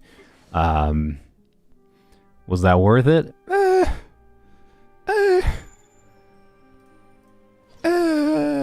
No. But like I would say it was worth if I had gotten these examples. Not getting any more Sethoses at all. Yeah. Anyways, I guess I get to... I don't know. Alhaitham is not a priority level up, but I will probably level up Alhaitham. Oh boy. Why do I like 4 stars so much, man? This is my curse. I like 4 stars too much.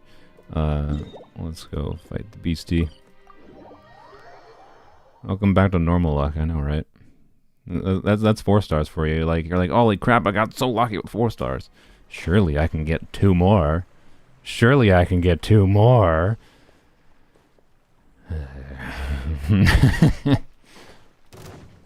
Whatever. It's fine. I will find something to do with him, probably. Or I'll regret it forever, I don't know.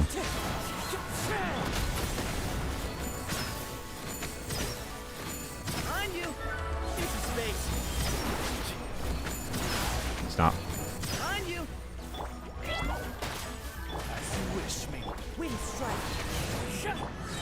You don't have Dendro on you.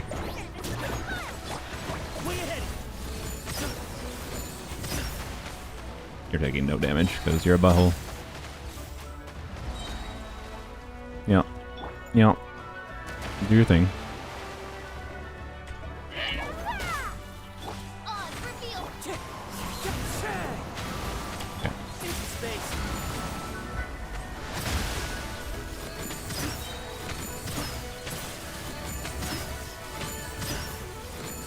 I didn't have Dendro going on him.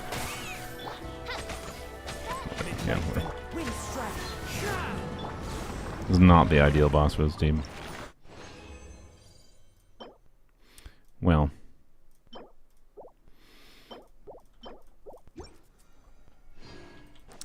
Well. I don't know how to feel about either of them. I'm sure I'll have fun with him eventually. He's always been an interesting character for me. It's fine. But I definitely should not have done that. Oh well. Oh well. It's I have the privilege as a content creator to do dumb things. It's fine. I'm fine. If we wait like 10 minutes, I might be able to save one fragile resin. Yeah, we can probably do that because we're gonna have to spend 5 years farming for things. So anyways. This is my curse. I am cursed with liking 4 stars. Oh, well. Oh, did I already navigate that? I must have. Okay. Use one of these. Okay. Is Sethos worth it? I like him a lot. Is he worth it to build? That's going to depend on you. Following order. Excuse me.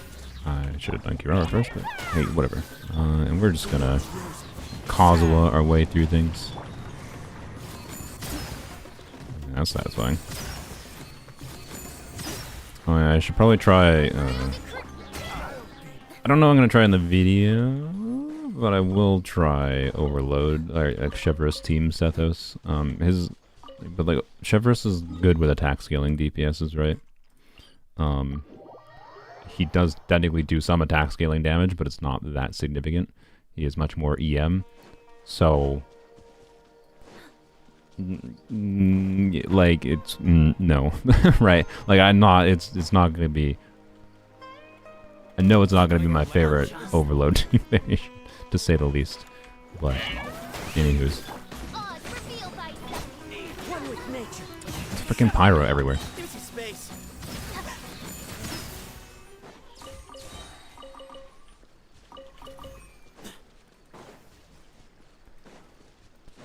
Artifacts, he has Thundering Fury. He's on a build right now that is high energy to be able to try to consistently get his skill to be able to do 6 charge attacks at least.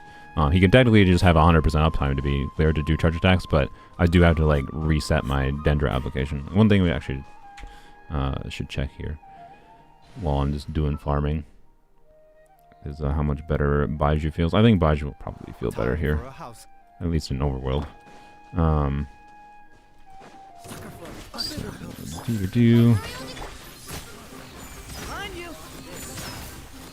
and I didn't even use his burst there, right? So I only got Dendra on one of them, or 2 of them, but like, that, like, particularly in multi-target situations, I think Baiju's going to be a lot better.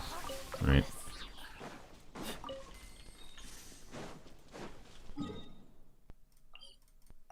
Also, there'd be like Kirara has the issue of it if you do use Kirara's burst, which there's not a ton of reason to use with Kirara on a full buff or full not buff, having a stroke, full HP shielding build. Hello.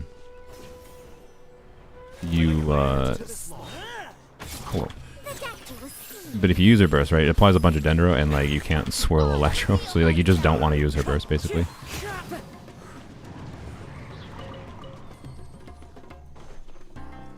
Yoink. Do you do Abyss? Yeah, I do Abyss all the time. Can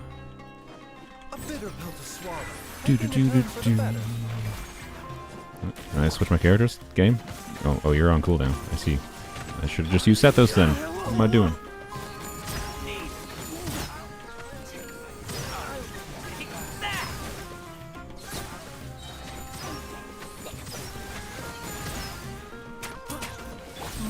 side effects. Please, please.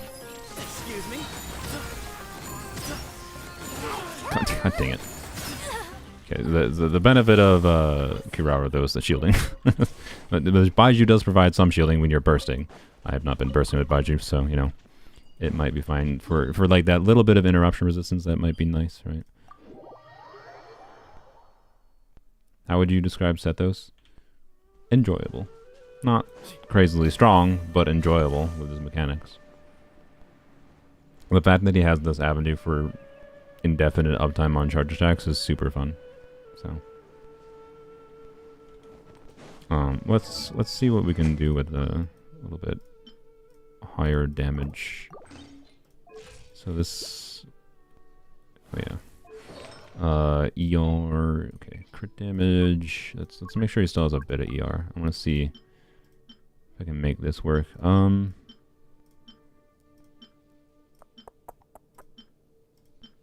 I guess this one. I was hoping for some EM, but it's fine.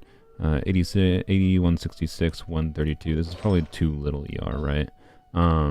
Which is why I think if I want to have 6 charge attacks, I'm going to have to switch to, you know, a little bit more ER focus. That already has a bunch of ER.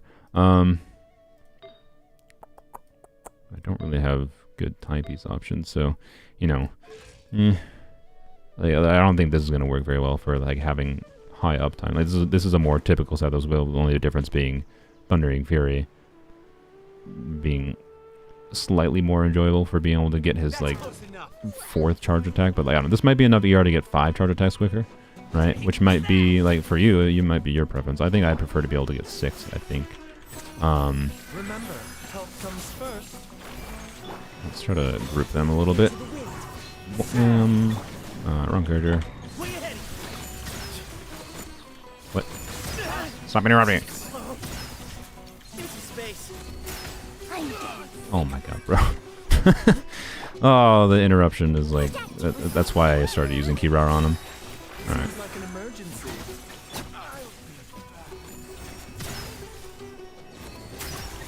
Yeah, okay.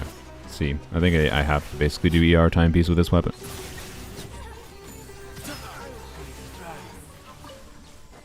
I don't know. I think I might just prefer the Fab build. I think the Fab build is more enjoyable, honestly. Right? Like, let's go back to Fab, and then just and switch to this higher crit rate piece from EI. And I wish I had like a crit rate. I wish in my 2 and some odd years of playing this game I had like a crit damage circlet that had more crit rate than this, but I think this is the highest amount of crit rate I have on a crit damage circlet. Because like if I had, you know, 5% more crit rate, like up to 65% crit rate in this build, I'd like a crit damage circlet. Maybe I can justify it with like this. No, that's not any more crit rate. Never mind. Nope. Okay.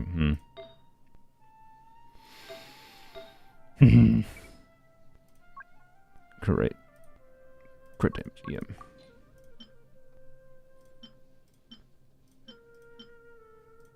Man, my circlet options are not great. Like, I don't love doing off-piece circlets because of this, because I just don't have that many great off-piece circlets. Like, this could be perfect, theoretically, but depending on how it rolled. But I don't exactly have the ability to level it up right now.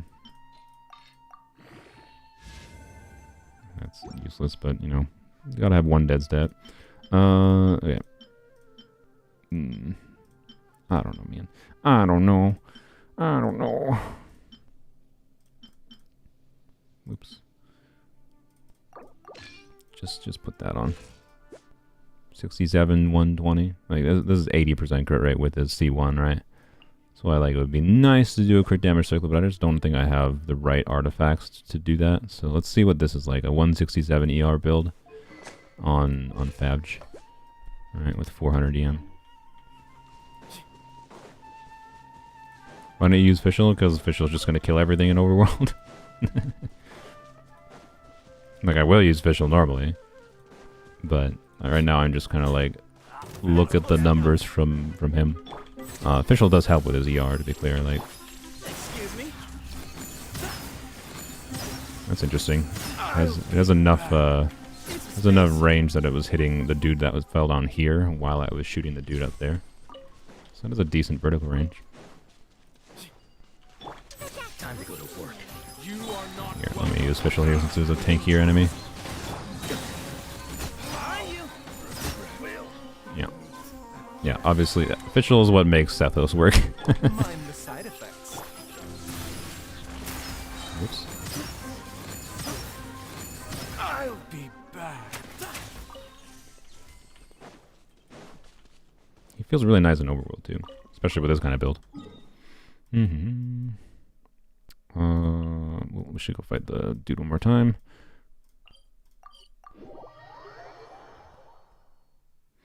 Might as well take the Farina and not test my luck. Oh yeah, I should test Farina here, especially when you're using Baju. I should test Farina here.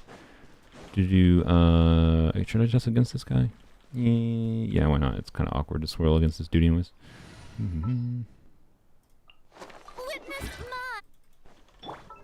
Your build is correct, right? Yeah. Okie dokie.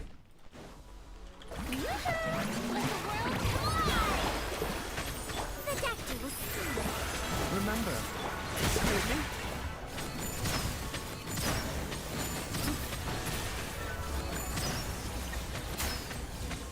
Nope. Not get much energy back. Interesting. Oh yeah, I lost the Sethos energy. Duh. Okay. As you wish, sweet Twilight. You know, I knew that attack did a lot of damage. I just wasn't thinking. Don't worry about it. Seems like an emergency. I also didn't activate. Or whatever.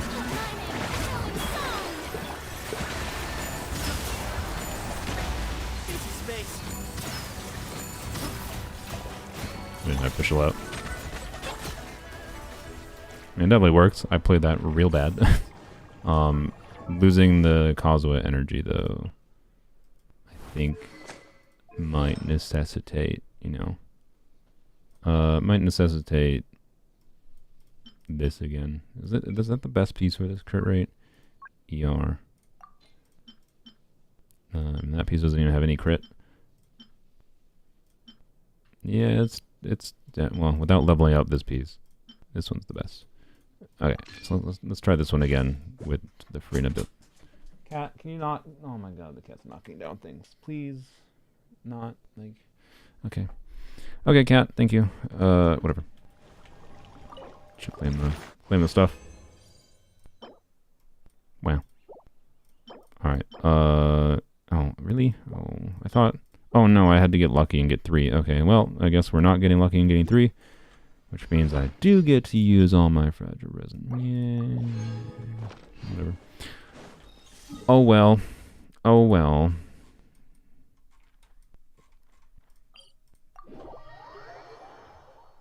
You gonna make an edited video or stream for burning Emily testing on polearms only? Yeah, almost surely. I don't see why I wouldn't.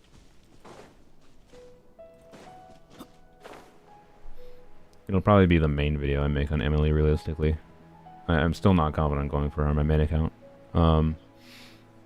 Like, I'll probably do a wishing video during 4.8, assuming Shenhe reruns, right? Because I at least want to get C0 Shenhe at a bare minimum. But, Time to go to work. Time to go to work. Okay, Kazuha is a lot better for Overworld. I didn't hit him. God dang it. Now you're testing my patience. Will meet. Oh, I didn't hit him again. Cool.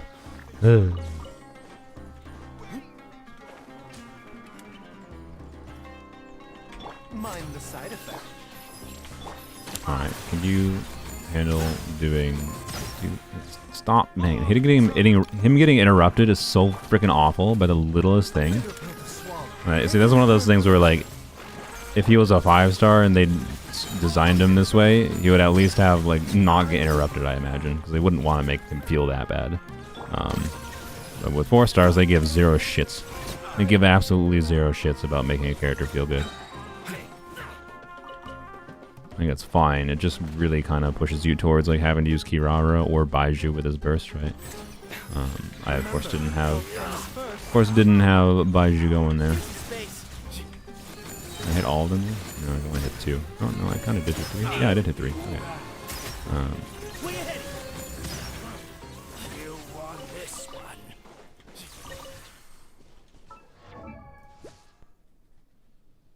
I don't like the crit ratio, but Wanderer, how exciting. I don't think you're gonna like co-op. I'm sorry, makes farming random mobs around the area. Ooh, can I get up here? No. Co-op makes farming random mobs around the world annoying. So Scaramouche got 0 resist. Oh yeah, that's true. That's true. They did do that. I forgot. He probably feels worse than Sethos.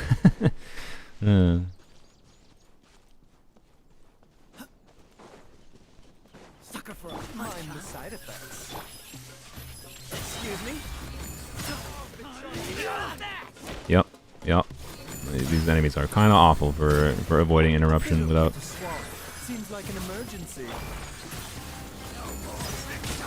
Yeah, see, like Baiju was helping there, right? Because yeah, Mind the side effects. helped avoid the energy issue there, or what am I saying? He helped avoid the hit. It got through the shield, I think, immediately, but it doesn't really matter as long as it protects you from the interruption, right? That's a little bit annoying. I didn't really think about where he would be positioned. I'll be back. Okay. Oh yeah, let's not forget to do this. How exciting.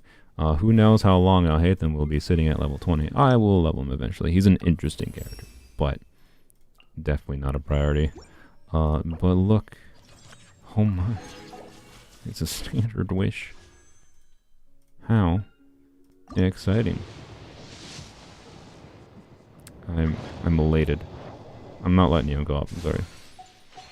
Especially as a wander. Like, I'm not gonna lie. I don't trust any person that wants to join co-op that's a wanderer main. Like, they're the most annoying characters in co-op. We have C4 Sethos. His constellations don't crazily change your ability to do anything. I think his C1 is nice. Particularly if you're doing what I'm doing with Fabbo, for trying to like balance his stats and get him to like trigger Fab more consistently. But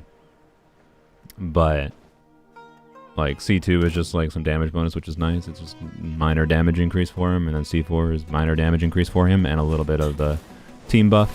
But like in a way that is worth going for, not really. Excuse me?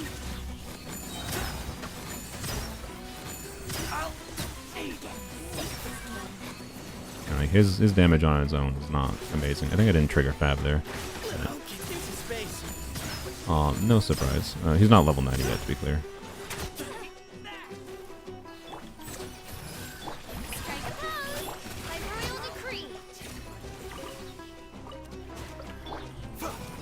Excuse me? Alright, well, you earned this, I guess. Good job. Like, I don't know what to tell you other than, like, no. Actually, I should have let you into co-op just so I could block you, to be honest. Like, don't spam requesting co-op, guys. It's not cool. It's just annoying. What do you expect me to do? Like, I don't want to do that because I do like doing co-op things with you guys sometimes. But, like, when I say no, stop.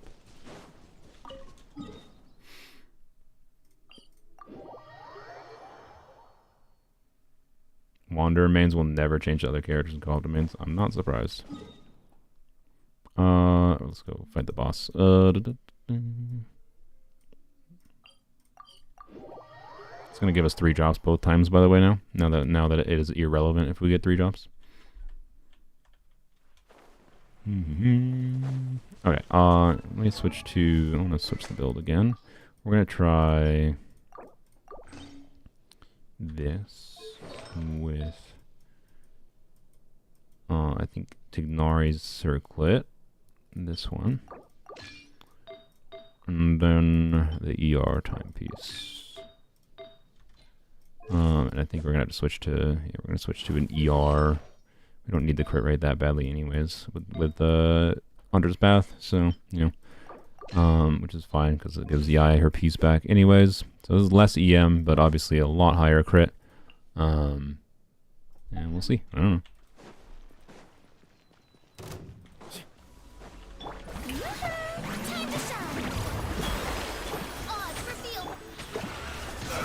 What? I tried to get a skill out. On you! On you! Into space! Whoa, whoa, whoa!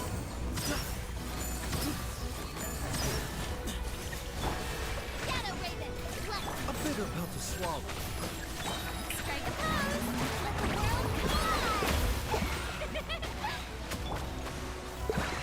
Yeah, you do your thing, sir.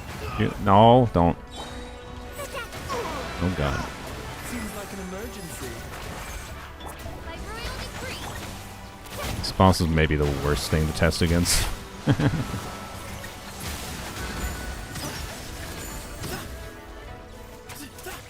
Yeah, this is realistically probably the max damage build I could have with doing this playstyle that I want to do. With being able to just consistently... Yeah, I told you, it's going to do 3, and it's going to do 3 again after it's useless. Could have saved me 40 resin if you did 3 before and then 3 now. But no. But no. Alright, let's go over to you. Lenny's weapon's good on him? No. Use Slingshot. I'm pretty sure Slingshot is better than Lenny's weapon on him.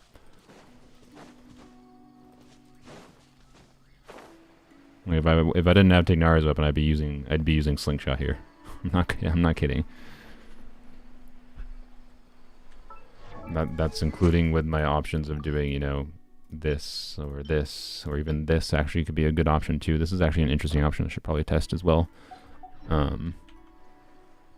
But yeah. Actually, I should definitely test elegy. Remind me to test elegy. Actually, I'll test elegy as soon as I get away from these mushrooms that are in combat with me. It's almost good on him? No. He doesn't really care about attack. The attack does basically nothing for him, so the substat is basically completely wasted. Pretty sure Slingshot is better. So we will do... Let's try this, right? Back to the EM timepiece. So this is a higher EM build, substantially higher EM build. But this is definitely not a build I do with a crit damage circlet. That's for dang sure. So again, now we're going back to... Okay, I'm just gonna...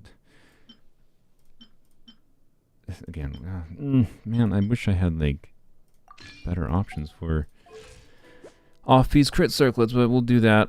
We'll see if that's enough. I can switch to more the other higher ER one with lower crit if I need, but hey, not a nonsense ratio there, but yeah. The higher base attack is not that relevant with LG, but LG does give 60 EM at baseline, and then another 100 EM, right? Wait, what is it? Oh, wait. It only hits with skill and burst, right? Oh, never mind. Okay. Elemental skill or elemental burst hit opponents. This can be trigger once. Oh, never mind. LG's... No. Could consider putting LG for Sethos buffing on Fischl, but I'd rather not do that. So never mind. That is not worth. He can't really get the... I mean, he might be able to get the passive after a second rotation. How long do the sigils stay for?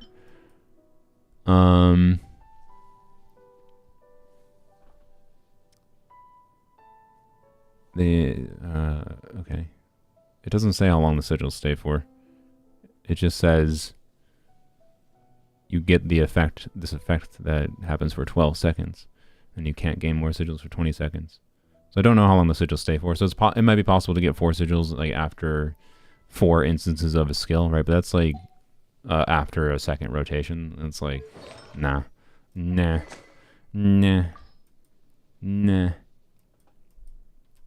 So yeah, use Slingshot. Or Hunter's Path if you have it for some reason. Back to the other thing. Where was the other one? Where was the other one? There it is. Okay, blame. All right. Yep. Try this again. All right. Mm-hmm. You are not welcome here.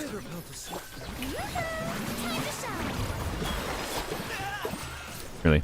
Excuse me.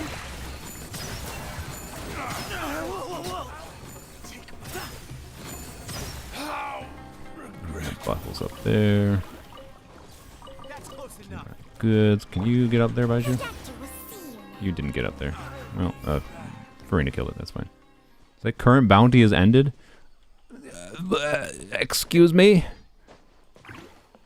Why? There's like 5 trillion of these things in the overworld and it takes me to like 5 of them? Like, bruh. I don't think it took me to enough to even do the final ascent. Well, no, we probably can craft them. Like, we went to like none. None. I know there's a billion more in the world, but now I have to like use the interactive map. Just, okay. Okay. Okay. Okay. Okay. Thanks, game. Whatever. Whatever. It's fine. It's fine. I'm starting to get hungry. I'm at 4.5 hours in the stream, and we're almost done level 90.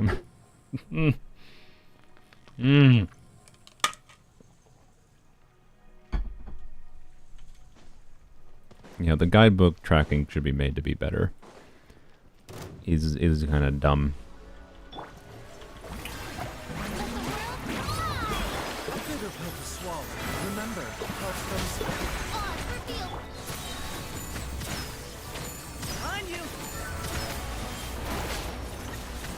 Why am I not getting Thundering Fury down as consistently now?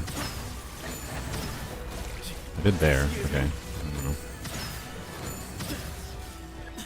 Yeah, see, I can do 8 reliably, even with like a little bit of a non-ideal situation here. Mind the side effects.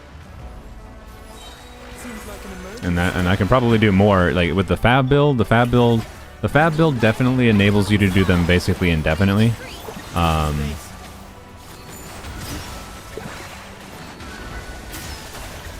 But that doesn't mean the fab build's better, right? Because you don't necessarily, there's not necessarily value to being able to do them indefinitely when you have to reset your other characters anyways.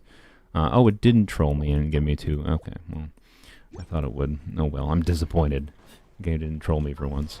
Alright, so let's go craft those. Go leeway. Let's aggravate the electro and dendro. Well, sorry, the electro and dendro reaction is called quicken. And then when an enemy is quickened, which lasts 8 seconds, if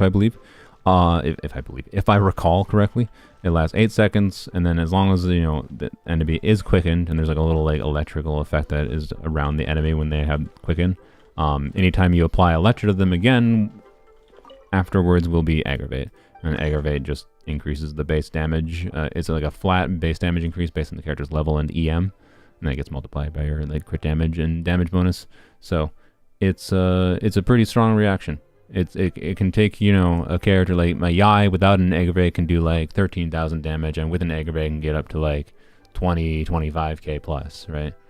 Depending on what layers of buffs I have going on her skill, right? And it's a similar situation for Sethos. You will see much lower damage with Sethos, like a Chevreuse team, because he has like no attack scaling, compared to his EM scaling stuff, where he can trigger meaningful aggravates in conjunction with a bunch of EM. So, you don't need Farina on a Hyperbloom team.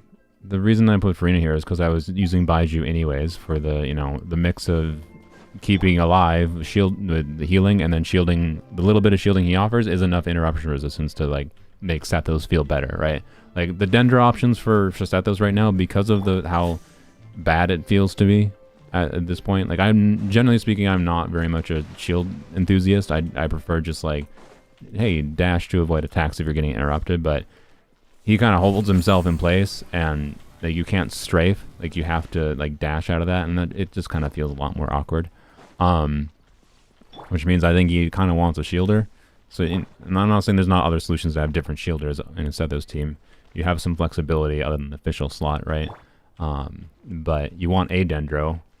And if you want Dendro into some shielding, it's either Baiju or Kirara. And Baiju has the benefit of being off-field. And if I'm doing Baiju, well, hey, Farina exists. And then Farina means you could do Mars or say Hunters, right? Like, you know, yada, yada, yada. So. Oh, yeah, you don't... Oh, I see. My bad, Kongoshi. Yeah, you definitely don't need Farina on a Hyperbloom team. And this is not a Hyperbloom team, to be clear. It's just... This is more... You're just getting incidental additional Hyperbloom damage to get more value out of, like, Sethos being on-fielded, essentially. Like, I think this is probably the strongest Sethos team I could have, I imagine. But it's much more centralized around the Hyperbloom official Farina interaction. And then Sethos is there getting some additional damage. Like, he's not doing nothing. He is driving something's going on. He is important, but he's like in this team format, official Baiju Farina, Sethos is by far the most replaceable, right? That's basically all it is. So that's why I wouldn't say I would love this team format versus like doing Kazuo, which feels a bit more like purely like relying on Sethos' damage a little bit more, to me. Not that Kazuo doesn't contribute his own team damage, and that, you know, the Kazuo Baiju official combo on its own can be pretty significant, but you get the point. I need to craft some things, right? Yeah. Okay. Craft all those. Maybe should use Dory, but whatever, frick Dory. And that should be enough, I think, to at least ascend. And, oh my, you know, that's 33. Do you want you know, hope... Okay, I'm gonna go have to find like 2 more Eremites. I need 34 total to be able to take his normal attack to level 11. It's troll game. Ascend. 300 EM. Goodbye, my hero's wits. It's not like the entire last patch of build up that I got. Alright. So there we go. Is most likely the highest DPS build that I think I'm gonna settle on playing with him, is my guess. The Fab build is probably the one I would recommend more, but this one is probably better for me as far as total damage performance goes, I imagine. But yeah, the Fab build is just a lot more approachable. It just doesn't, you know, it's not going to give you as satisfying a personal Sethos damage, whereas this build should get pretty satisfying personal Sethos damage, right? On top of being able to do, hopefully consistently, 6 charge attacks, at least, is the ideal. So yeah, there he is, level 90. He's still a bit squishy, by the way. Like 608 base defense and 14,500 HP is not a lot. Buy from the shop. I already did the stuff I started with. The stuff I started with in this stream, I already had bought from the shop. So, yay. Okay. Whatever. Level it up once more. Also, I went from like 4 million more to now, after I do this, to like 1.6 million more. Alright, let's just go find an Eremite. I think there is some... boy, I think there's some everywhere, man. I just like... It's like... it's, okay, I think there's some like around... Here. Last slot could be Xingqiu Yilan. Yeah, there's a good amount of flexibility. You definitely don't have to do this team variation. We're gonna do some little bit of testing before I end the stream here. I picked the wrong spot. Okay. Oh wait, no, there's some over there. All right. So without Farina buff up, let's see what we do. 24k, not bad. We'll test we'll go back to the Fab build too and see how we get on the Fab build. That's not bad. Not bad at all. Excuse me. I'll be back. And this build, by the way, like this is just like man, Hunter's Path is like 44 crit rate. Ugh. Oh my, like with C1 he has 95% crit rate. Right, so like, yee. Was that even enough, by the way? Is that enough to craft one? I need... Nope. Nope, it was not enough to craft one. Alright, I need to find a couple more. Alright. For 2E. So, you know, with 6 charge attacks, right? His personal damage here in his field time, ignoring his, like, skill damage, is, you know, ignoring he's contributing with the bloom damage too meaningfully. Let's see what his bloom damage is. Oh wait, no, you are on deep wood, right? Yeah. Okay, so it's like this team is much better for this team is configured properly. I should say for quick bloom and whatever. Don't care about those. Why is there no? Oh my god. Okay, let's go here. I think there's like a whole bunch of eremites somewhere around this strip here. Will 4B's emblem work? No, he doesn't do any burst damage. Literally none of his kit does any burst damage. So we should definitely not do 4B's emblem. Okay.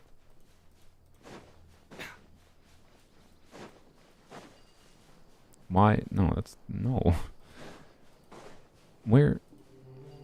Why is this so hard to find 2 more eremites? Oh my god, I do not want to use the interactive map to find 1 more drop worth. Okay, there's some. There we go. This is the ones I was remembering. Okay. Okay. Good lord. You have the right weapon, right? Yeah, you got your pamper. Okay. By the way, and I haven't used Farina yet, right? So like, I should finish what I was saying before. I think we're talking like neighborhood of his personal damage contribution in with 6 charge attacks is ignoring the hyper bloom damage contribution, which I would say is his damage contribution, right? But you could also but hyper bloom damage contribution is a contribution from the whole team working together, but also like all characters damage is that. So like but like just his electro damage that is based on his crit damage, right? With Farina we're probably gonna be able to get up to, I don't know, I'm gonna guess it's gonna go up to like 35k with Farina's buff up. So, you know, that's with 6 charge attacks. We're talking like in the 200k, right? Amount of damage, dumped out pretty quickly. On top of him triggering aggravates, on top of him triggering hyper blooms in this team. We'll see what we get in the causal variation. The causal variation will probably get pretty similar numbers with VV, right? For aggravates, but of course then you don't have the hyper blooms.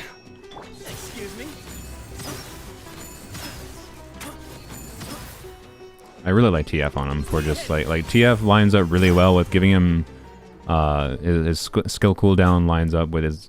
If you don't use TF on him, you have to wait like 2-3 seconds before you get his skill cooldown after doing 3 charge attacks, which just makes him a bit more awkward if you want to do more than 3 charge attacks. I don't know. I went out of aiming mode there. But.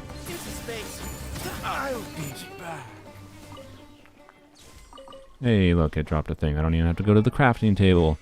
What a world. Blam. Alright, there we go. This is probably what he's going to be at for the video. We're probably done with investing in Sethos. Ugh, that's a whole lot of effort. Okay, Jesus. Yeah, 4 hours, 42 minutes into the stream. Finished with Sethos. Ugh. I mean, not quite. I'll probably level his burst up a little bit. At least to level 6, because it bugs my monkey brain if it's stuck at level 5 at the very least. But, you know.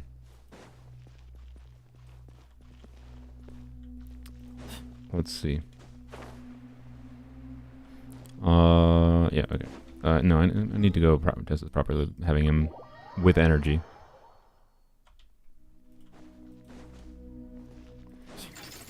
Zoop. Okay, don't have fab now. It'll take a little bit longer to do this.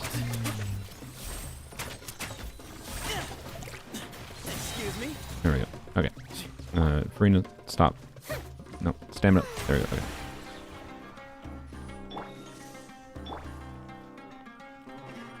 Leave me alone. For mobile game, they sure make what characters? Oh, anti-mobile characters. Yeah. No, yeah. This game is awful on mobile as far as like doing anything meaningful with the combat, in my opinion. Alright. So, I'm not sure. It might be better to start with visual. Let's try starting with visual.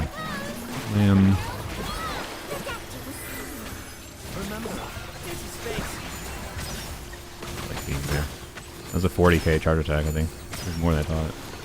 Alright, forgot the skill again.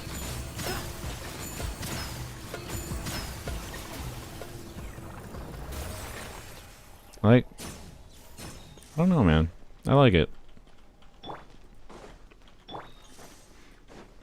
Like, one rotating something like that, it should be doable in any competent team, right? Like, I'm not saying that was insane damage or anything, but it's probably doable enough to clear most content in this game. It's probably going to be really... Hello?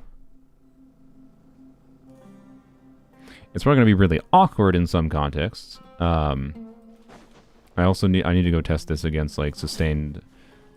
multiple rotations quick, but let's go. I guess let's go. This will be fun to test in like AoE situation. Anyways, go to this area. And then we'll test the fab build again. See how the damage is different. We'll test the fab build again versus this Hunter's Path build. And then we'll test.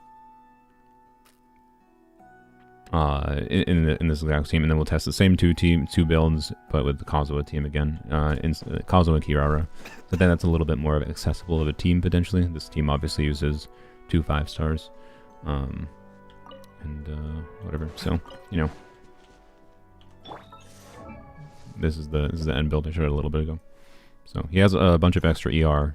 For anyone that's not aware, basically build extra ER on him so you can do extra charge shots. Like he gets weirdly additional significant damage value, and it feels a lot better to play with this 4-piece TF extra ER build in my mind. So it's like slightly less damage, right, than I would get. Most of his ER is coming from this ER timepiece, right? I could swap him to an EM timepiece, and he would be doing more personal damage for the number you see, but then you're getting less charge attacks out, getting less visual procs, less flexibility for triggering hyperblooms in this team's context, right? And he just feels better. So, yeah. Oh, he doesn't have his energy back. Oh, frick. Well, it's fine. I'll just start with the skill. So don't suck my energy. Nope. Okay. We're good. Alright, do this.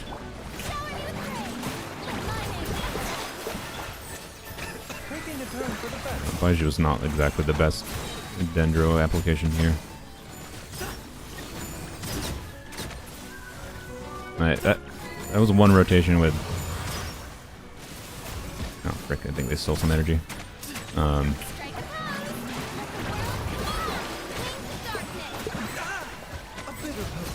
my god, my Baiju not have enough energy? Good lord. Okay. Yeah, see, this is a lot more convenient as far as, like, especially, like, new waves spawning, right? Because, like, Baiju poops his Dendro on things, you know, without you having to swap. Oh, they suck my energy. So, oh my god, good lord. I don't have Dendro going because I'm bad, but... Alright, let's try... No. Alright. I'm doing this a little bit better. Stop. Oh, god. Seems like an emergency. Way ahead. Give me some space.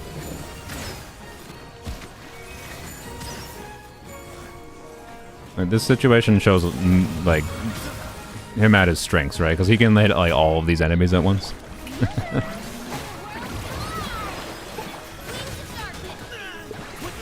Oh shit, I didn't do Baiju, whatever.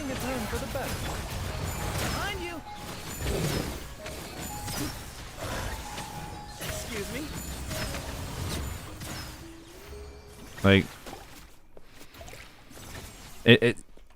I really like this build concept for him versus anything else that I've seen people talking about with him. Like it enables you just to have like fluid, constant uptime on him. Like it's more annoying to reach a build like this, to be clear, because you have to reach the ER breakpoint, which I don't know what the exact ER breakpoint is, but you have to reach the ER breakpoint for him to basically always getting like his having the ability to freely do his charge attack when you need it.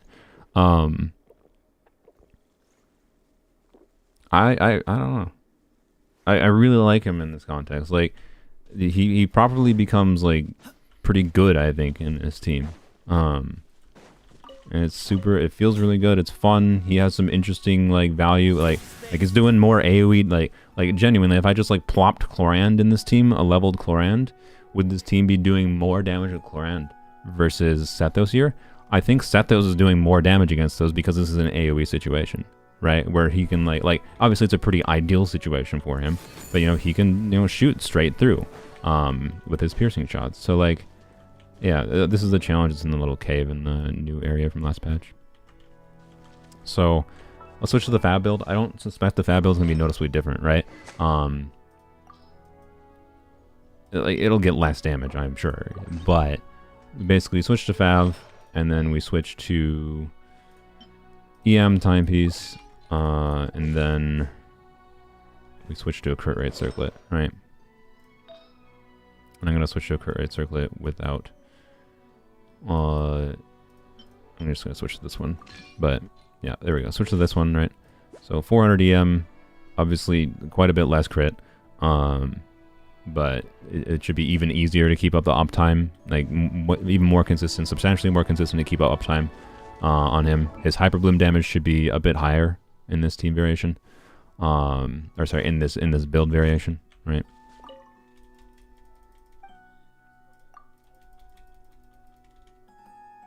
Baiju cooldown seems slightly awkward. Yeah, Baiju is awkward in general.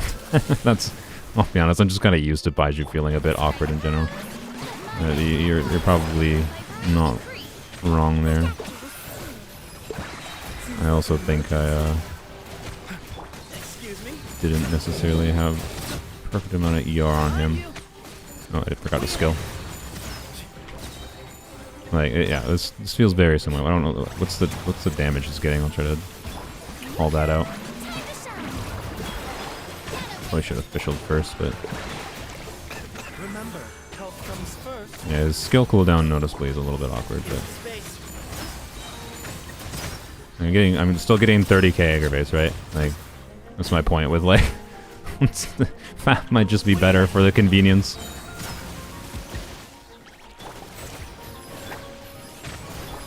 Like the team is pretty freeform, so I don't think like Baiju's cooldowns not matching up is necessarily. Oh my god, can I get out of this hole? Is that problematic? Because his burst I think lines up pretty well. Oh, I used 3. Okay.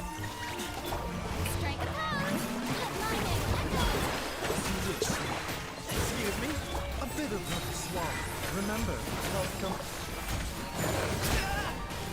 Behind you! Way ahead! Behind you!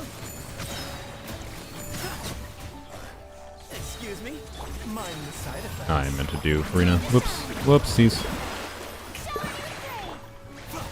Seems like an emergency. Did I quit for shell? No, I didn't. Whoops. Okay, I think I'm mostly playing this pretty mindlessly right now, right? I'm definitely making a bit of mistakes.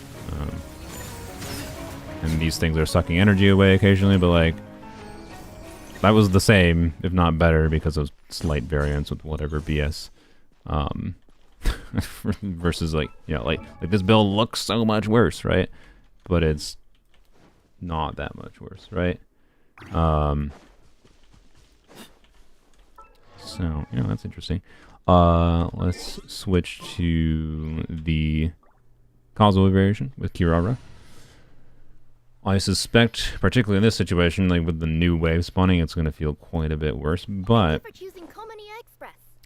it is still pretty freeform.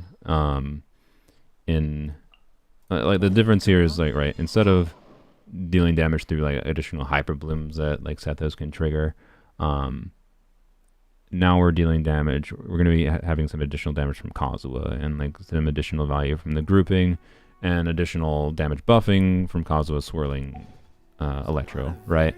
So we'll see what the damage numbers are. So this is the Fab build, right? So we're comparing the 30k range with Farina to whatever we get here. I could try MH on him to be clear with Farina, but like it's just gonna be like, wow, more cooldown issues with Sethos, less uptime on charge attacks, but wow, he okay, he has Fab right now. That's fine. Yeah, that's fine. I'll keep Kazuha on Fab. Normally I would use Kazuha on not Fab, but you know.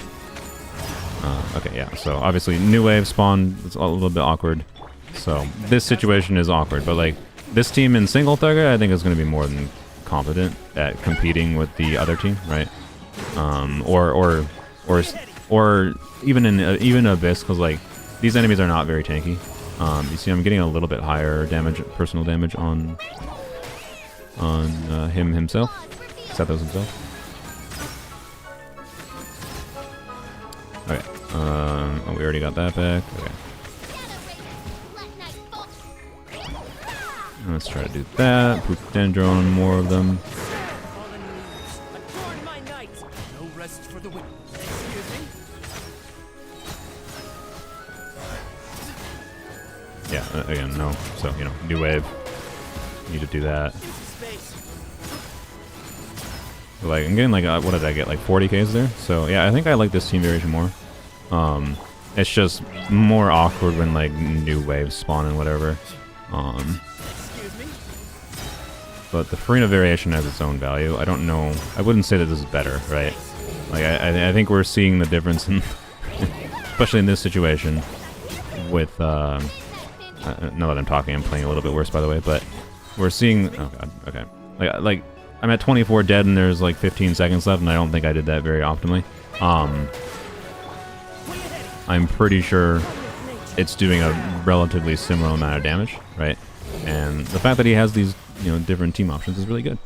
And you can keep constant uptime, right? I don't know. Is valuable. So, and again, like this is, I wasn't cheating with energy on this time with Sethos, so I had Kazuha on Fab, and he's not even triggering Fab very reliably because I don't have enough crit rate. But yeah, I don't know. Interesting, right? Let's switch him back to the other build though with this team quick and see if it's any crazily different. So we'll do ER timepiece. Alright. Less EM, but a lot more crit. Yep.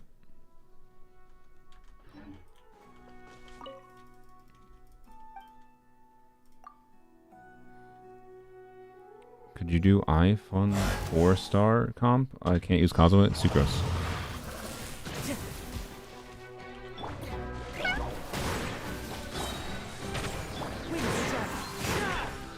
Oops, thought I had Sethos out.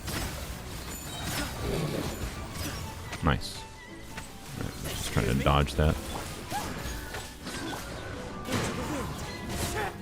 Yeah, this is not the ideal situation for this team, but okay, let's just kill these ones. Okay.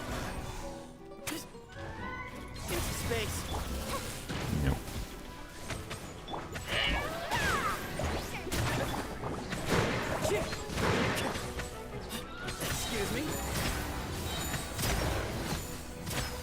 Nice 50Ks there. Like, it was definitely more satisfying for seeing big numbers from him.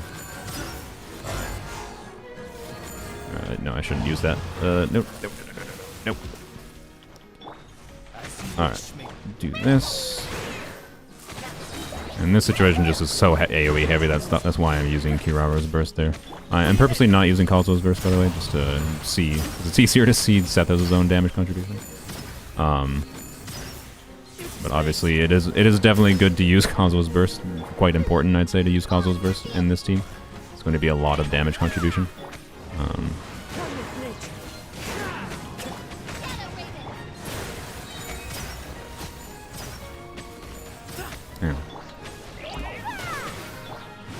I'll use Sucrose in a little bit. Way ahead. On you. It's. I think I played this worse than I'd played with the Fav instance, but no. Oh god, I was trying to dash through, but I couldn't even dash through them. I think I played that worse than I was playing with the Fav version, but still, relatively similar amount of enemies killed, right? Yeah, so I don't know. Like, the Fav versus this weapon is not that significant, and it should be the same story with Slingshot, right? Fav is the most accessible way, I would say, to get to just giving him enough ER to making sure that he can get his multiple charge attacks out consistently. But if you want, you should certainly, depending on your artifacts, you should certainly test out Slingshot or Hunter's Path, even if you have it. Obviously, I got a lot higher personal damage in this team with Hunter's Path, right? But anyways, we can use Sucrose. Sucrose has the benefit of the EM buff, which should actually maybe buff Sethos pretty significantly. But we're losing the damage bonus, so like the point is I don't think Sethos' personal damage is going to be that different because of the like the EM is really benefiting Fischl, it's benefiting Sethos. It doesn't really benefit Kirara because she's just on shield duty. I would prefer her to be able to burst consistently in this team, so I would probably use either Fav on her or Sack Frags. Because then it gives you some grouping. Like, losing the grouping from Kazuha is probably the most rough thing, but Sucrose does have some grouping. Let's try Sack Frags, though. Well, I don't know. I don't know if I actually want to spend the time doing 3 skills, though. I'll leave it on her anyways.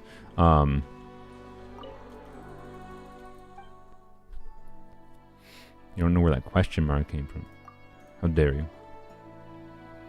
What does 4-piece Thundering Fury work, or is it only 1 Earth Troop? I'm using 4-piece Thundering Fury. That's why my skill cooldown on Sethos is lining up as well as it is.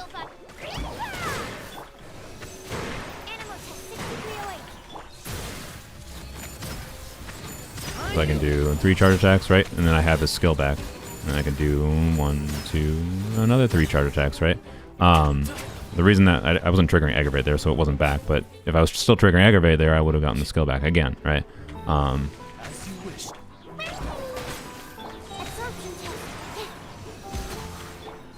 okay. Didn't hit anything with that, and you didn't. Oh my god. Okay, well, yep. This is my fault. This is my fault. Okay. Let's start with this. Nope. Nope. Okay.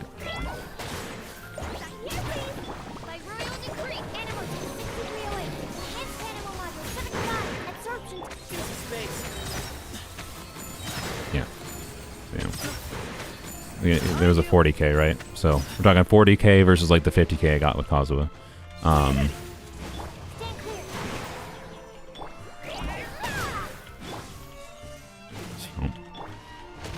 god, I'm just okay.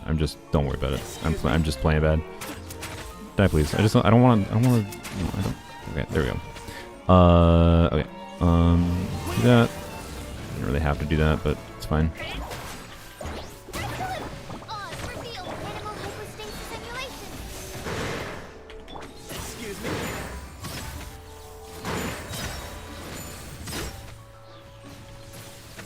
Did I hit it? I think I did. Okay, good.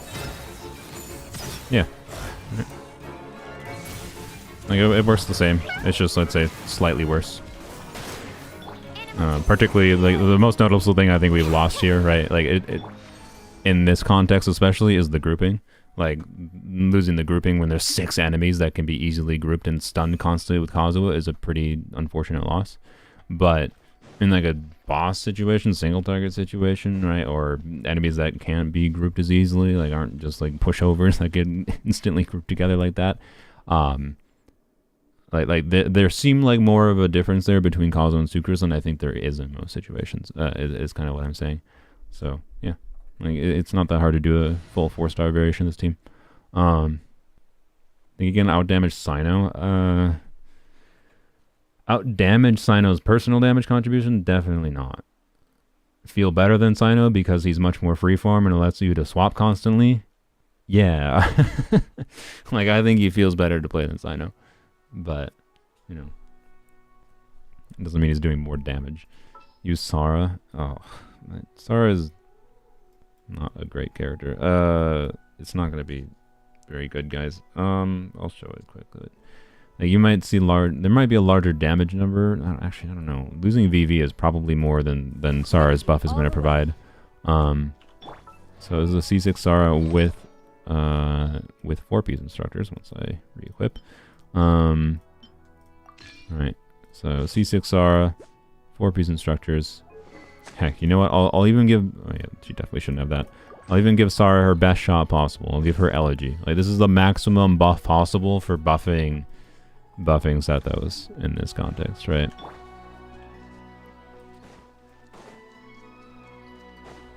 I have to activate the thing.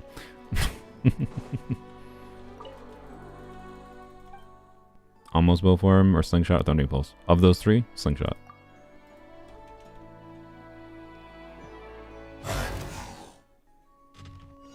Might depend slightly on your artifacts, but oh my god. But Slingshot.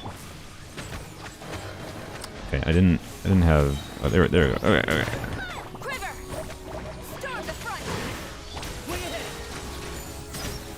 Yeah, see, like, we're seeing big damage, right? That's what I expected. Like, so, like, I don't know. It's similar damage to VV. Like, it seems like it's much better than it is, because, like, but now, like, her burst, her burst is on cooldown. So, like, it's slightly more damage than I was getting with Kazuha, but. Like here, let me do like another instance of it, but like slightly more damage than we were doing with Kazuha, but it only lasts 6 seconds. Like, so also no grouping, no swirl damage. Like Kujo Sara's personal damage contribution is nil. I'm not saying it's unusable.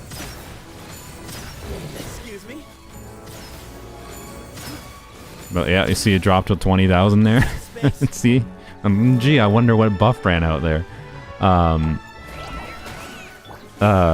Like, this is a Sara on an invested. Like, here, let's get the buff going. Make sure we have all the buffs going, right? I think that 50k was definitely with all buffs going.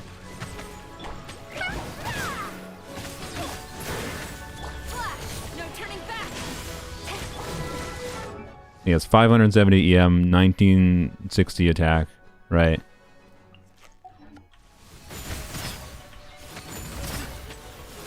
Like, he gets like a big number, which is cool, but it's definitely worse. It's definitely a lot worse. Like, I don't know. It's not the worst use of Sara, is what I would say. But I don't think it's great. Her skill doesn't reset her. Does her skill reset her buff? It does, doesn't it? Or do you have to use a burst? I don't think you have to use a burst, right? Let me double check. Electric damage of characters who have their attack increased by Tengu Jirai. Tengu Jirai has its own crit damage increased by 60%. So like, there's a dynamic potentially to be had here. Like, that's not dysfunctional, but I don't know. Losing the value of the grouping, losing the damage contribution from Kazuha or Sucrose, like, is pretty significant.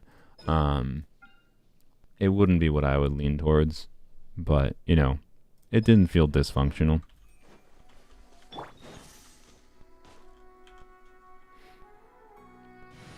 So yeah, I think right now this let's go test in a what can we test against a single target? Man, I need a single target test that's not annoying as frick to fight, but we have the shielding from Kirara. I think it'll be mostly fine.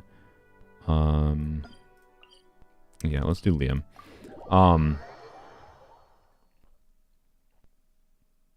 This is, I think, the last test we're gonna do. We're gonna check single target. I want to see what like the single target DPS is. Let's go heal up quick. Single target DPS on Fav versus. Right? No, I'm not gonna test. Like we saw the difference. Like the Fav versus this weapon is like this weapon is slightly better with this build that I have going, but not like crazily so. I mean, not in a way that you should pull freaking Hunter's Path. Like use Slingshot, Hunter's Path, Fav for whatever convenience, and it depends on your artifacts you have available. So he doesn't have his energy. I'll just use skill, I think, on a thing.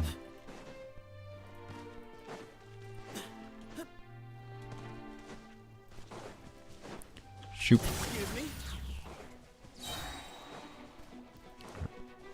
Leave me alone.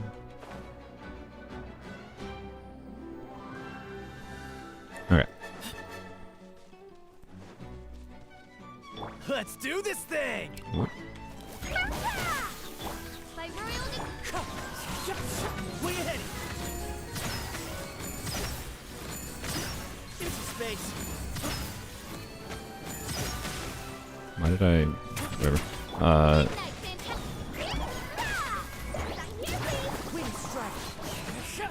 Excuse me?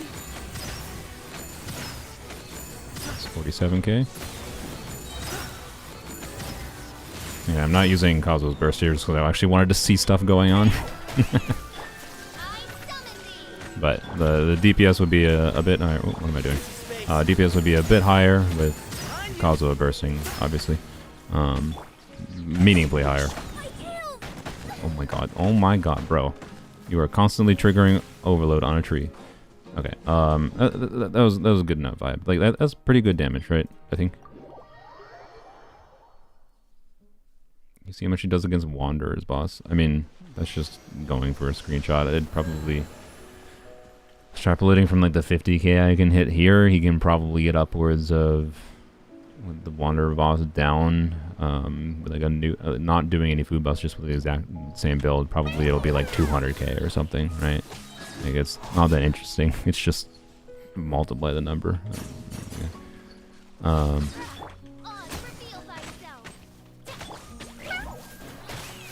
I didn't really have to go to here, okay. But may well, didn't hurt to get his energy. Okay, let's switch to the Farina team then.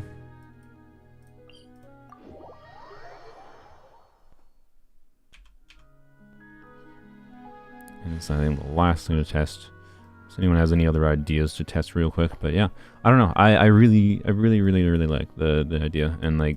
Obviously, there's more than just Farina team variations and Kirara Kazuha or Kirara Anemo team variations, but like just the fact that we can play around with things like Sara and it still feels fine in different ways. Like the only teammate that really feels tied to Sethos is Fischl, and that's a good thing because it means he has a decent amount of team versatility. Like it's not insane. Like to be clear, he has like the same problem that Chlorand has to an extent, but. Probably less team versatility than Chlorand even.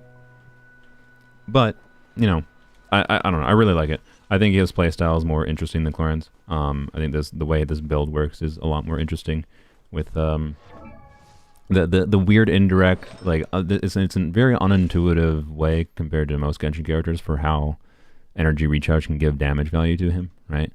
So I think a high ER build is the way to go, is my current feeling for how to enjoy it the most. But that's just me. You might find that you like some of his other playstyles better, but that's what's cool about him is he offers these different playstyles. So, you know, and once I build Alhaitham 50 years from now, I will try, you know, Alhaitham Sethos together. Will it be very good?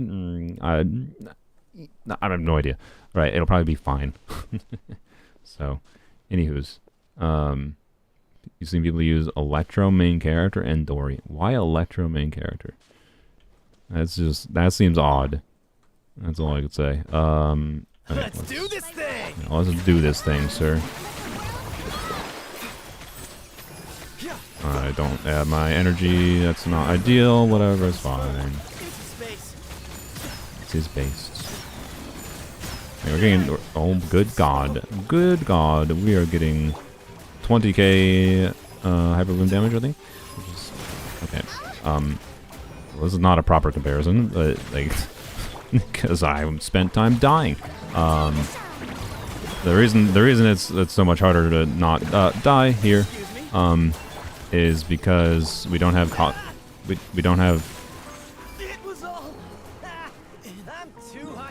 have Kazuha stunning him. Like Kazuha was able to group him, and that dude gets kicked around all over the place from high poise break attacks.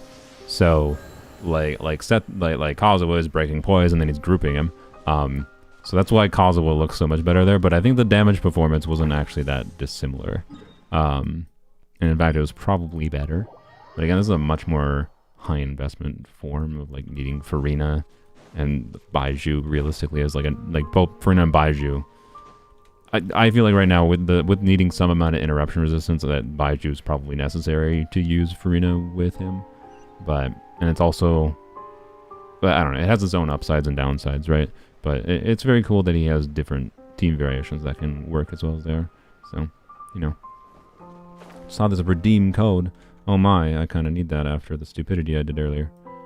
Control C, let's see what it is. I swear to God if this is like, well actually I kind of need the Mora too, so I won't complain if it's Mora. But let's find out. Or does it take over the world? Or my account? Same difference, right? Bam. Complete. What is it? Wow, 60 primos. I figured. They normally do new 60 primo codes every time there's a new release. Let's do this thing! Let's do this thing! A bitter pill to swallow, taking a turn for the better.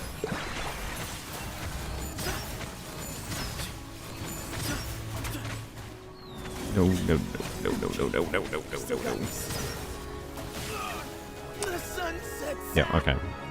And this dude is terrible to test against for this team. Oh boy. Okay.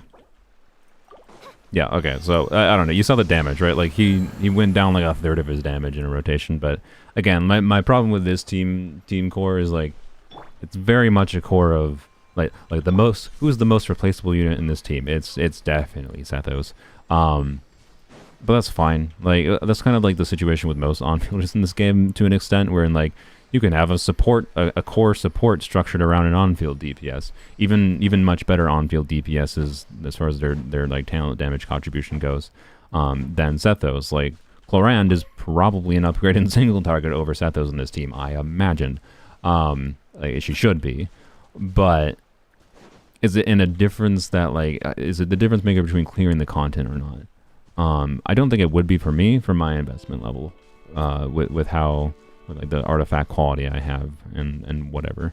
So I don't know. It is really cool. I really like this character. I like nuances of his mechanics, the different choices of playstyle. Like at this point, he went from like, oh, he has like, you know, you can do 3 charge attacks. I don't have any energy on him right now. You can do 3 charge attacks playstyle, or you can do his burst playstyle with like walking cancels. To, oh wait, you can build extra energy recharge on him. You can put Fav on him and build and have essentially indefinite uptime on his charge attacks. Oh wait, you can also do things like trying to do his, yeah, did I get it there?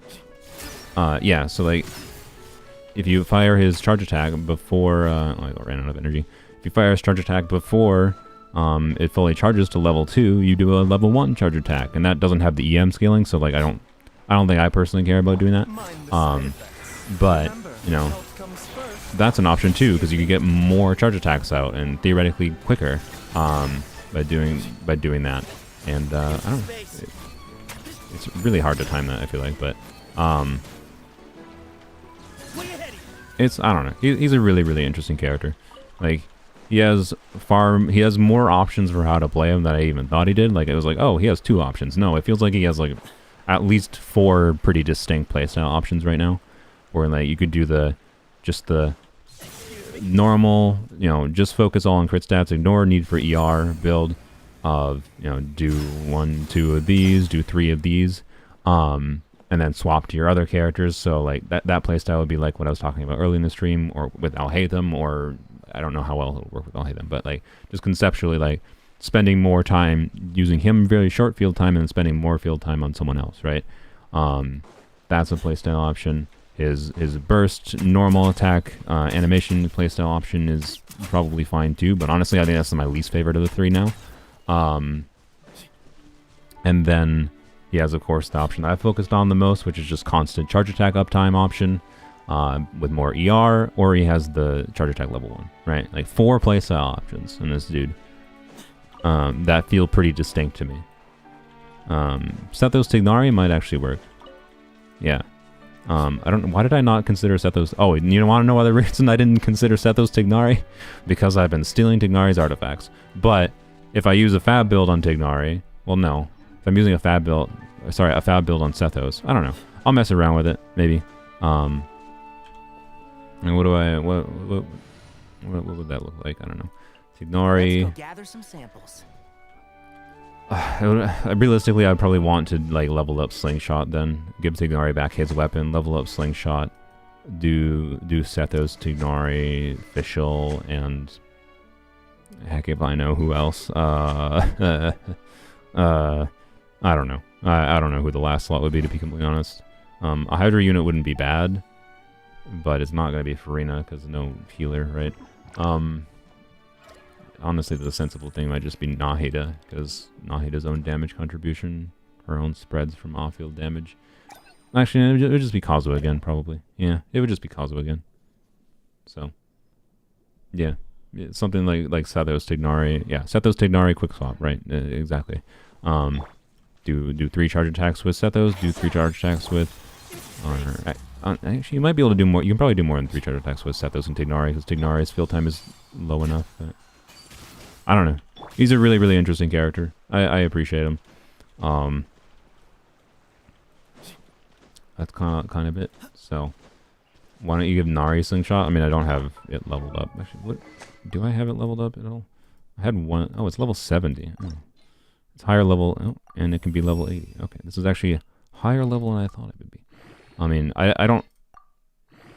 If I'm doing Sethos and Tignari together, I'm pretty sure, as far as damage contribution goes, it'd be more valuable to give Tignari his signature weapon compared to... Okay.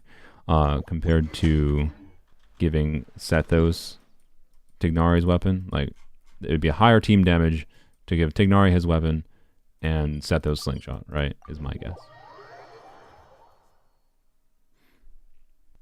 Nahida plus Fischl. Yeah, the only like anti-synergy with doing like Tignari, Nahida, Sethos, Fischl or something would be like whenever spreads are being triggered, like so when you're on field Tignari, for example, you're not getting any Fischl A4 procs, because spread does not count as an electro reaction, spread is a Dendra reaction.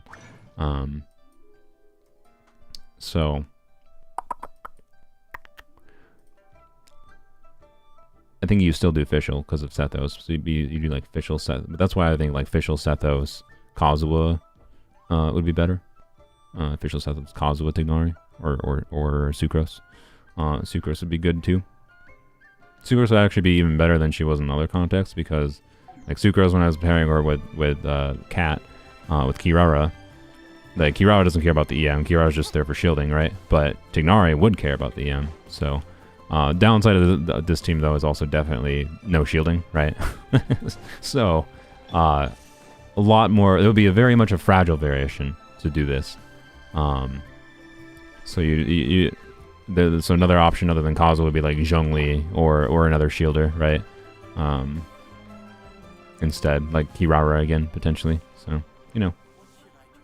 Can Overload be good with Shev? I mean, I'll show it quick. It's not going to be great. It's not going to be probably unusable, theoretically, I think. But we will see. Hopefully, what did I come here for? Oh, I went to see if there's some rat's chance I have it. Oh, why do I have so many of these? Good God. Where did they all come from? I mean, I'll take it. Probably from events at some point. Alright, that's sweet. I can just level Slingshot at 90 then. How many do I have? I'm gonna need 7, right? Yeah. I don't know where they came from, but I will take it. Alright. We'll test Overload to end up the stream, but it's been 5. This is one of the longest streams I've ever friggin' done. So, you know, Sethos deep dive indeed. Oh boy. So yeah, to test out this will be to test out Sethos Tignari more properly. Only problem is I'm also the circlet that I was using is Tignari's circlet, so I had to find a different circlet. It's fine. It's fine. So it's fine.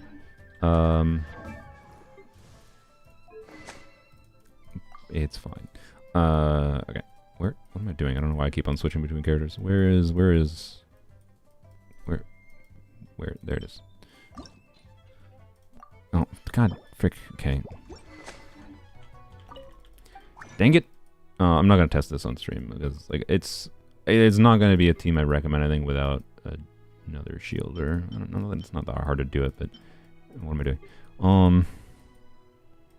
I'm just tired. I don't want to test too many teams. I'll test Overload though. And this might be the only time I test Overload. Where? Am I blind? Knives. I need the like Fatui knives. There it is. All the frick way up there. Blam. Okay.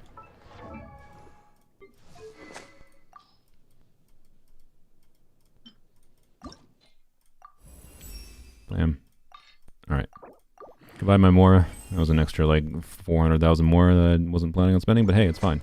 So yeah, like slingshot, right? 30%, 31% crit rate, 0 attack, and yarp. So if we do something like we probably want more crit rate if we were, yeah. So like something like this, right? So this is my Sethos build with slingshot, which is still this is a very good slingshot build. Again, this would be an ER, having the ER time piece still, to focus on keeping more uptime on his skills to be able to do more skills, which with Tignari might not be as valuable, right? Because if I'm spending more time with Tignari, I might not need to spend more time with Sethos, right? So the difference would be I switch to this. That's literally it, right? I'd lose a little bit of crit rate, but it'd be fine. Yeah. So there's a good chance I'll show that build variation, the Tignari build variation. So doing something like this. Who ate a poisonous mushroom this And if I am bringing a shielder, or like it's either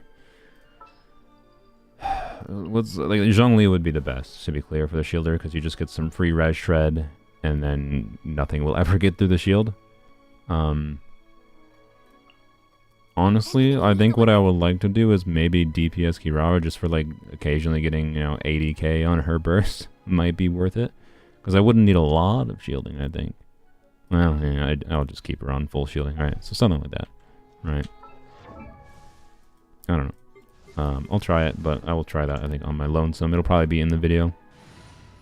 Let's go. We're just gonna go to the Abyss. I need to spend the entire rest of this patch saving resources now. And getting Alhaitham didn't help at all. I'm probably not going to level up Alhaitham this patch, but it also depends on if I decide I want to get Emily or not.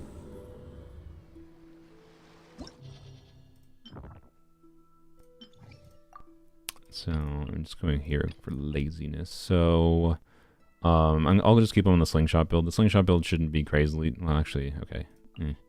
No. Sorry. I'm not going to keep him on the slingshot build, because if we're doing an attack-based, like his attack will matter more in an overload team. This is why. So, frick. So you need to get your bow back. Your circlet. Yeah, fix the crap. Okay. Blam. All right, there. Tignari is fixed. Okay. Frick.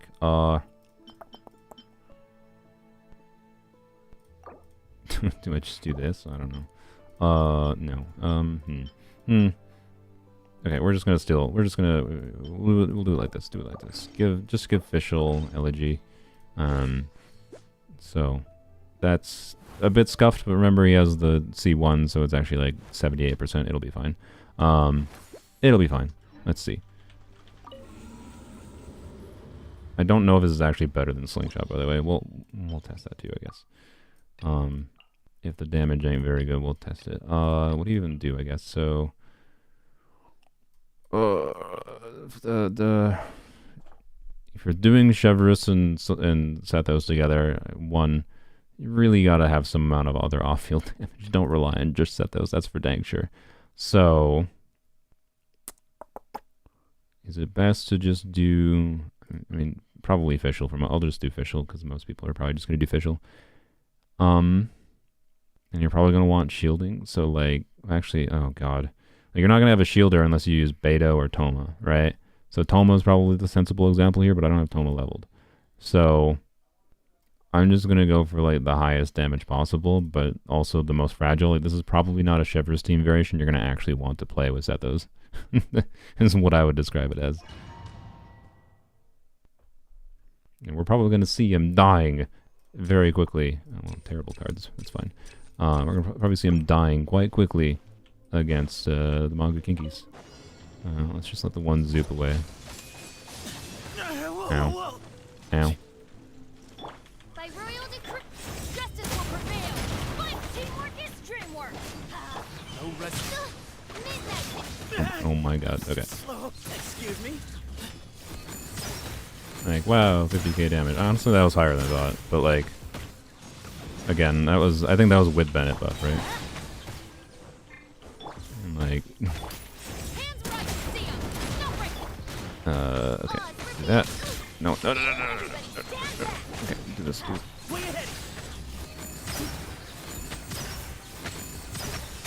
Like, it's not dysfunctional, but... Yeah, but like he died. Wait, you can reconfigure party? Abandon floor 12 progress. Reconfigure your team, restart the challenge. Okay. That's something. Was not told about this button being here. That's nice, I guess. I wish you could like reconfigure things without having to restart the whole abyss, but you know, it's something. That's something. Minor quality of life is not bad. So let's do this though. You can view artifacts. Can you view artifacts without abandoning? I'll check here, but yeah, let's do like with Beto, like actually having shielding, right? Which means we should really have more. I don't know. Do we do Beto Bennett? We need. I don't know, man. Oh, I don't know. Like, there's no winning right here, right? Because we're like either removing Fischl or removing Bennett, right? Well, Bennett will make us see this similar numbers on Sethos himself, but then we're not getting Fischl damage, so we'll show that, I guess.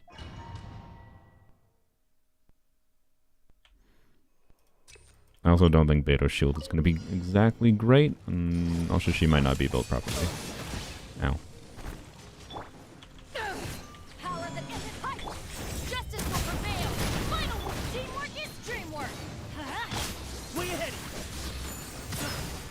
Yeah, so like 40k damage. Also, Beto doesn't trigger, I think, from charge attacks. So, also Beto not good. Use Toma, right?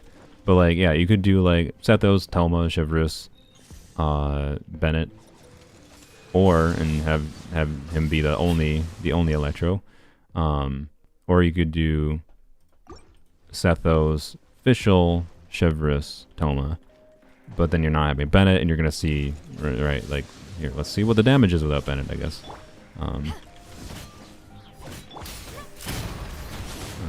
We'll use burst because I have no bless on her.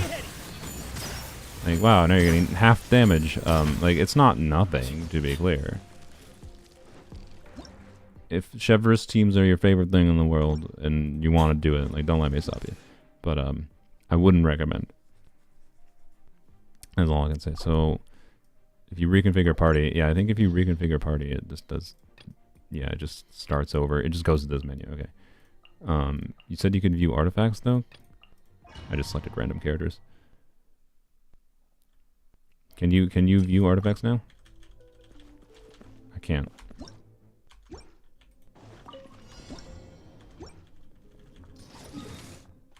Nope. You can't view artifacts. Nope. Not useful. Okay. That's what I wanted to be able to see. I really like it annoys me so much you can't see the character menu. I know the thing that the person in chat was probably referring to was the view artifacts for here, view characters here, right? Whoop-de-doo is, in my opinion, I don't need to see characters here because like the 95% of the time when I go into the Abyss, when I need to check character builds, I want to check them in the Abyss, like after I have started. I'm going to be like, wait, did I have the right circlet on Tignari? Did I have the right weapon on them before? This being here is not going to save me much time because the time when I need to actually check is in the Abyss. Not here. Like it's going to be the same crap if I have to go exit the Abyss and then go to this menu. But like it's not that different from just exiting completely. It saves a few clicks. It's nice to have the button there, but like it's not what they needed to do to be able to see artifacts. It's if that button for viewing characters was not there, I would not care. So, you know. Why not spend 30 seconds checking before you enter? Because sometimes you f***ing forget. Like, there's so many freaking builds and characters and things that you have. You see how many characters are in this game? You see how many characters I have? You see how many characters I have built? How many artifacts I have? You think I instantaneously remember? Like, oh yeah, I swapped, 3 months ago, I swapped that artifact off of Sethos to someone else, and now I want to play Sethos again. Like, it's so awful. Like, who does that? Who checks? Like yes, if I'm recording a video, I will probably try to remember to check most of my characters, just real quickly. But like at the same time, there's a lot of them that I'm like, I'm pretty sure they're fine. Like I usually will never check Tignari because I basically never have to change his build. But there has been times where I did actually change his build for whatever reason because I was testing something and I didn't realize that I had to check. I didn't know until I'm like, wait, why is he getting 0 damage? For what reason is my Tignari getting like way less damage than he normally gets? Is it because I swapped an artifact from him to someone else when I was testing something and forgot to swap it back? Is it weapon? Is it because I forgot to put someone on Deepwood? Like, I can't view any of that in the Abyss itself, which is at the time that I actually noticed the problem.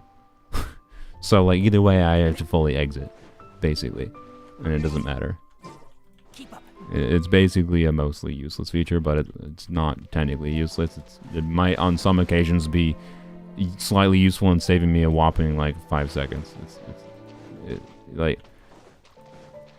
Ooh, it's the difference between, like, yeah, you have to see that animation again. That's basically the main time saving that button offers. But only in the contexts, like compared to the time loss though of having to exit the Abyss and redo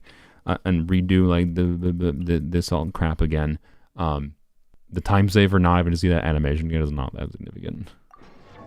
But it's nice, it's something. I'm just not gonna praise them that much for something that minor. That's all. I'm sorry. So yeah, I don't know. Sethos Shivers, not great. Is all I can say. But you know, it's not technically dysfunctional. Is what I would say. So, you know, don't let me stop you. Anywho's, I've been streaming for like over 5.5 hours. So, bro is a hater. No, I'm a hater for Spiral Abyss because like there's so many things that I just don't get why they do in Spiral Abyss. Like, why don't they let you see your character and stat screen? Why can't I just press C and check what my artifacts are on my characters? Like, if you want to not let me change them, fine. Why can't I f***ing check them when I need to check them? The only answer seems to be they don't want to let you see the inflated stats that Abyss gives, right? They don't want people to be able to share screenshots of having plus 15% crit rate and 10 crit damage. Ooh, whoop-de-frickety-do. Like, is that really the reason that they, like, that's their business decision? Was they don't want people to be able to share screenshots of having an extra 10 crit rate, as if people don't already do that all the time with this, or with those random domains that buff crit, right? Like the Marshall Says domain, I think, buffs crit damage, and you can just go in your stats. Like, I don't get it. That's just insane to me. That's what makes me lose a lot of time in having to, like, exit out of things when I need to check things. That's the annoying time loss. The thing in the menu doesn't even save me that much time. There was very rare circumstance, very, very few circumstances where that was actually ever an issue. Of the list of things that annoy me about the Abyss and like the structure of it. So, anyways, good that they did some minor quality of life things, to be clear. I'm glad they did some minor quality of life things with the menu navigation in the Abyss. Thank you. Keep on doing quality of life, but that specific thing, it's a nothing thing. And the reason I'm annoyed about it is because, like, it tells me they acknowledge that, this is a problem, so we're going to address it like this. But they didn't address it when I actually have the problem, which is in the Abyss. I want to see my builds. This is not in the Abyss. This is in the menu to go into the Abyss, right? I don't want to have to manually... I never want to have to manually check. This doesn't change the circumstance of where someone said earlier, why don't you just check your builds? Like, I know, I don't want to check all 8 characters' builds every single time. That's like, no. Are you still playing Woowa? Yes. It's gotten to, you know, log in, farm some things, log out. Like, that's... It's kind of all there is to do in the game right now. Like, I can't make any progress to, like, the end game content because it's all gated by need to log in, get the XP to get to, like, the next ascension level a week from now. Like, I'll probably get to UL 40 next week, and that's the 3rd to final ascension for characters. And then 2 months from now I'll probably have the 2nd to final ascension, and then 8 months from now I'll have the final ascension for characters. And then I'll finally be able to clear the endgame content, I guess. Like, I'm probably exaggerating the time frames a bit there, hopefully. I don't know the exact scaling for the Ascension level increases, world level increase equivalent in WoW, but I'm enjoying it right now, to be clear. It's just in daily grind phase, because there's nothing I can do. I can't possibly progress any further, basically, without being... Yeah, so... Anywho's, this stuff with the Abyss quality of life changes, them implementing, like, you can see artifacts in the menu before you go into Abyss, but it is the same vibe of, like, we'll add a loadout system, but we're not going to actually add a real loadout system because reasons. It's like they acknowledged the issue and implemented something to fix it, like fixing something that people were complaining about, that didn't fix any of the actual issues that were being had. Like, the actual issue, the actual time loss, the major time loss for, like, wanting to see artifacts in Abyss is not in the menu before the Abyss. It's when you realize you have the problem, when you started the Abyss, and you're just like, crap, wait, did I have the right artifacts on my character? And yes, something like presets would work too. Presets would just be loadouts, so anyways. Whatever. The woman on the banner right now is so hot. I can't get in the game at all. I mean, yeah, it's not gonna be it for everyone, but anyways, yeah, I don't know.